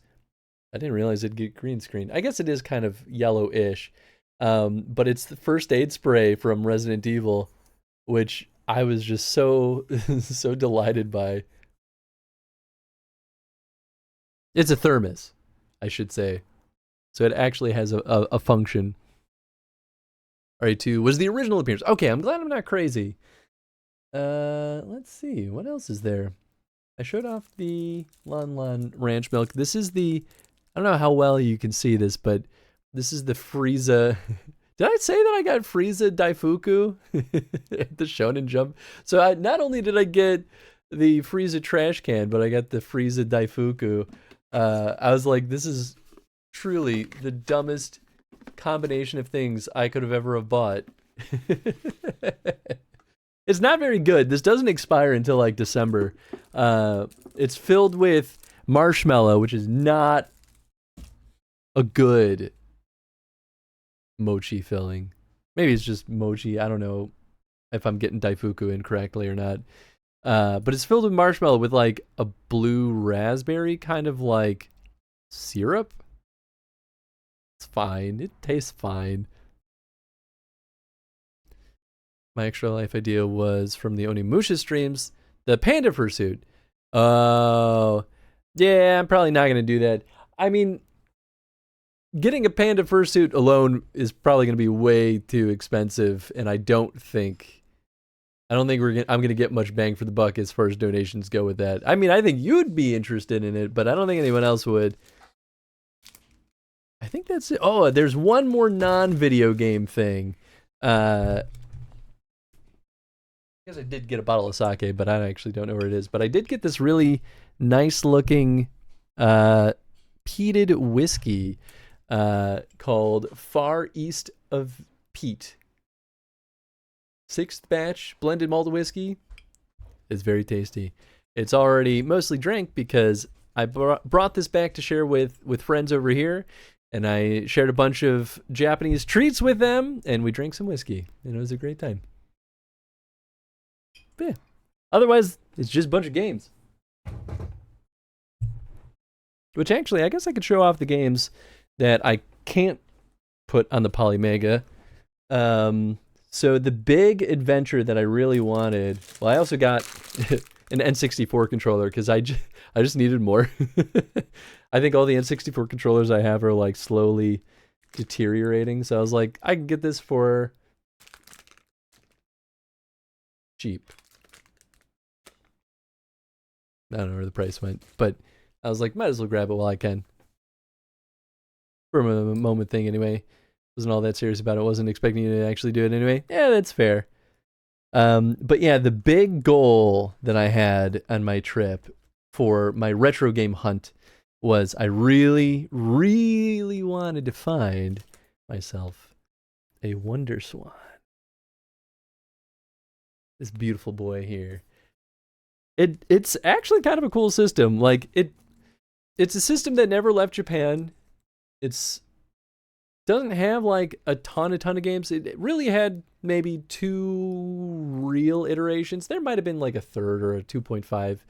I'm not 100% sure, but it's pretty cool. Like the original one was black and white. I got the Wonder Swan color so I could play both the black and white and the color games. And I got Pearl Pink because it was the cheapest. Don't know why this was that much cheaper. I guess the grading on it was that I think they said that the screen wasn't the greatest and it had one other like minor mark against it, but honestly after playing it I'm like it's fine. It's totally fine. But I did pick up a couple games. I got Final Fantasy for the WonderSwan, the OG Final Fantasy.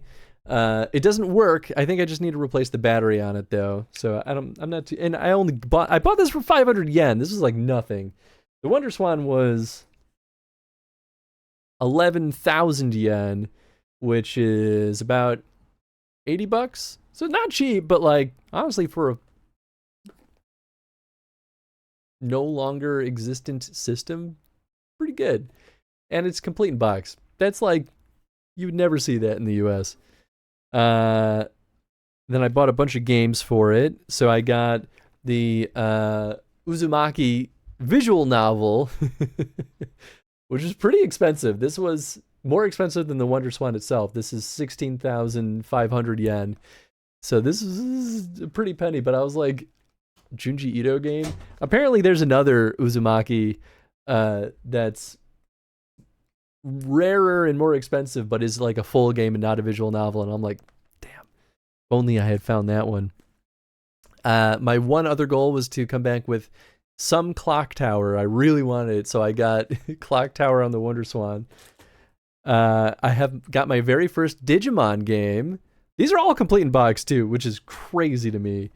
And this one was pretty cheap. Digimon was only 2,200 yen. That's like 15 bucks maybe. Crazy. Crazy.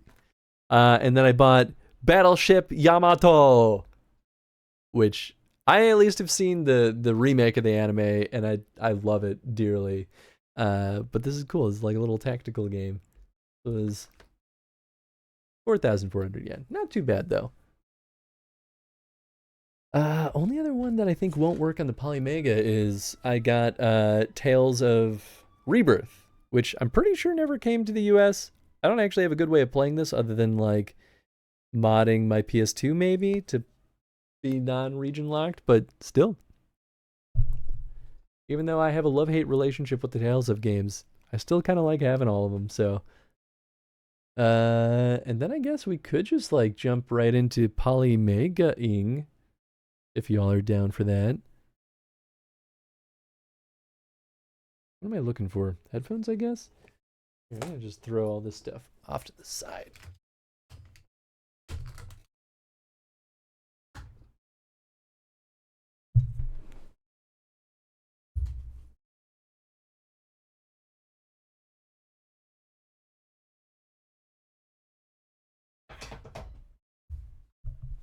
Gotta get all the Gen stuff out of here, too.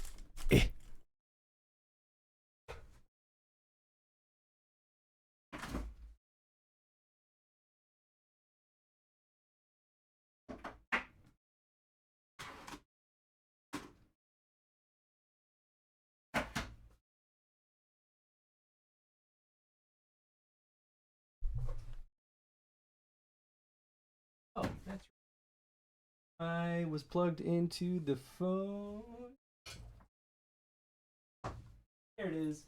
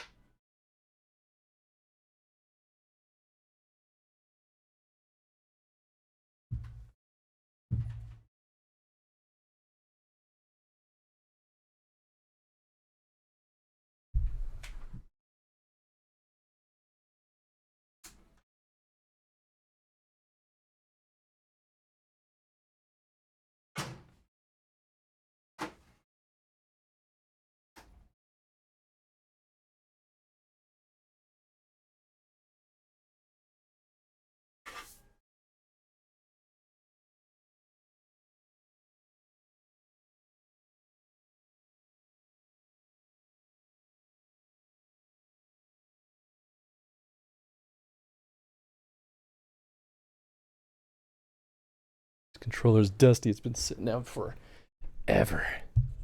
I think we're working. Whoop, that. Whoop, whoop. Oh, forgot that I moved myself on that side of the screen. Hey, there we go. Haven't booted up this bad boy in a little bit.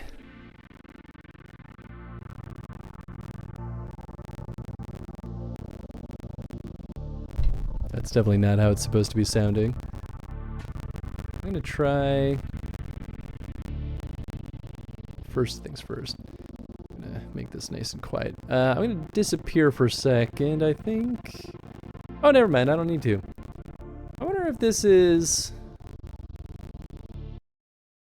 just the Elgato being wacky from changing signals. Just gonna turn it off and turn it back on again and see what happens.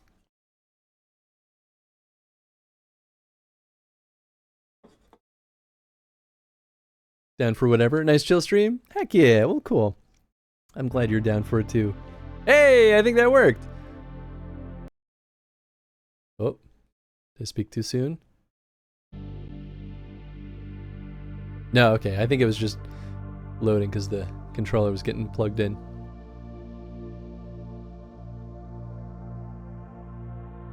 Ah, right. I literally was talking about this all week, and I forgot to wish my mom a happy birthday. Of course, the day of is the day that I forget.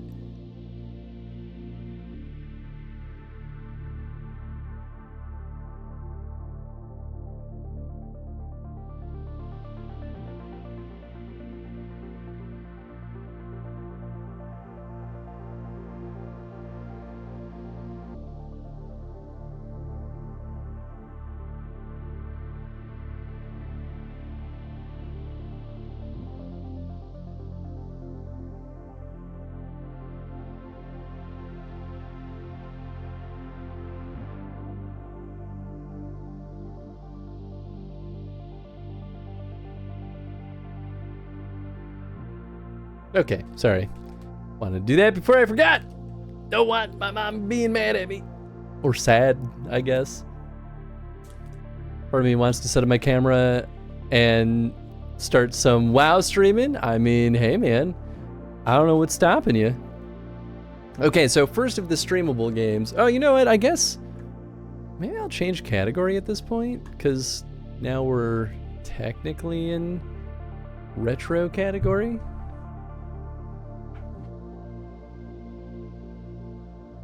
Let's do that. Retro. All PlayStation 1 and earlier. Being lazy. Of course. Classic Eddie move. Okay, so first out of the mix, I got a copy of Bomberman Land, which I actually don't remember if this ever was available in the US, but I don't think it is. I kind of went nuts with getting Bomberman games this time around. I got a couple of Bomberman games last time, and I was like, nice. And ever since then, I'm like, I want more. I know they're basically all the same. Till maybe the PlayStation era.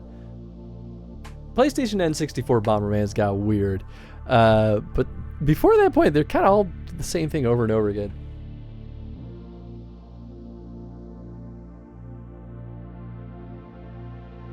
Which really begs to wonder, how do they make like 5 Super Bomber, maybe 6 Super Bombermans for the Famicom, the Super Famicom?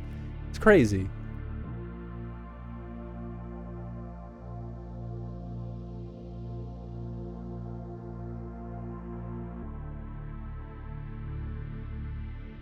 But yeah, none of these discs are checked yet, so this is, you and I are discovering whether or not they work together. Oh yeah, I forgot that I put Sweet Home on here. Hell yeah. Oh, it's not installed though. Oh, it's in the wish list. Yeah, I was trying to keep my eye out for the original Famicom version of Sweet Home.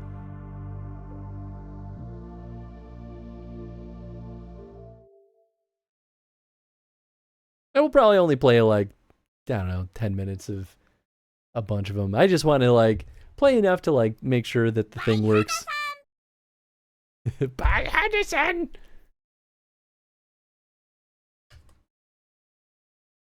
Oh, did I hit the, I hit the cross button. Well, then maybe I said no after all.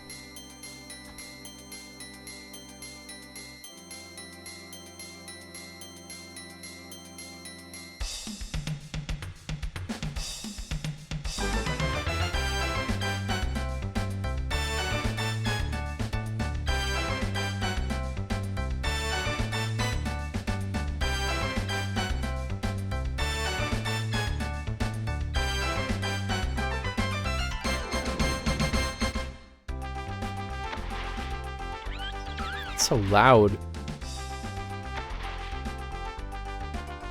Oh, that's Pommy. I don't know if this is before or after the N64 game with Pommy.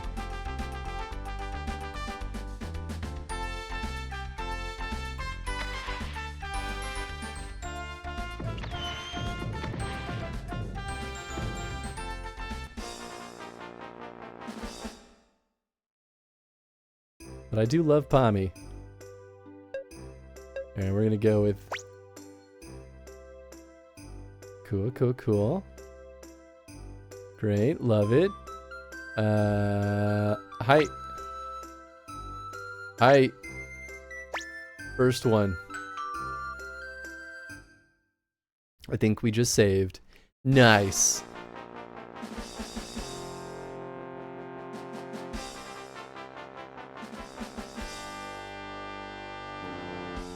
So this might have like a full like adventure and story mode to it, which would be kind of neat.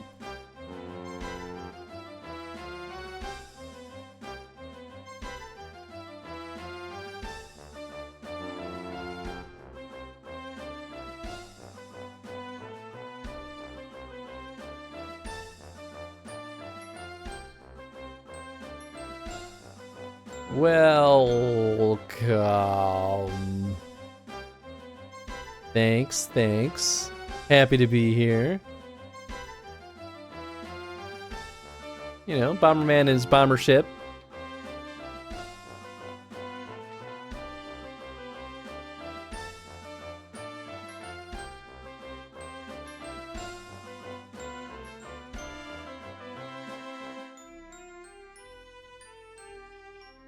Ah, finally we could play. Oh, nope, just kidding.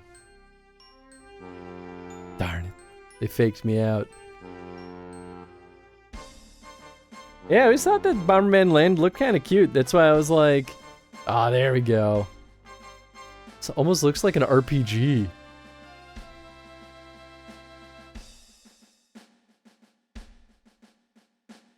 You had a lot more to say than I was expecting. Okay, okay, I get it. Let me in. B card. 13. Wow. How about this one?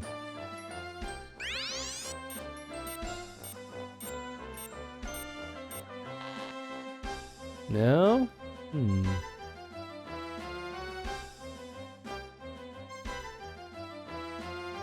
So maybe we have to scare away some birdies. Oh, I see. So maybe some of these are just like... Oh. Oh, I see. I think this is like you gotta complete the other activities before you can do the more advanced stuff. That's what's going on. So maybe...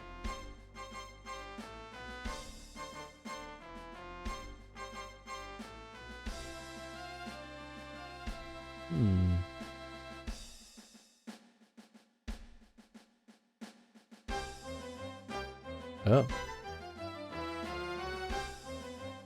I guess there's a searchable prompt if you are not actually interacting with someone. Yeah, what's this? Oh. Oh. Oh.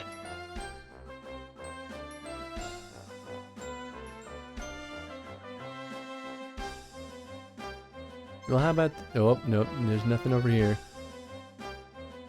Well, this is the only other gate we haven't tried. Yeah, it still needs 13. Maybe I need to talk to them.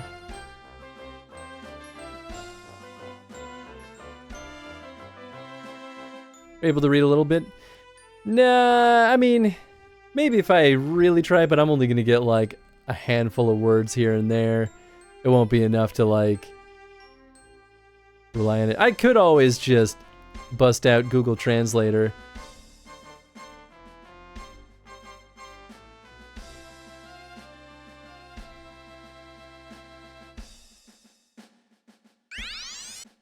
Woo!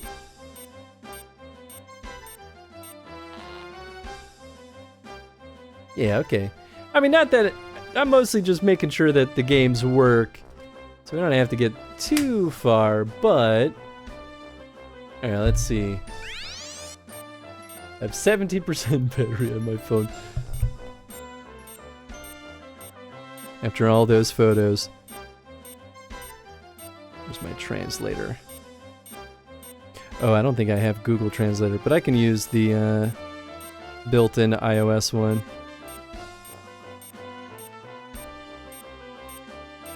There you are.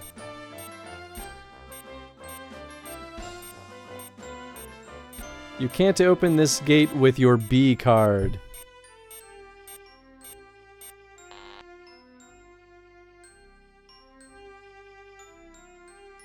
Okay, so then what do you have to say? Bomber Rudd, it's so good. Welcome to Bomberman Land.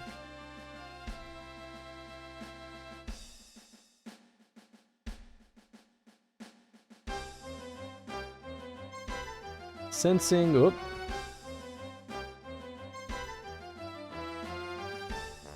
oh. Sense the bead will close. Oh, maybe I gotta hit both of these flags?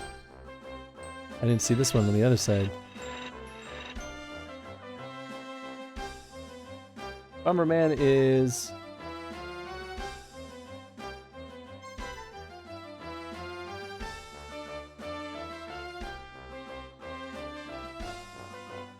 I want to be in front of Bomberman. I don't think that's what it actually says, but I get the idea. Get number 13. Lou W's number 13. Oh! Oh! I did it! It was the flags. Nice! I've got it! Okay! Bing bong. Yes!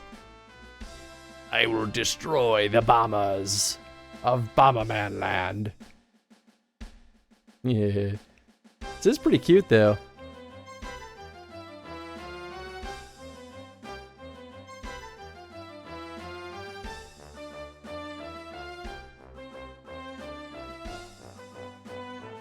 Boy, this is pretty big. I'm guessing... This is... Oh, yeah. Okay, cool. Oh, interesting. 13 isn't the lowest number. Whoa, we can really, like, whiz around.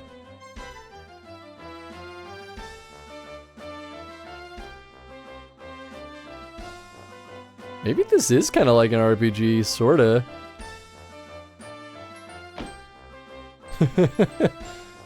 I guess I assumed that we'd be playing, like, Bomberman-esque games. Oh, here we go. Hi.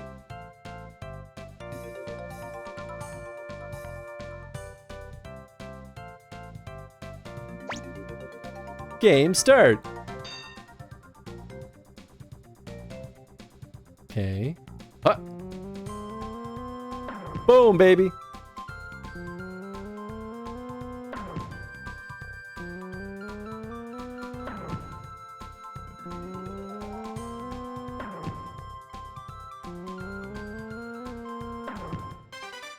Clear. I did it. I don't know if there was like a better order of operations, but the important thing is that I win. Yeah, number one. My assumption was that... Oh, I can play it again. My assumption is that the number just represents how much power I need to put into it.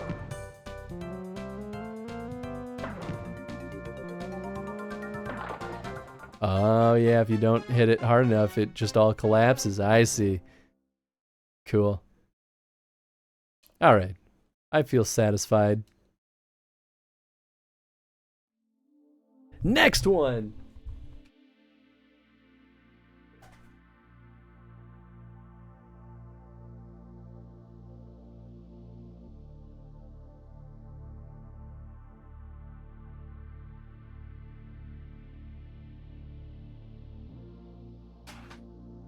Next up in the list, I actually got more PlayStation games than I expected to, but I got Armored Core Master of Arena, which you can get in English.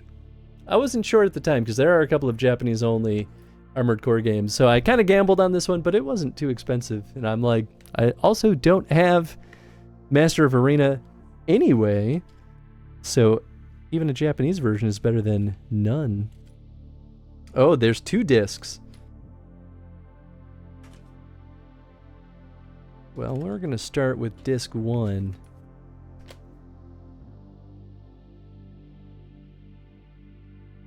Yeah, interesting. I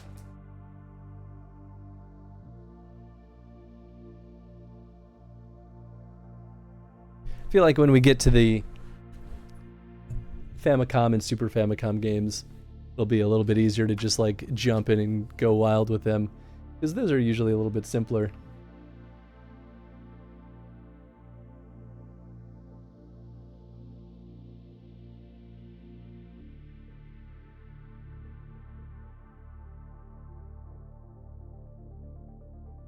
Oh, that's right. I forgot that I loaded or installed all the Mario Party games on here. So we could use the Polymega for Extra Life. It'd be kind of nice, actually.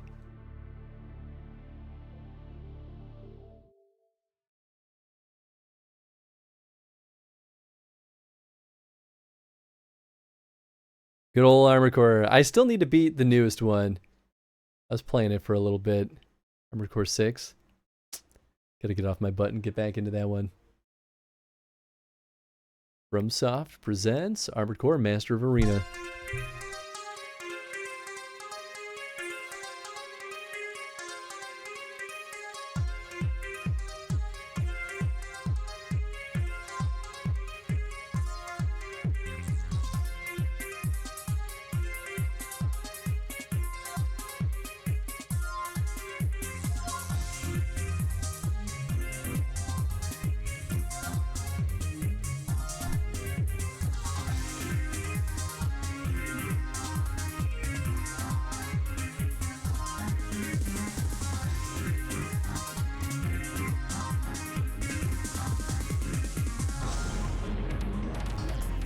I think this one came out not that long after the very first one.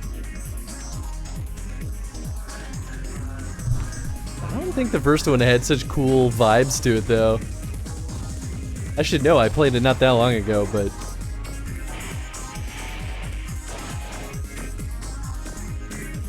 I guess my assumption is that this one will be, you know, very arena-focused, but I don't actually know.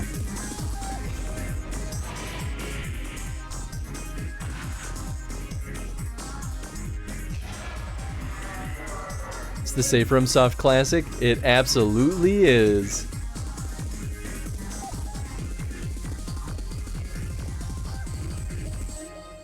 Ready, go! Yeah, I played the original Armored Core in my spare time. I don't know, maybe about a year ago at this point.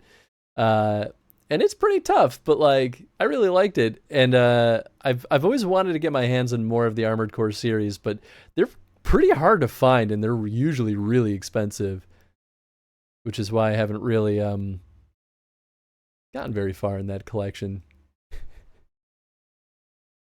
Uh-oh. I don't know if we're loading or if we're frozen.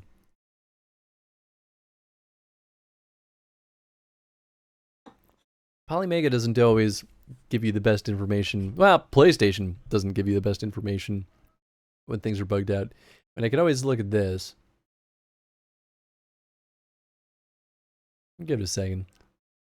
But yeah, this definitely happens in a lot of the disc games on the Polymega and PlayStation. It takes only a little bit of fuss for it to stop working.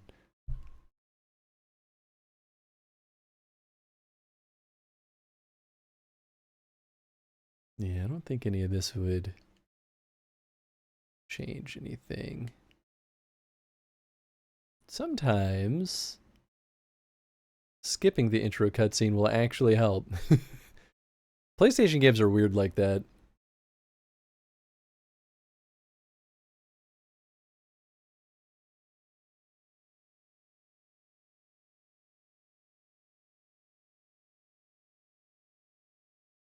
where they started their Soulsborne revolution. Oh yeah, yeah. They were doing Armored Core for a hot second before the Soulsborne series became a thing. I don't know though if any of their other games were Souls-like, because there was like, what's it called? There's like an Elden something or something ring, in the PlayStation 1 era, I think. And people say it's pretty bad, but like, I don't know if it's Souls-like or not, to be honest.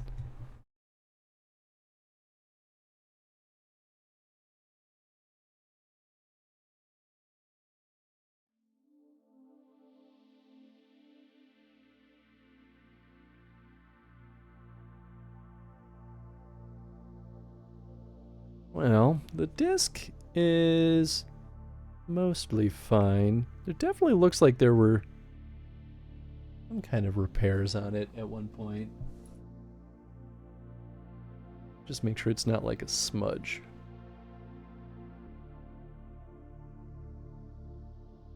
Yeah, that seems like that's pretty baked into the disc.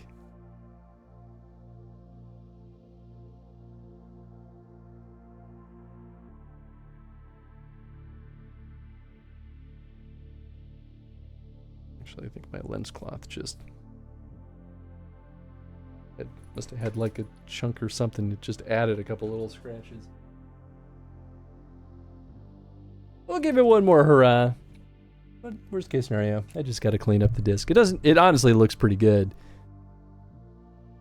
So if it's gone bad, I don't think it'll take much work.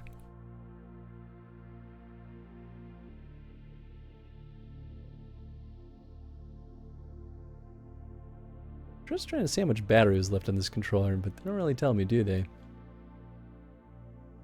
I mean, it's a good sign that the disc at least reads well enough to register here.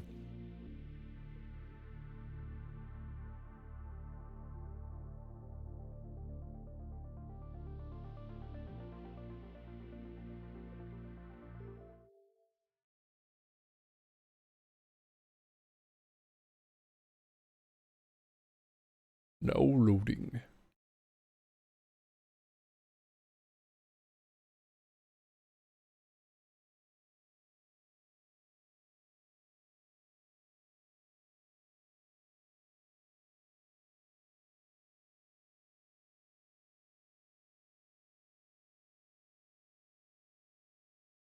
Sounds like it's thinking.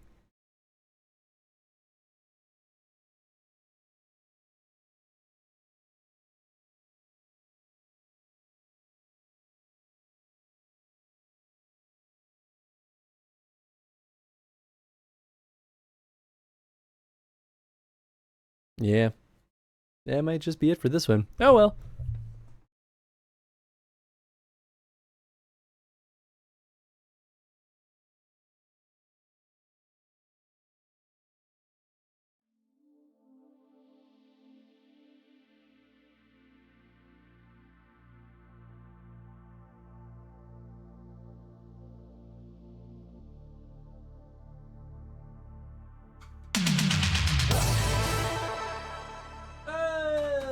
Oh.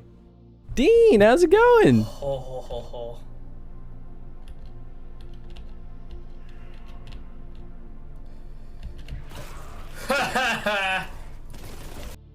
Yeah, I still really want to play that game. How's your stream, Dean? Hey, also, it didn't spit out the text that it's supposed to. Take your seats, class is in session. Dean Raid. Dean, I hope you're doing well, my friend. I hope you had an absolutely delightful stream. That's the normal shout out. Did the thing break? The Dean of Gaming 101. Let's give this another shot. We're gonna see another clip. I'm on the straight and narrow. Huh. Speaking of the Alexander.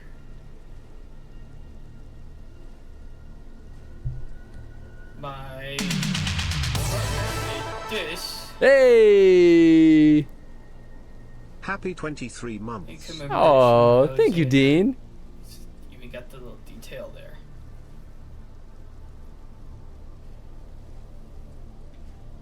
A fool I may be.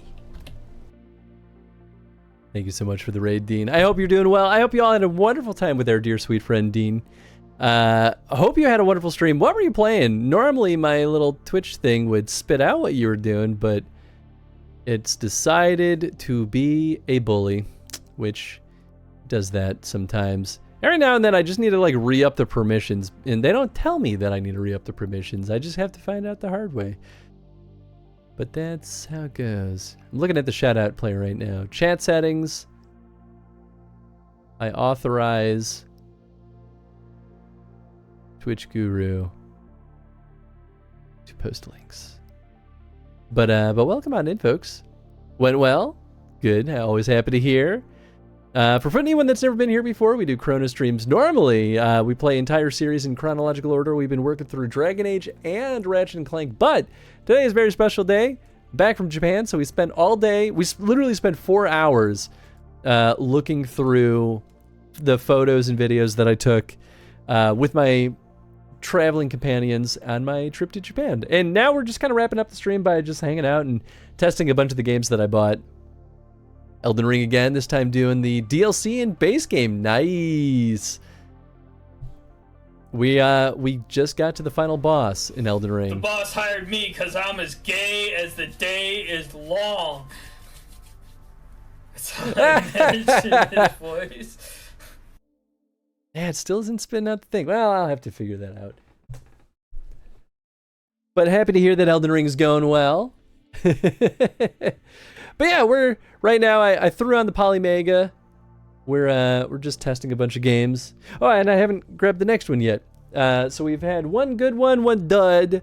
But I think it's gonna be fixable. And I also got Bushido Blade, the Japanese. I know I could get this in English, but like, I feel like it doesn't really matter if you speak English with this game or not.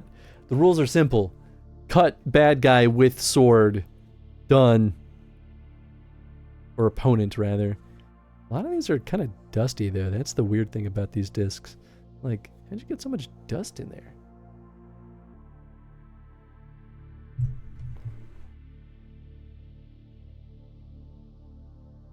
there? All 3 of your clips. Hey, they're all good clips, though. Can't go wrong. At some point, I'll install all these games on the Polymega, but for now, I just want to throw them in here and see if the games work. But yeah, I hope you all had a good time with Dean. Today is Sunday. Man, I'm back to work tomorrow. Still so tired. I've definitely been jet lagged since I got back. Which is weird because I definitely didn't feel jet lagged when I was in Japan, but that's how it goes. But we'll be back with Ratchet & Clank tomorrow. I'm so excited to kick off the next Chrono voting because I'm excited to see what y'all are gonna throw at me. I forgot Squaresoft made this game. Oh, sweet. Bushido Blade.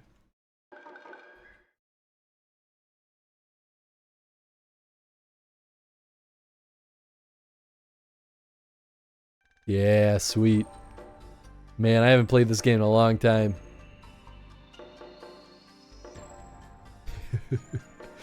The dude's crazy. Sure, I'll play as her.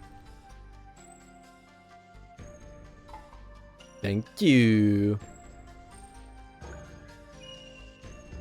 I don't remember how to play this game at all, though.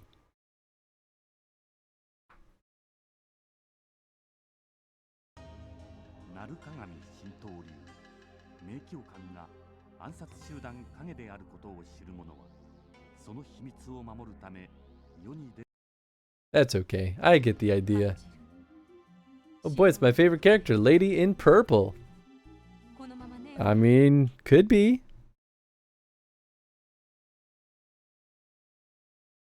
Listen, we only got so many Bushido Blade games.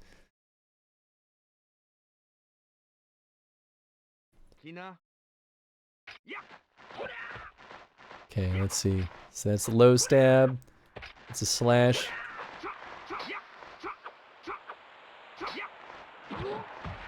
Yeah, baby. Oh! Am I dead? Shoot. Yeah, it's like a one slash to kill kind of game. Yeah, I'll continue. Oh, nice.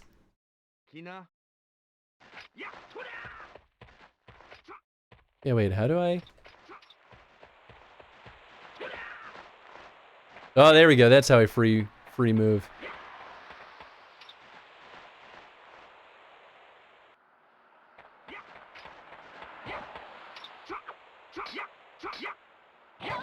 Ah! Shit! Wah! Got him. Oh, he's not dead. There we go. You're done, son.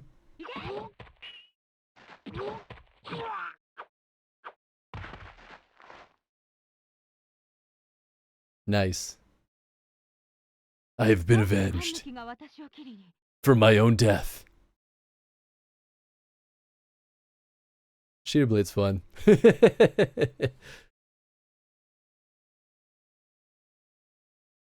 We played this, I think, back on the YouTube channel way back in the day. Whoop. Well, that didn't go well. We got it. I embarrassed myself. Get right back into the fray.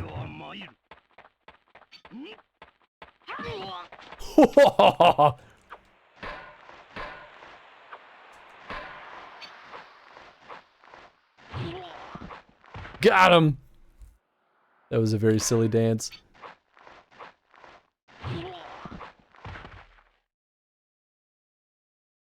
Forget how this game is structured. 3D? Oh yeah.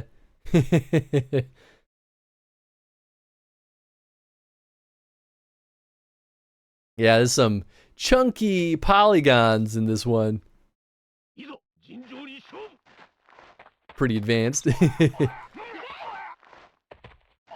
Oh, this dude's gonna suck. I already can tell.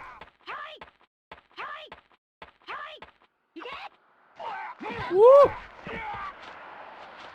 That's right, I forgot about the roll. Oh, he got me! Ah, that's bullshit. I call shenanigans on that one. Yeah, he kinda got my arm, I guess. Alright, one more. Keep your pleasantries to yourself, you sly, scurvy dog. Uh-oh, this is bad. Yes! Got him! That's right, and when you get stabbed in places, you like... You go down with it. Oh man, this game's great.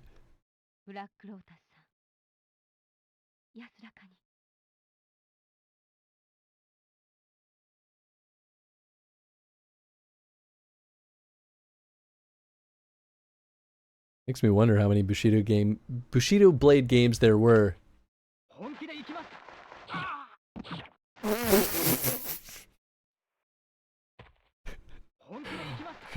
You're gonna die. Ah! That crawl was so good. Yeah, right? Oh. I killed all my friends and family. No! Yeah, here we go. I knew that there were like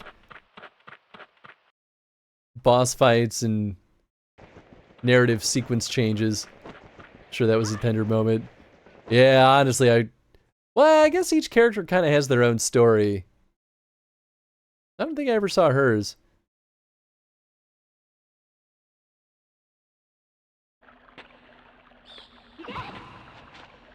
I'll go until I die. I died. Okay. Anyway. Anyway, that game's working.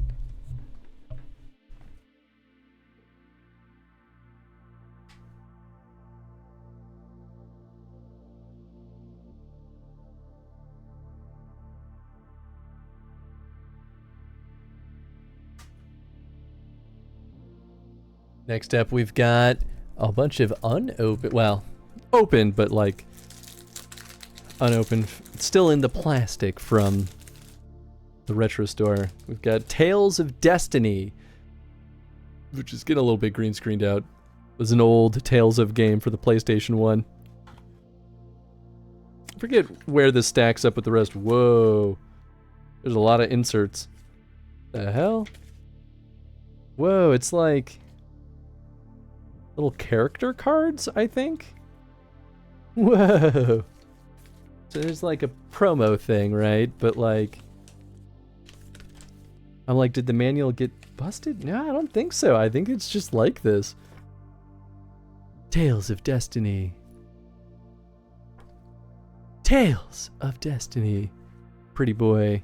Yeah, just like a little character card for each of them. It has like a little thing on the back. So this is Philia Phyllis, Swordsman Clementi,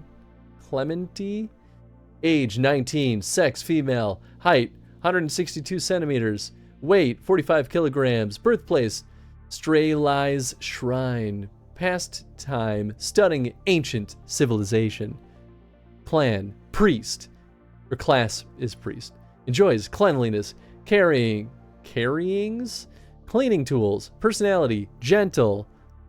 Weak point, unclean things.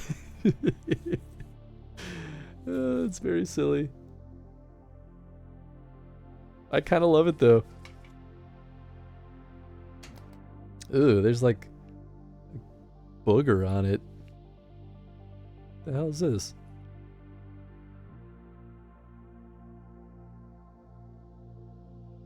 Ew.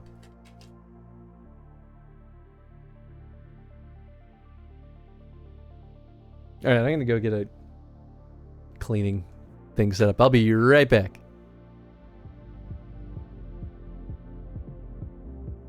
Impressive, I must say. Your name shall be writ large in the volumes that are sure to be penned on this historic expedition. The scale of this structure defies comprehension. Someone plainly thought bigger was better. Maybe they were just real big.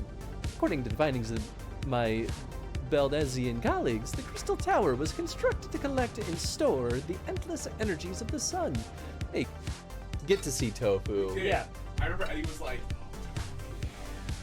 there you go. Long hair boy. You know, back. not all of those expressions were happy. I mean, that's Malort. Oh, well. Never considered that. Ride or die, baby. Okay. Yeah. Oh, this door is slightly ajar. No, it's completely ajar. Oh, damn it. What? What? What? Oh, big guy break door. No. Okay. You said At least it's on the outside of the disc, like the print side. But like, gross.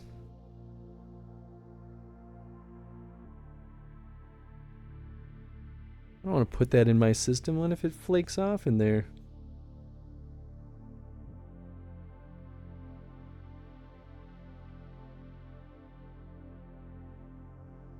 There we go. Nice and clean. Got my nice, like, non-scratching paper towels. Ooh. Definitely one of the better purchases I've made in a while. Because it's lasted me a hot second, too. Okay, let's try it.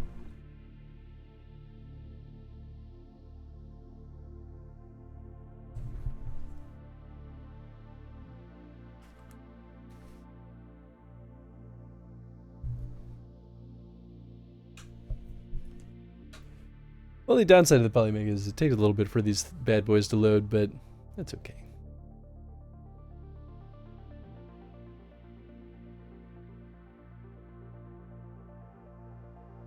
Yeah, I got a lot of good games added on here. Should play my Polymega more often. Alright, here we go. Tales of Destiny.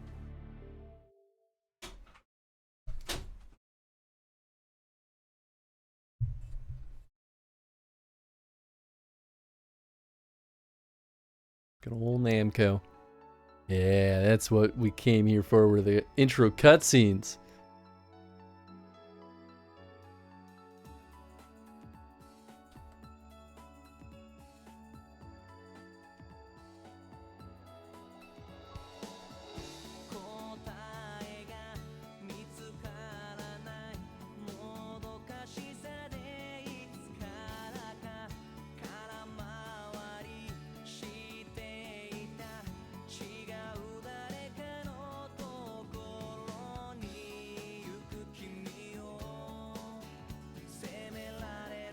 I feel like I'm seeing the tropes of the Tales of series already.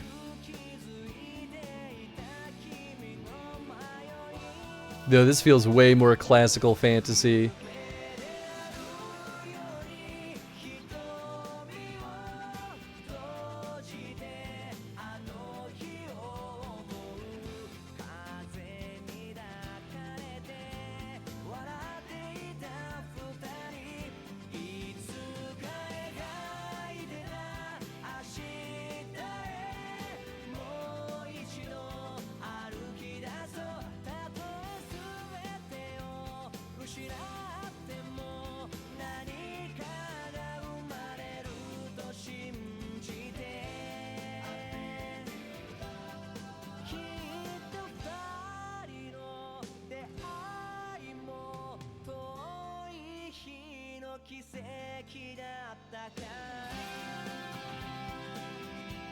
If that sword isn't magic, I'm throwing fists.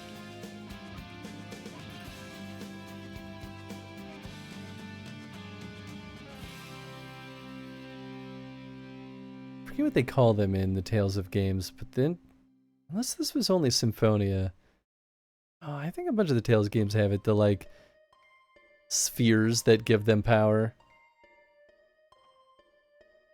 Like, time I see any kind of orb, I'm like, oh, could it be?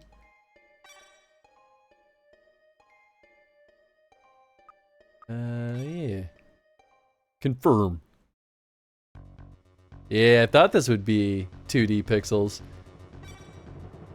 It was not very popular in the West, but I knew there were still a lot of games that were like 2D on the PlayStation 1. But as soon as 3D became a thing, everyone was like, why would I play a non-3D game?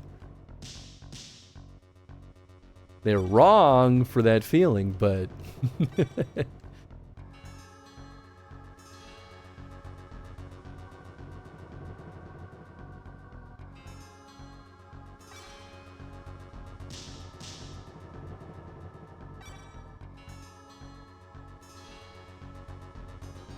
Still asleep. Orb. Because Castlevania Symphony of the Night is like one of the best games ever, duh. I mean, it is a great game though. That's why it's actually kind of miraculous that it succeeded as well as it did. Because by all accounts in the West, like, Symphony of the Night should have struggled. But people were like, hell yeah, though, this slaps.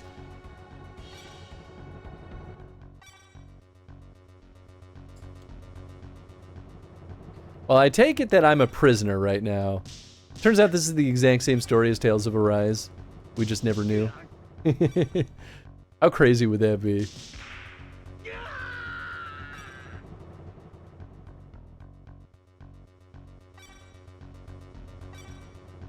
I'm sure someone's done a fan translation of this, though, somewhere.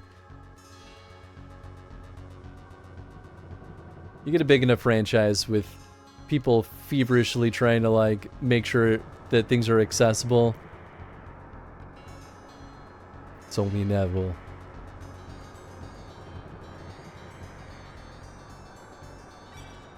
Although, I would love to get fluent in Japanese and then localize or translate, like, the weird, obscure stuff that no one wants to. Is that bad? I'll translate all the, like, dorky baseball games that you can get on the Famicom. There's a lot of them.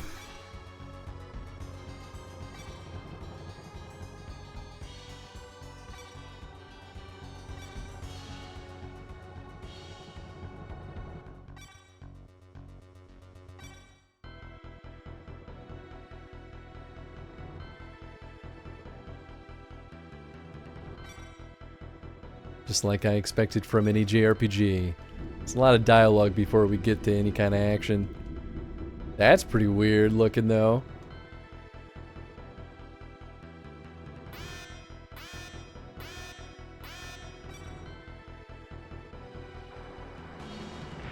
Yeah, combat time, baby.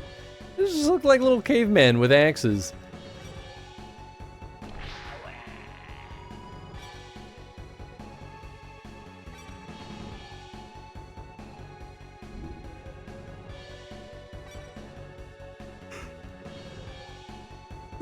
Oh, can I move? Ah, yes, I can do stuff. Oh yeah, there's a monster. We can't go that way. You right, you right. Saw a monster on the other way. Ooh, eh!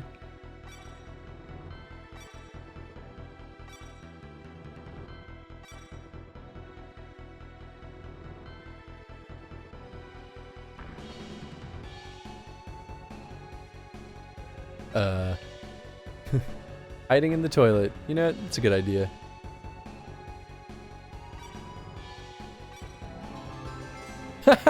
I'm recovered. Ah, the toilet. The best place to recover. Okay. Oh, do I need to, like, time it? No. I can't get up there. Where else would I go? Can I? Oh, I can run. Maybe I go back out? No. Was there... Yeah, I can't go up. Maybe I just gotta keep talking to Toilet Man.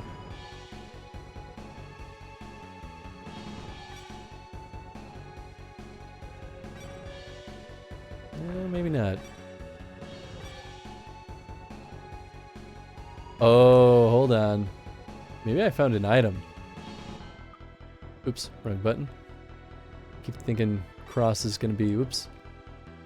It's gonna be the button for selecting things, but no. Okay, we don't have any abilities.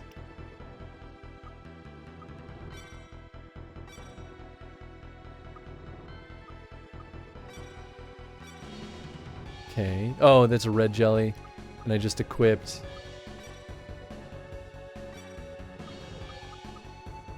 The armor. Right?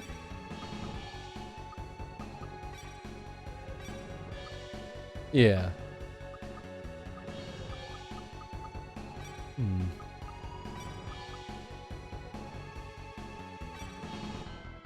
So maybe that's what I found in the toilet?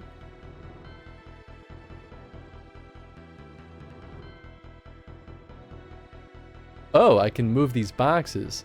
Oh.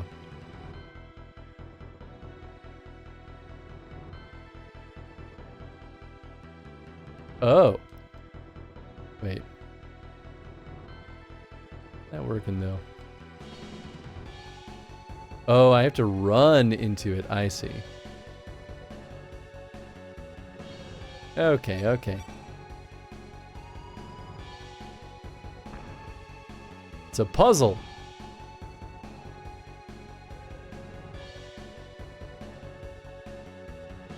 Wait, it didn't reset, did it?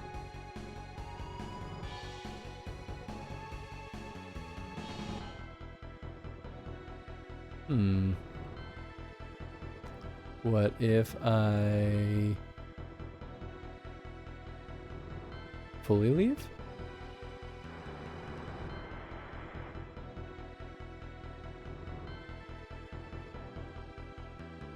No, that's completely the same. Well, maybe I go back?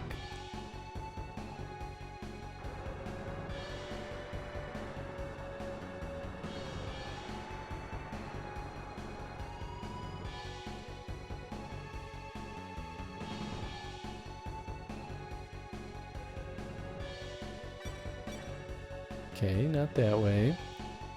Why would it reset? Do you expect a box maintenance crew to be being on standby? Yes! I'll have you know.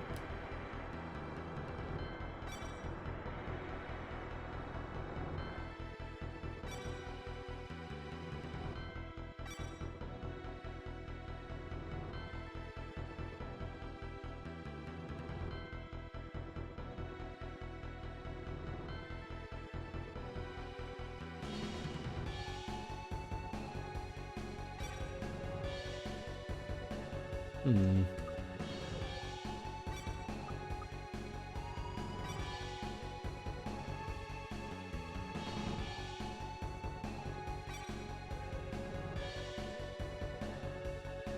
Oh. Box is just chilling right here.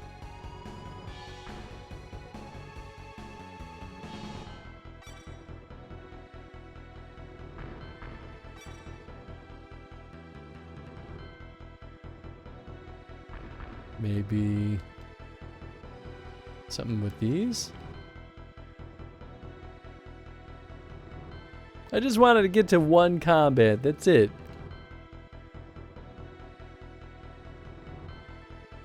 Oh! I tried doing that, but it didn't work. Well, goes to show how much I know.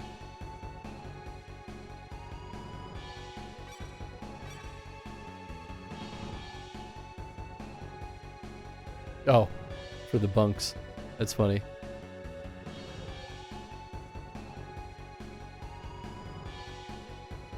Can I take that food?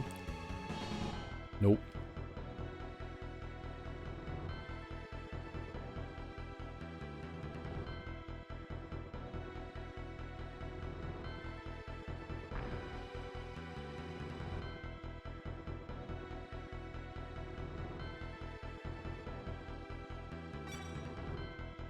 Oh boy. Ah, jeez. Oh. Man, that's not as bad as I thought it was gonna be. Gotta go this way. Yeah, there we go. Oh, baby. That's a magic sword or I eat my hat.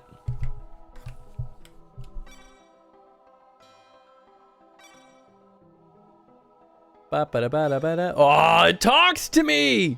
Yeah, baby!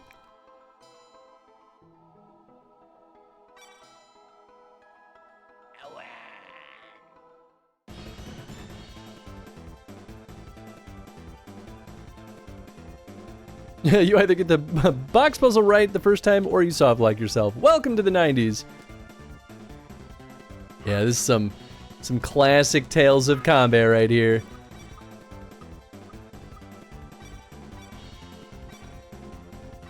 Hmm. Yeah, I don't have any abilities yet. Do I have any magic? Do it. Wait, wait.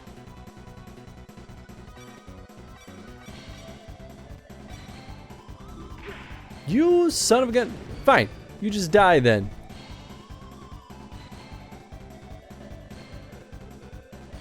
Nice. I love it. You're pretty cool there, Sword. Thanks. You're pretty cool there too, big hair guy. Do you want to be friends? I guess. It's my summary of their conversation. Alright, cool. I feel good about that.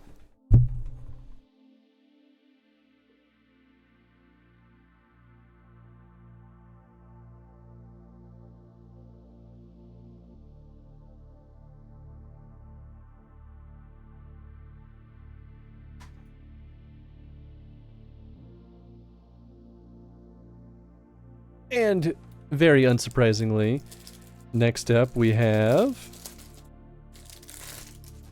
Tales of Fantasia, which originally was a Super Famicom game, but they apparently re-released it on the PlayStation with like cutscenes and stuff, which is kind of neat.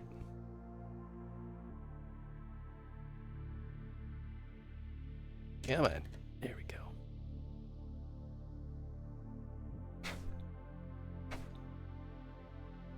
In a bit.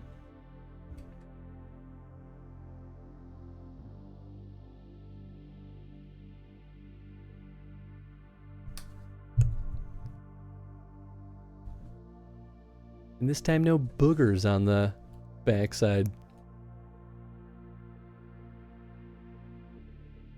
I do like looking at this little like collection of all the things I have installed. And like it simultaneously makes me feel like, wow, I have like no games. And then also like, wow, I've got to do some beta games. Yeah, oh, here's some of the Famicom games I got last time.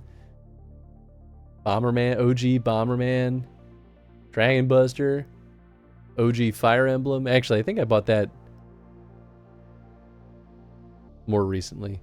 Legend of Kage, Baseball, Pac-Land, even though that definitely you can get in English.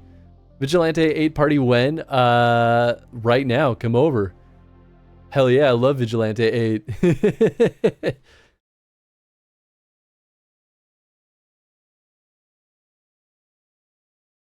We were talking about that not that long ago, actually. Whoa. The same sword? On our way.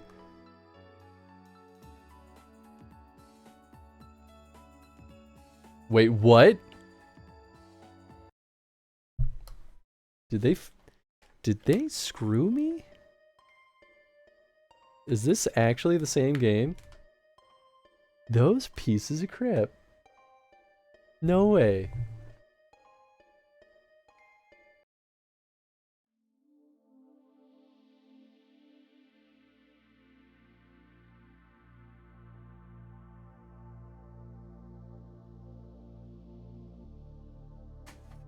Holy shit. They really did. This is Tales of Destiny. I thought the disc back looked really similar. Unbelievable. They sold me a copy of Tales of Fantasia with the wrong ass game. How much did I buy this for? I guess it was pretty cheap. Only 1,800 yen. I can't believe it. Aw, that's such a disappointment. I guess at least I have the case. So now if I want to just buy the disc, it won't be that much, but... Oh, man. F work. And steady income. Yeah!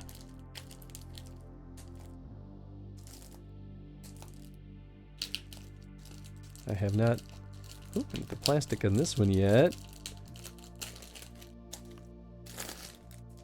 This one I spent only 1,500 on. Not too bad. This is the PlayStation copy of Battleship Yamato. This one looks like it's a full-on RPG too, which honestly, hell yeah. Gonna make me want to watch the original anime. I'm sure there's a manga and everything too.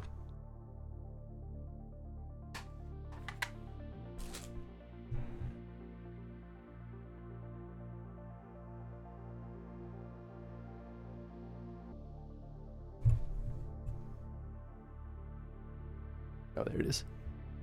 It's a trade for next year's retro convention. Could be. Could definitely be. Yeah, just the disc for Tales of Destiny. I feel like that probably doesn't go for that much. I mean, how much did I buy Tales of Destiny for? I think this is it. Oh, actually, I spent more on Tales of Destiny. I spent 2,300 yen, which still is only like, I don't know, 18 bucks maybe, give or take. So just the disc would probably be like 5 bucks. Which is Senkan Yamato Distant Iskandar. Iskandar is, I think, the planet that they're trying to get to? Or maybe it's the galaxy. I can't remember. It's been a little bit.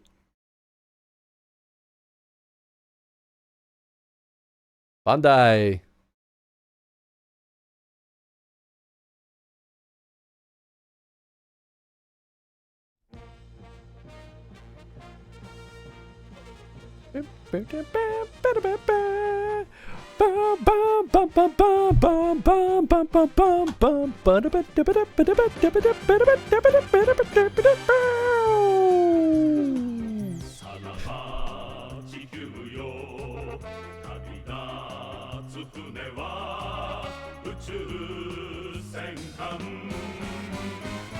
Yamato. 宇宙の彼方イスカンダルへ運命背負い今飛び立つ必ずここへ帰ってくると手を振る人に笑顔で答え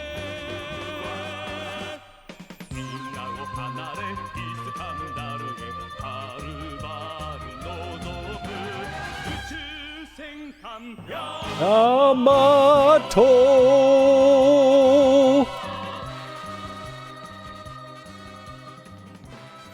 Such a good theme. Gets me so hype.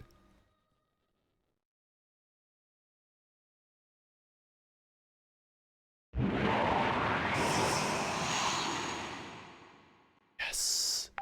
Yes. Blink.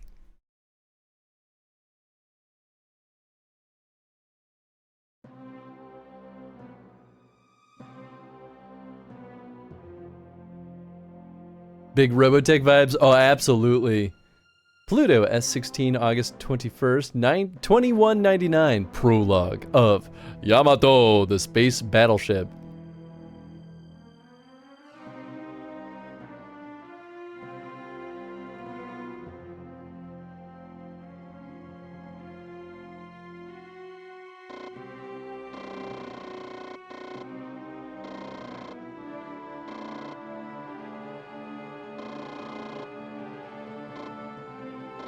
Man, it's a shame that I guess it's possible, but I don't think this was ever localized for the US. That's a shame. I feel like Yamato is such a cool series until you get into the later seasons.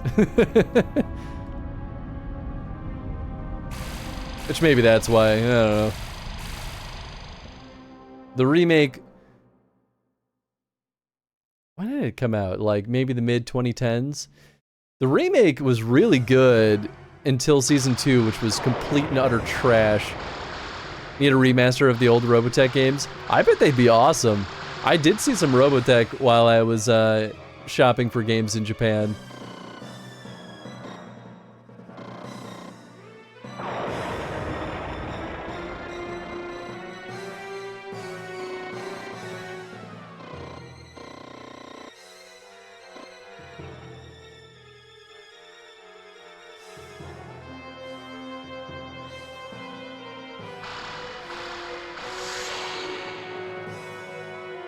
Yeah, use the Mega Cannon. Do it.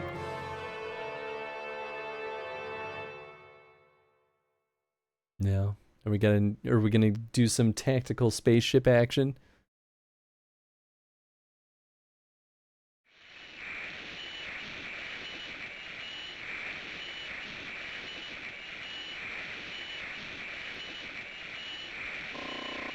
Ah.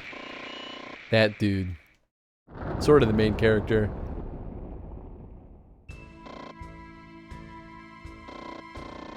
Maybe actually the main character, I'm not sure.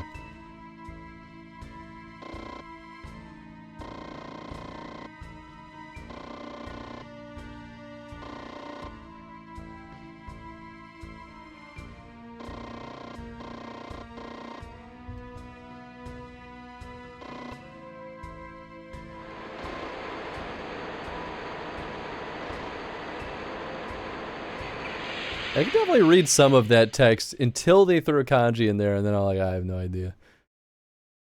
He has main character hair, he must be, yeah, right?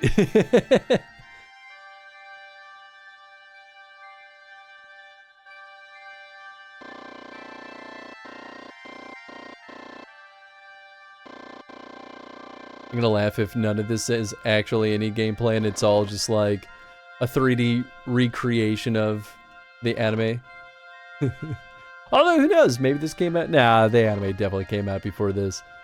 I was like, there's always a chance that it's based on the manga, but nah. That's right, I remember. I forgot kind of exactly what her deal was when I was trying to explain Yamato to Jen.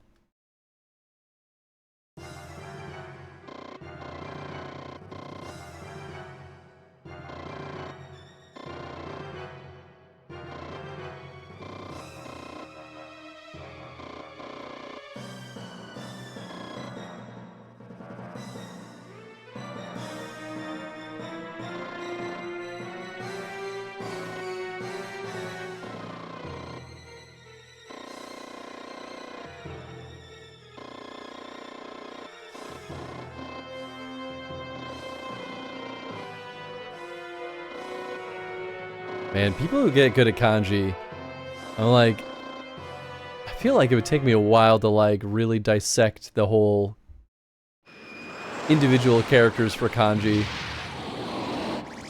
And like, some folks can read it so fast though.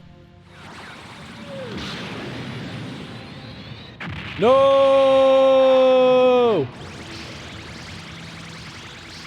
How could you do that? Oh, we got him. Nice, screw that guy in particular.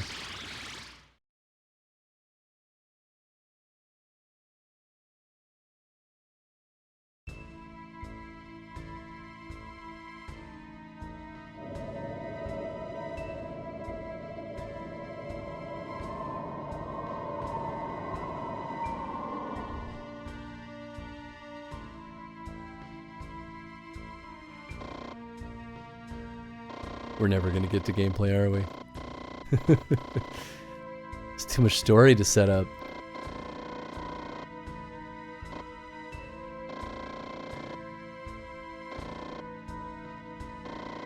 I do love this captain though. It's got good classic captain vibes.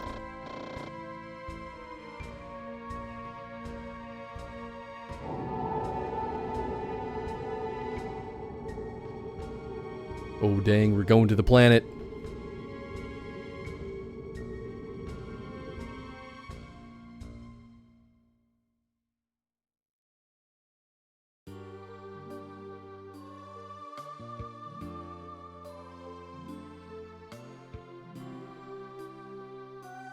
Captain Netta has subtle anchor motif going on. Yeah, it's fun. Why not? Very subtle. So... it's not Ka. Ka? No. I don't know that middle one.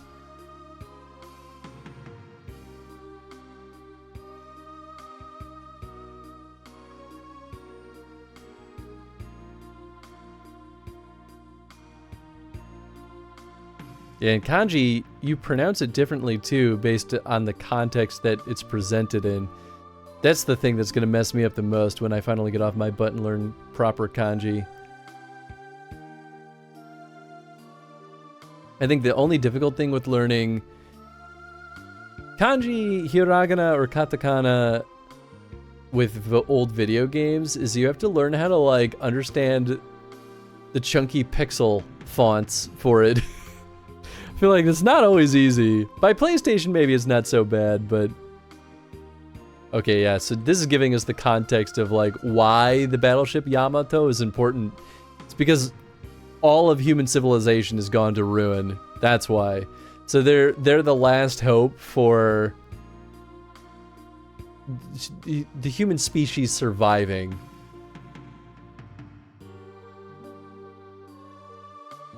And so that's why they're looking for... They're trying to get to the only maybe known habitable planet, which maybe that's Iskandar, or they're looking for it. There's an alien species, though, that they're at war with that... I can't remember what they're called.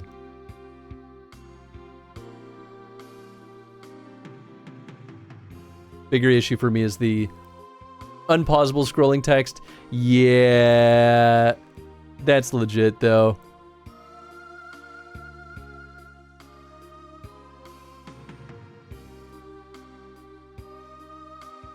Suno ha Tade Tada Tade I don't know. I have a little chart on my corkboard to help me learn. Noda so the time to look up the ones you don't know. Yeah, no, that's real. Maybe that's where I'll be better off with like Famicom or Super Famicom, because I feel like scrolling text wasn't as popular in those. Especially Famicom. That's too fancy for that tech.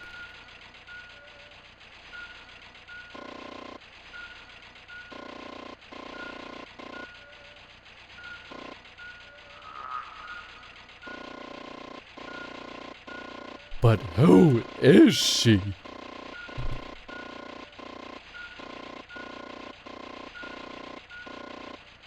I think they were more discreet about her origins in the remake of the anime. Use an emulator to pause. Oh, that's true. That's a good idea. I probably could set up the Polymega to enable pausing. I don't actually know. I mean, Polymega is an emulator, so should theoretically be possible.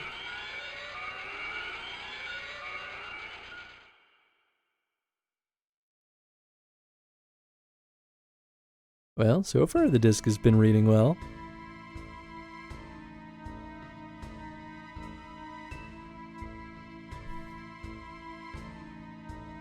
Oh god, we're never gonna get to gameplay, are we? Alright, I'm calling it here. The disc is probably fine. I really wanted to see some gameplay, but I'm running out of time.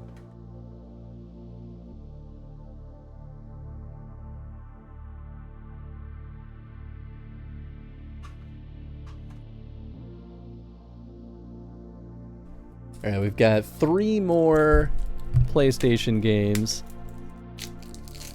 Next up, spent $1,500 on this. This is original Monster Rancher. This one, in Japan, it's called Monster Farm. It's kind of hard to get the OG in the US, other than like the digital version. Which I do recommend. The digital version was actually kind of nice. The version they released on Steam, I think they had like an online like battling component to it too, if I'm remembering correctly. There is something really gratifying about putting the physical discs in your system to see what monsters you get out of them. I love Monster Rancher. I grew up with that nonsense.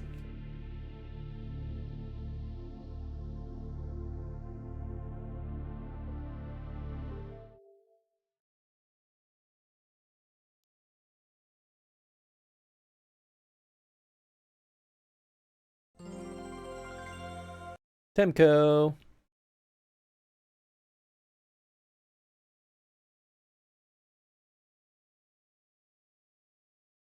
And I did play and beat original Monster Rancher. Oop, wrong button.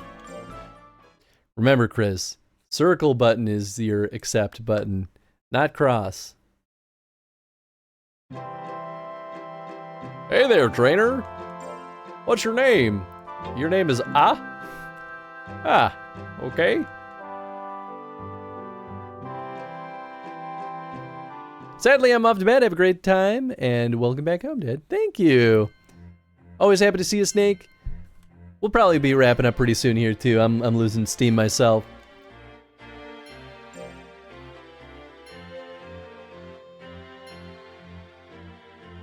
Gotta love fast-scrolling dialogues, though.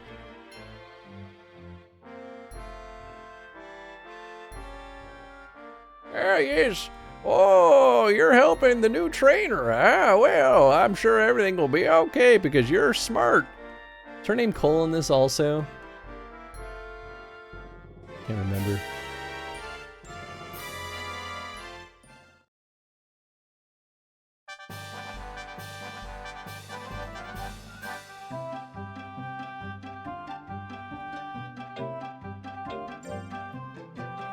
Give me a monster. I choose... No. No. I want the dork. Give me Suezo.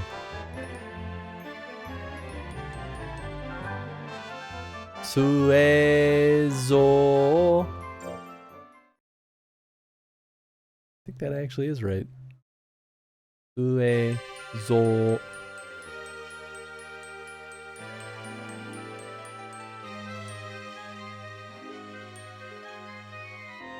Look at that stupid idiot. Ah.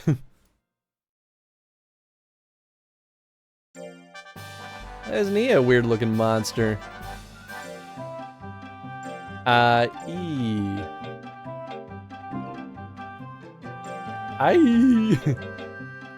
To the farm.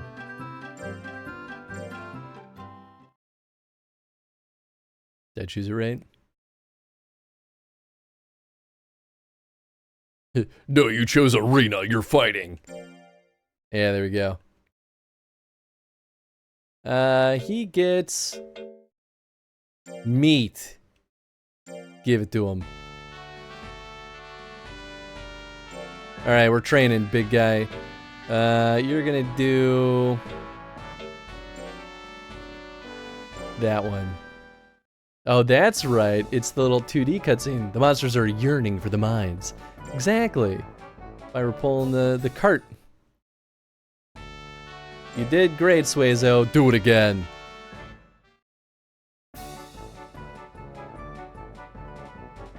Good job.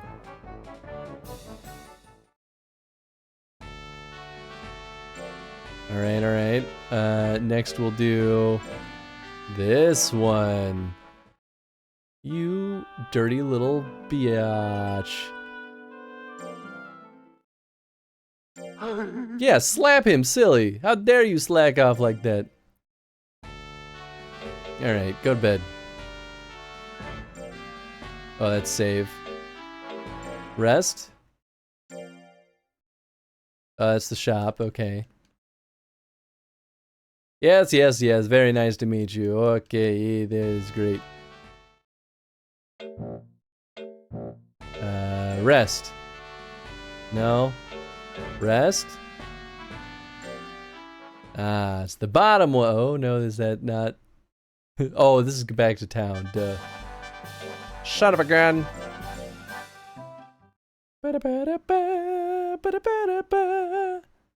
It doesn't really matter. I feel like the disc is okay. The beatings will continue until morale improves. I genuinely have one of my leads at work who says that. I mean, he's joking, but...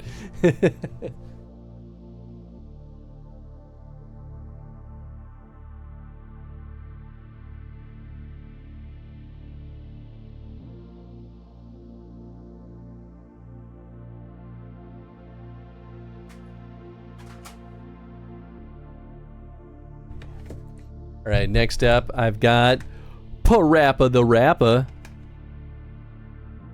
which I've never actually played. I know I could get this in English also, but I, like, kind of don't care. Besides, Parappa the Rappa might actually have different music. Ugh, this disc is not looking the prettiest. Parappa the Rappa might have genuinely different music, depending on which region you get it in. Oh, that cleaned up pretty nicely. And it evaporated immediately. That's good.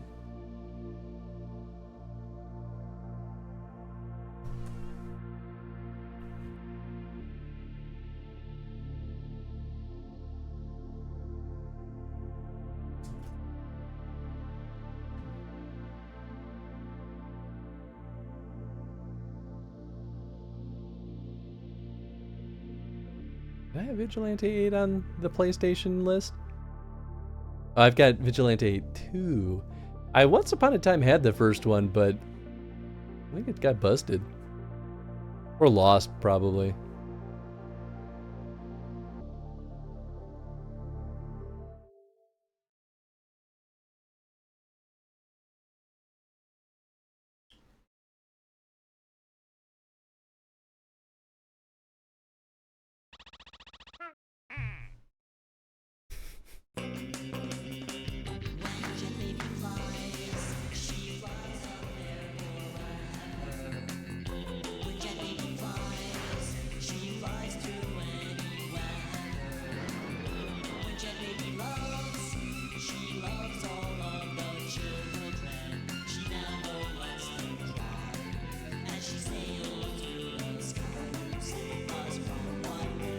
Second Offense does have a groovier soundtrack. I mean, that's fair. They're both good. So I'm happy either way. Baby was really awesome. Oh, yeah. He can probably beat Superman. Shut up.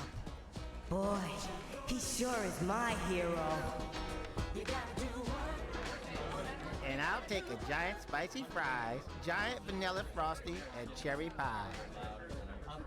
A junior chunky burger, curly fries, and a large chocolate frosty, please. I'll have a chunky garden salad, ginger soda, and a lemon pie.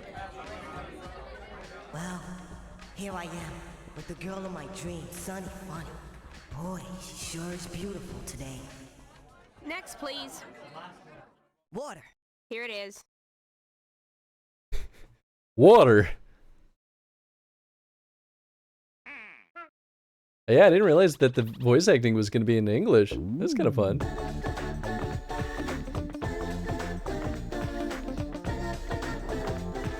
You gotta do what? I gotta believe. The hip hop hero. Hell yeah.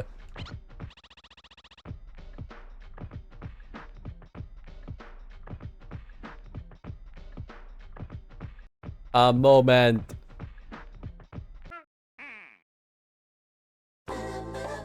I need to become a hero.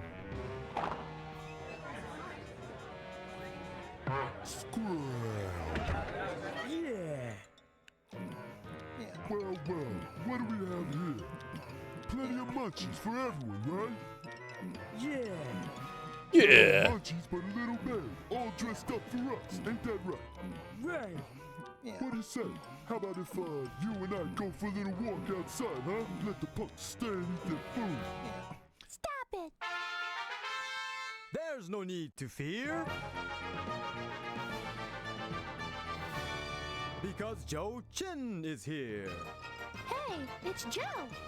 I have traveled the 7 seas, I have crossed every mountain known to man, and I know that the mighty powers that I have are enough for jerks like you. I shall put on my magic gloves of glory and shall take you on a cruise to destroy all of you. Now, let me tell you of this one incident at this coffee shop where there were 4 jerks instead of 2. Oh, here we go again. Let's go. Bye now. Bye. Wow. I need to become a hero, too.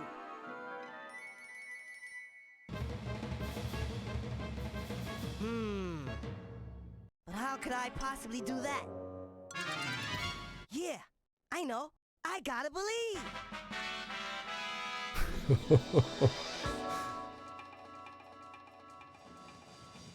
Welcome to the Fruits Dojo. I trust that you are here to redeem yourself and to acquire skills that are necessary for your goals. Are you ready, young one? I shall give you my best.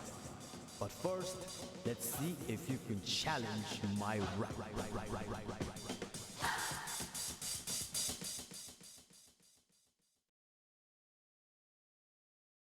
Yep, this game is delightful already. What kind of crazy made-up languages he's speaking? Who knows? Kick, punch, it's all in the mind. If you wanna test me, I'm sure you'll find the things I'll teach ya. Sure to beat ya. Nevertheless, you'll get a lesson from teacher. Now kick. Punch. Oh. Jump. Block. Once more now, kick. Kick. Punch. Jump. And block.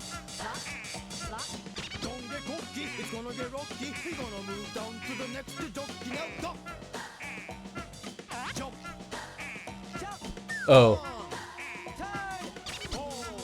Listen carefully. Jump.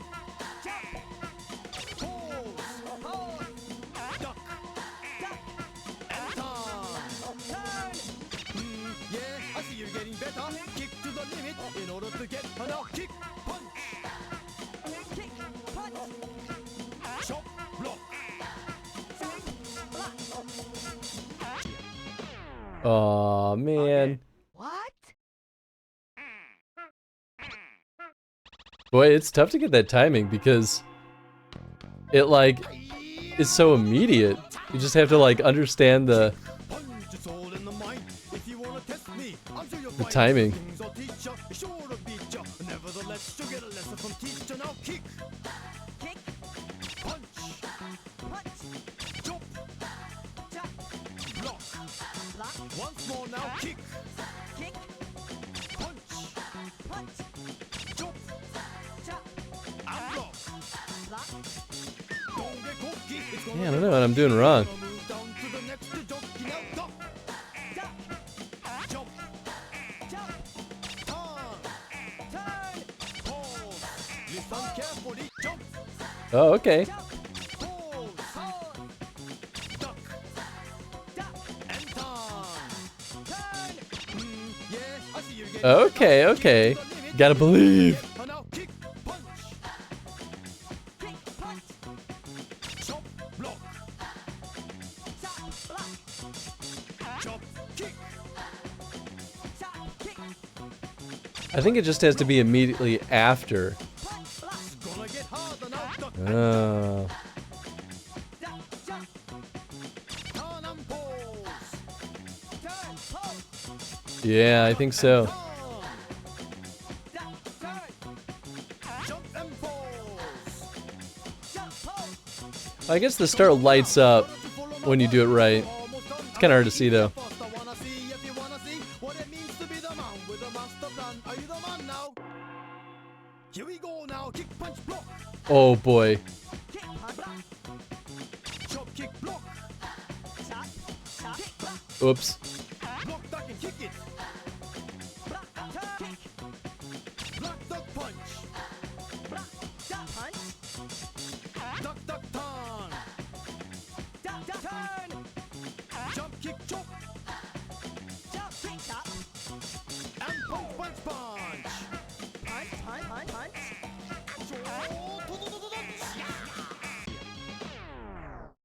Again. What? Ah, okay, well, I get the idea. That's pretty tough. Man, oh man.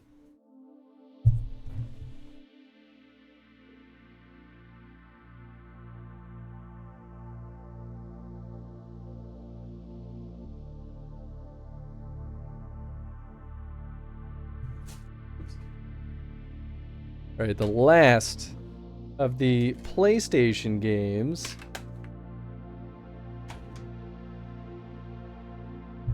Whoop! I got the sequel to Parappa the Rappa, Jammerlammy. And this one I don't actually know if it ever came to the US. Man, they really sealed this one up. And this was only like 1,600 yen, so it still is pretty cheap.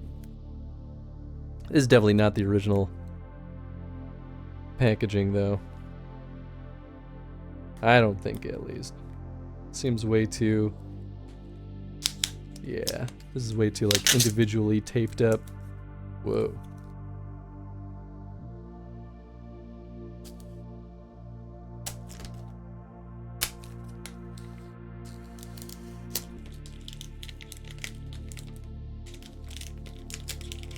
I mean, I suppose it's possible that it is, but... And they just taped over it. But video games are meant to be played, and boy howdy, am I gonna play it.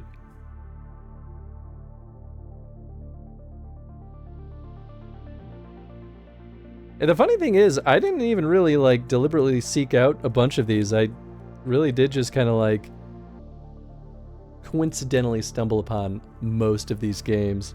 I only really was keeping my eye out for a handful. Oh, I see. Yeah, maybe this is the original sealing? Because they, like, taped over any of the stuff that you would normally, like, grab onto to, like, open the packaging. It's kind of wild if that is the case.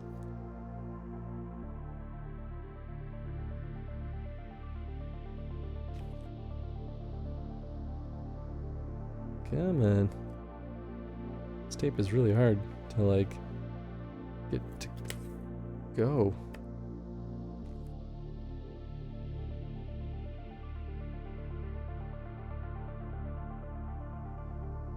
There we go.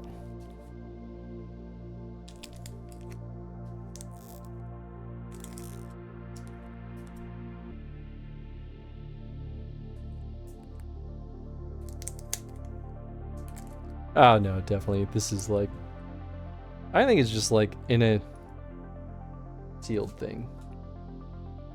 I don't think it's the original. I mean, this was way too cheap for this to be an original, like, sealed copy.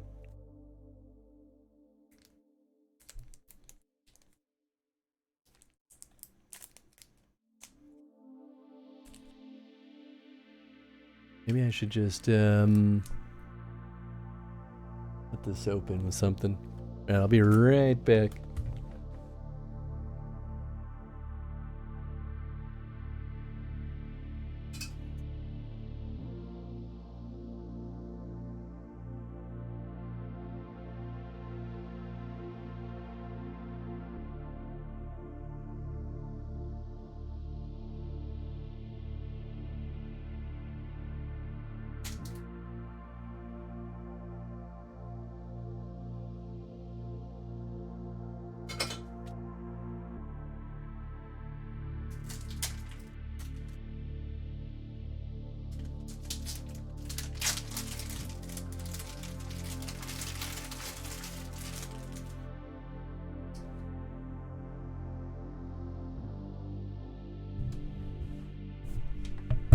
Oh, there's a whole nother layer of plastic on this. Oh, wait, maybe not? Oh, there we go. Oh, yeah, okay, they just sealed up the insides to keep it safe. I wonder if I bought this from a different place then, because this is, like, really well preserved.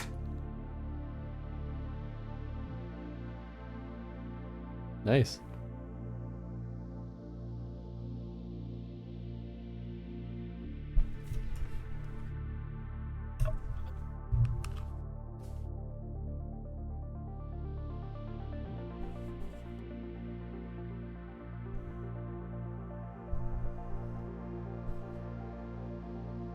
Oh, I think my controller finally died.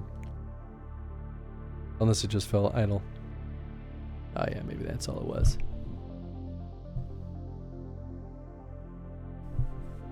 Although it is flashing red at me, so it's definitely low battery. Just have to last long enough, little guy.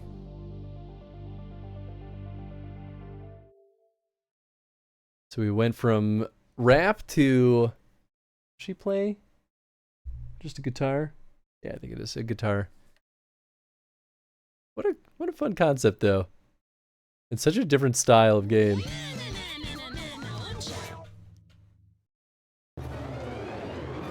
Whoa. Oh yeah, okay, that's the dude we saw in the other game. Where are you? I need you right now.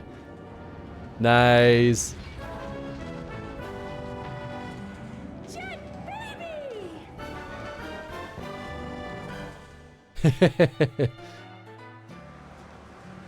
That sure was fun. Part 1 was good too, but this one had more juice. What's wrong, Lammy? You seem down. Oh, I wish I was that strong. Lammy, you're already strong as is. You should be more confident. Nobody beats Lammy when she's on the guitar. My son. But that is the truth. Hey, don't forget, we are Milk Can. With my son's beats, Lammy's guitar, and my almighty bass combined with that distinguished voice, there's nothing to be afraid of. Squirrel! Yeah! Yeah! Well, what do we have here? Plenty of munchies for everyone, right? Yeah! Not only munchies, but a little babe, all dressed up for us. Ain't that right? Right! Lammy, here!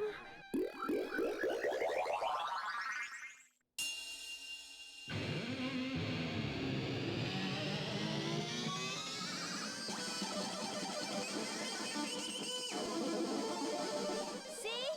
The guitar rules again.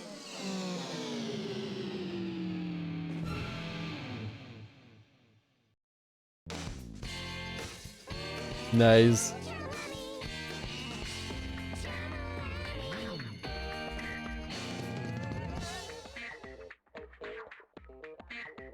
Ah, it's so. That's pretty cute. Oops.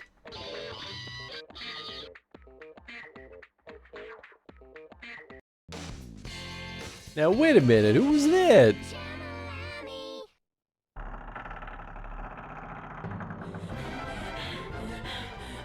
What should I tell them? I had a stomach ache, so I went to the bathroom. But there was a long line at the gas station. I told them it was an emergency, but they said... Let's rap for it! Nah. Good.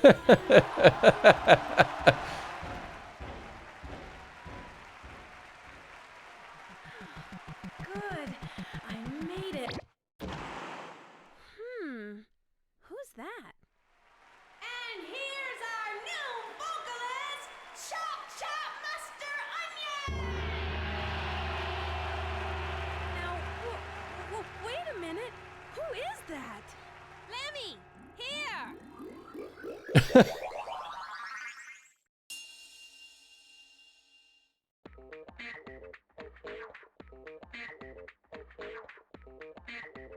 Good old stinky onion.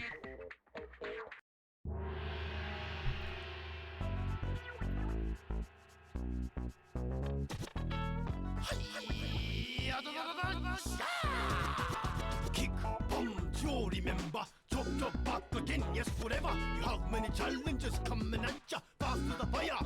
Oh boy. Oh. Oh. Oh, this makes so much more sense.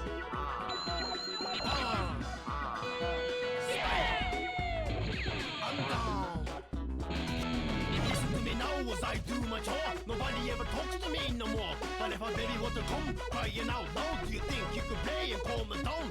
Or if you wanna play, how would you play? Slot up and down, all away. I just wanna know, can you really go? Without guitar in hand, I don't know. Coming at ya, fly high. Oh man. Sky high. Cry loud. Shut up. Fly, fly. Big bang. Big fly. And fly down. Okay. I'm kind of getting it.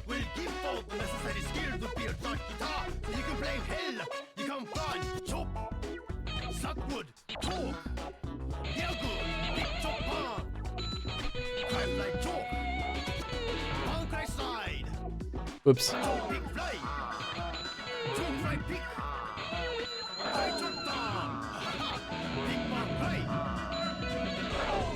Oops. Again.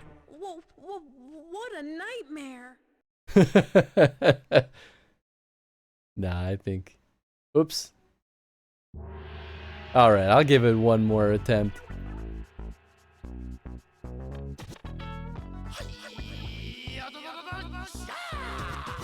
Kick, boom, you remember. Chop, chop, back again, yes, forever. You have many challenges coming at ya. Fast to the fire.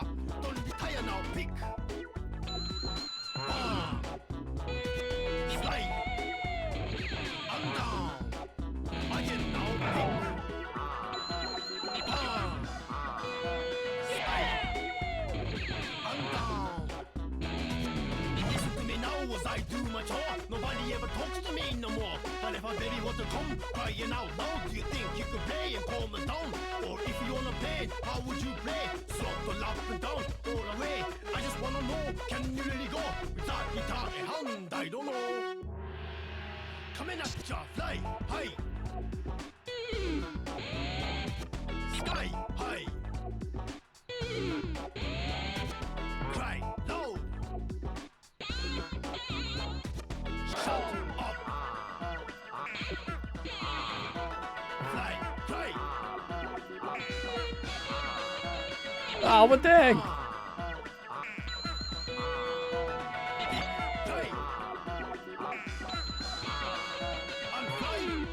Okay, there we go. No.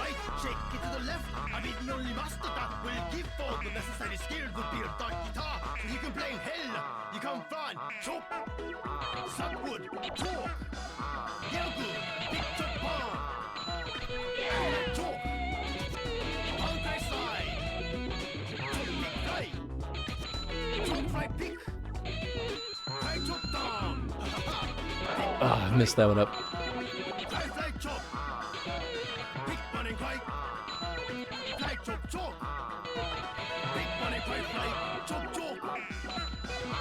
Whoa.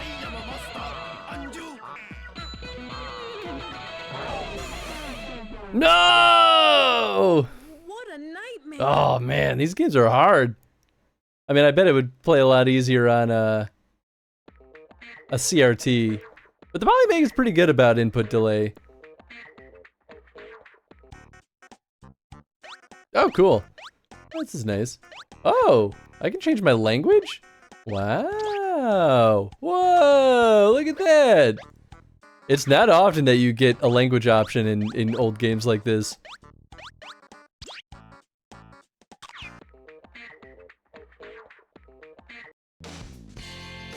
Wow, cool. Now wait a minute, who is that? It says literally in the downward caption. I mean, I'm not gonna try it again, but I'm just curious to see the English.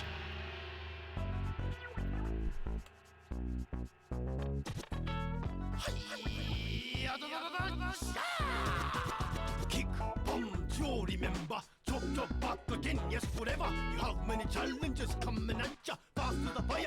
Don't retire now, pick. Nice. Anyway, all right, we're good with Jammer Lammy.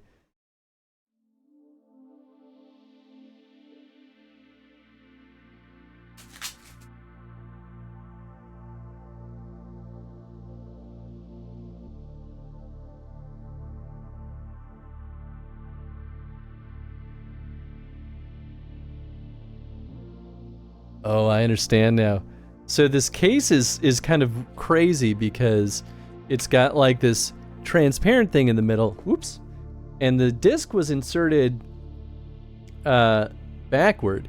And now I understand why, is so that you see the little sliver of the disc in the front. Ah, that's kind of clever. Huh. Anyway, it's getting late, so I think I'm gonna just kind of speed run the rest of the collection that I got. So, starting with Famicom games, I got 1, 2, 3 different River City games. I don't remember what they all are. This one might be River City. No. I don't know what this one is, but I got River City Ransom, and then this one is... Oh no, this one's a sports one. This one's River City Ransom. Yeah, because I thought he's holding up 3 fingers like this, so I thought it was 3, but no, I think that's... And maybe that is the third, because I know River City Ransom's not the first one. But yeah, I got a bunch of River City games, because I think that they're fun. I got Kid Dracula, which is a Castlevania game. Yoshi's Egg, which is the sequel. It's green screened out, but Yoshi's Egg, which is a sequel to Yoshi's Cookie, and then Tower of Duraga, which is an unreasonable, horrible game. But my dear sweet business partner is making a Duraga-like game for the Playdate, so I thought of him when I bought that. Then I bought a ton of Super Famicom games, so I forget what this is called, but this is basically a sort of horror-like visual novel. And then I went a little bit nuts and bought Super Bomberman 2, Super Bomberman 3, Super Bomberman 4, and Bomberman B-Da-Man. Good luck playing Duraga without a guide. Oh, it's truly a nightmare. That game is convoluted and mean and impossible to beat without a guide. So, thank you. I got Fire Emblem for the Super Famicom, which never came to the US, so that one was a happy win for me. Then I got Super Bonk and Super Bonk 2, which maybe one of the Bonks came to the US. I actually don't know for sure, but Bonk is a super weird platformer game. And then the last 3, I bought Breath of Fire. I have Breath of Fire 2 already, so now I have at least the Super Famicom ones. I've got, I forget what it's called. I think it's just Mario and Wario.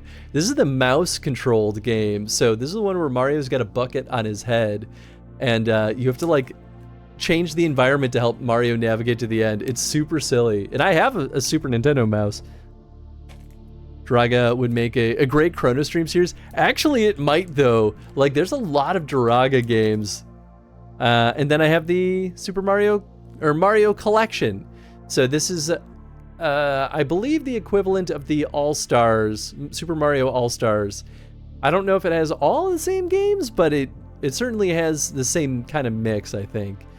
And that's it. Those are all the lovely little retro games that I picked up while I was in Japan.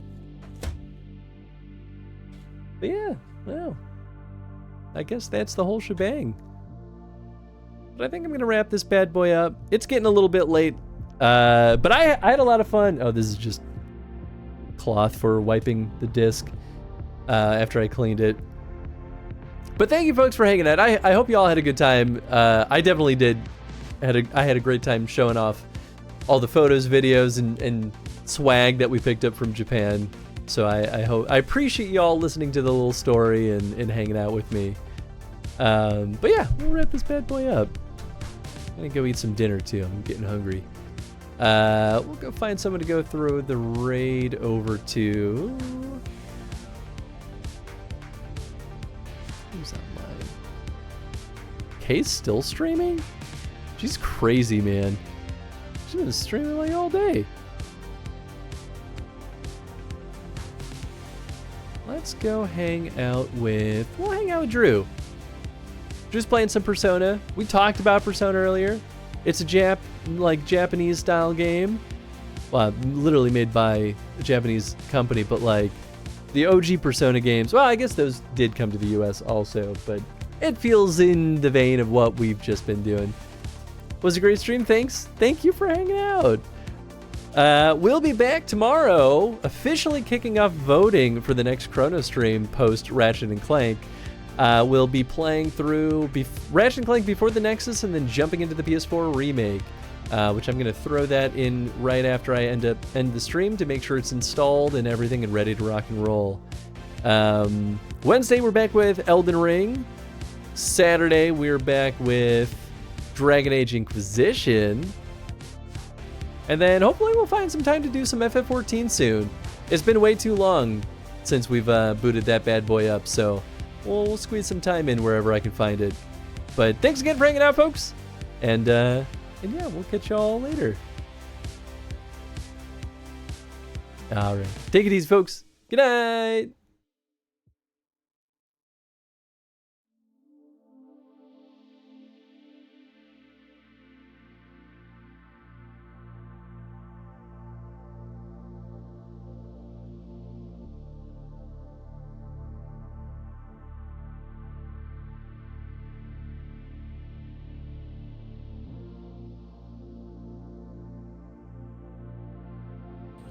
And then the last one was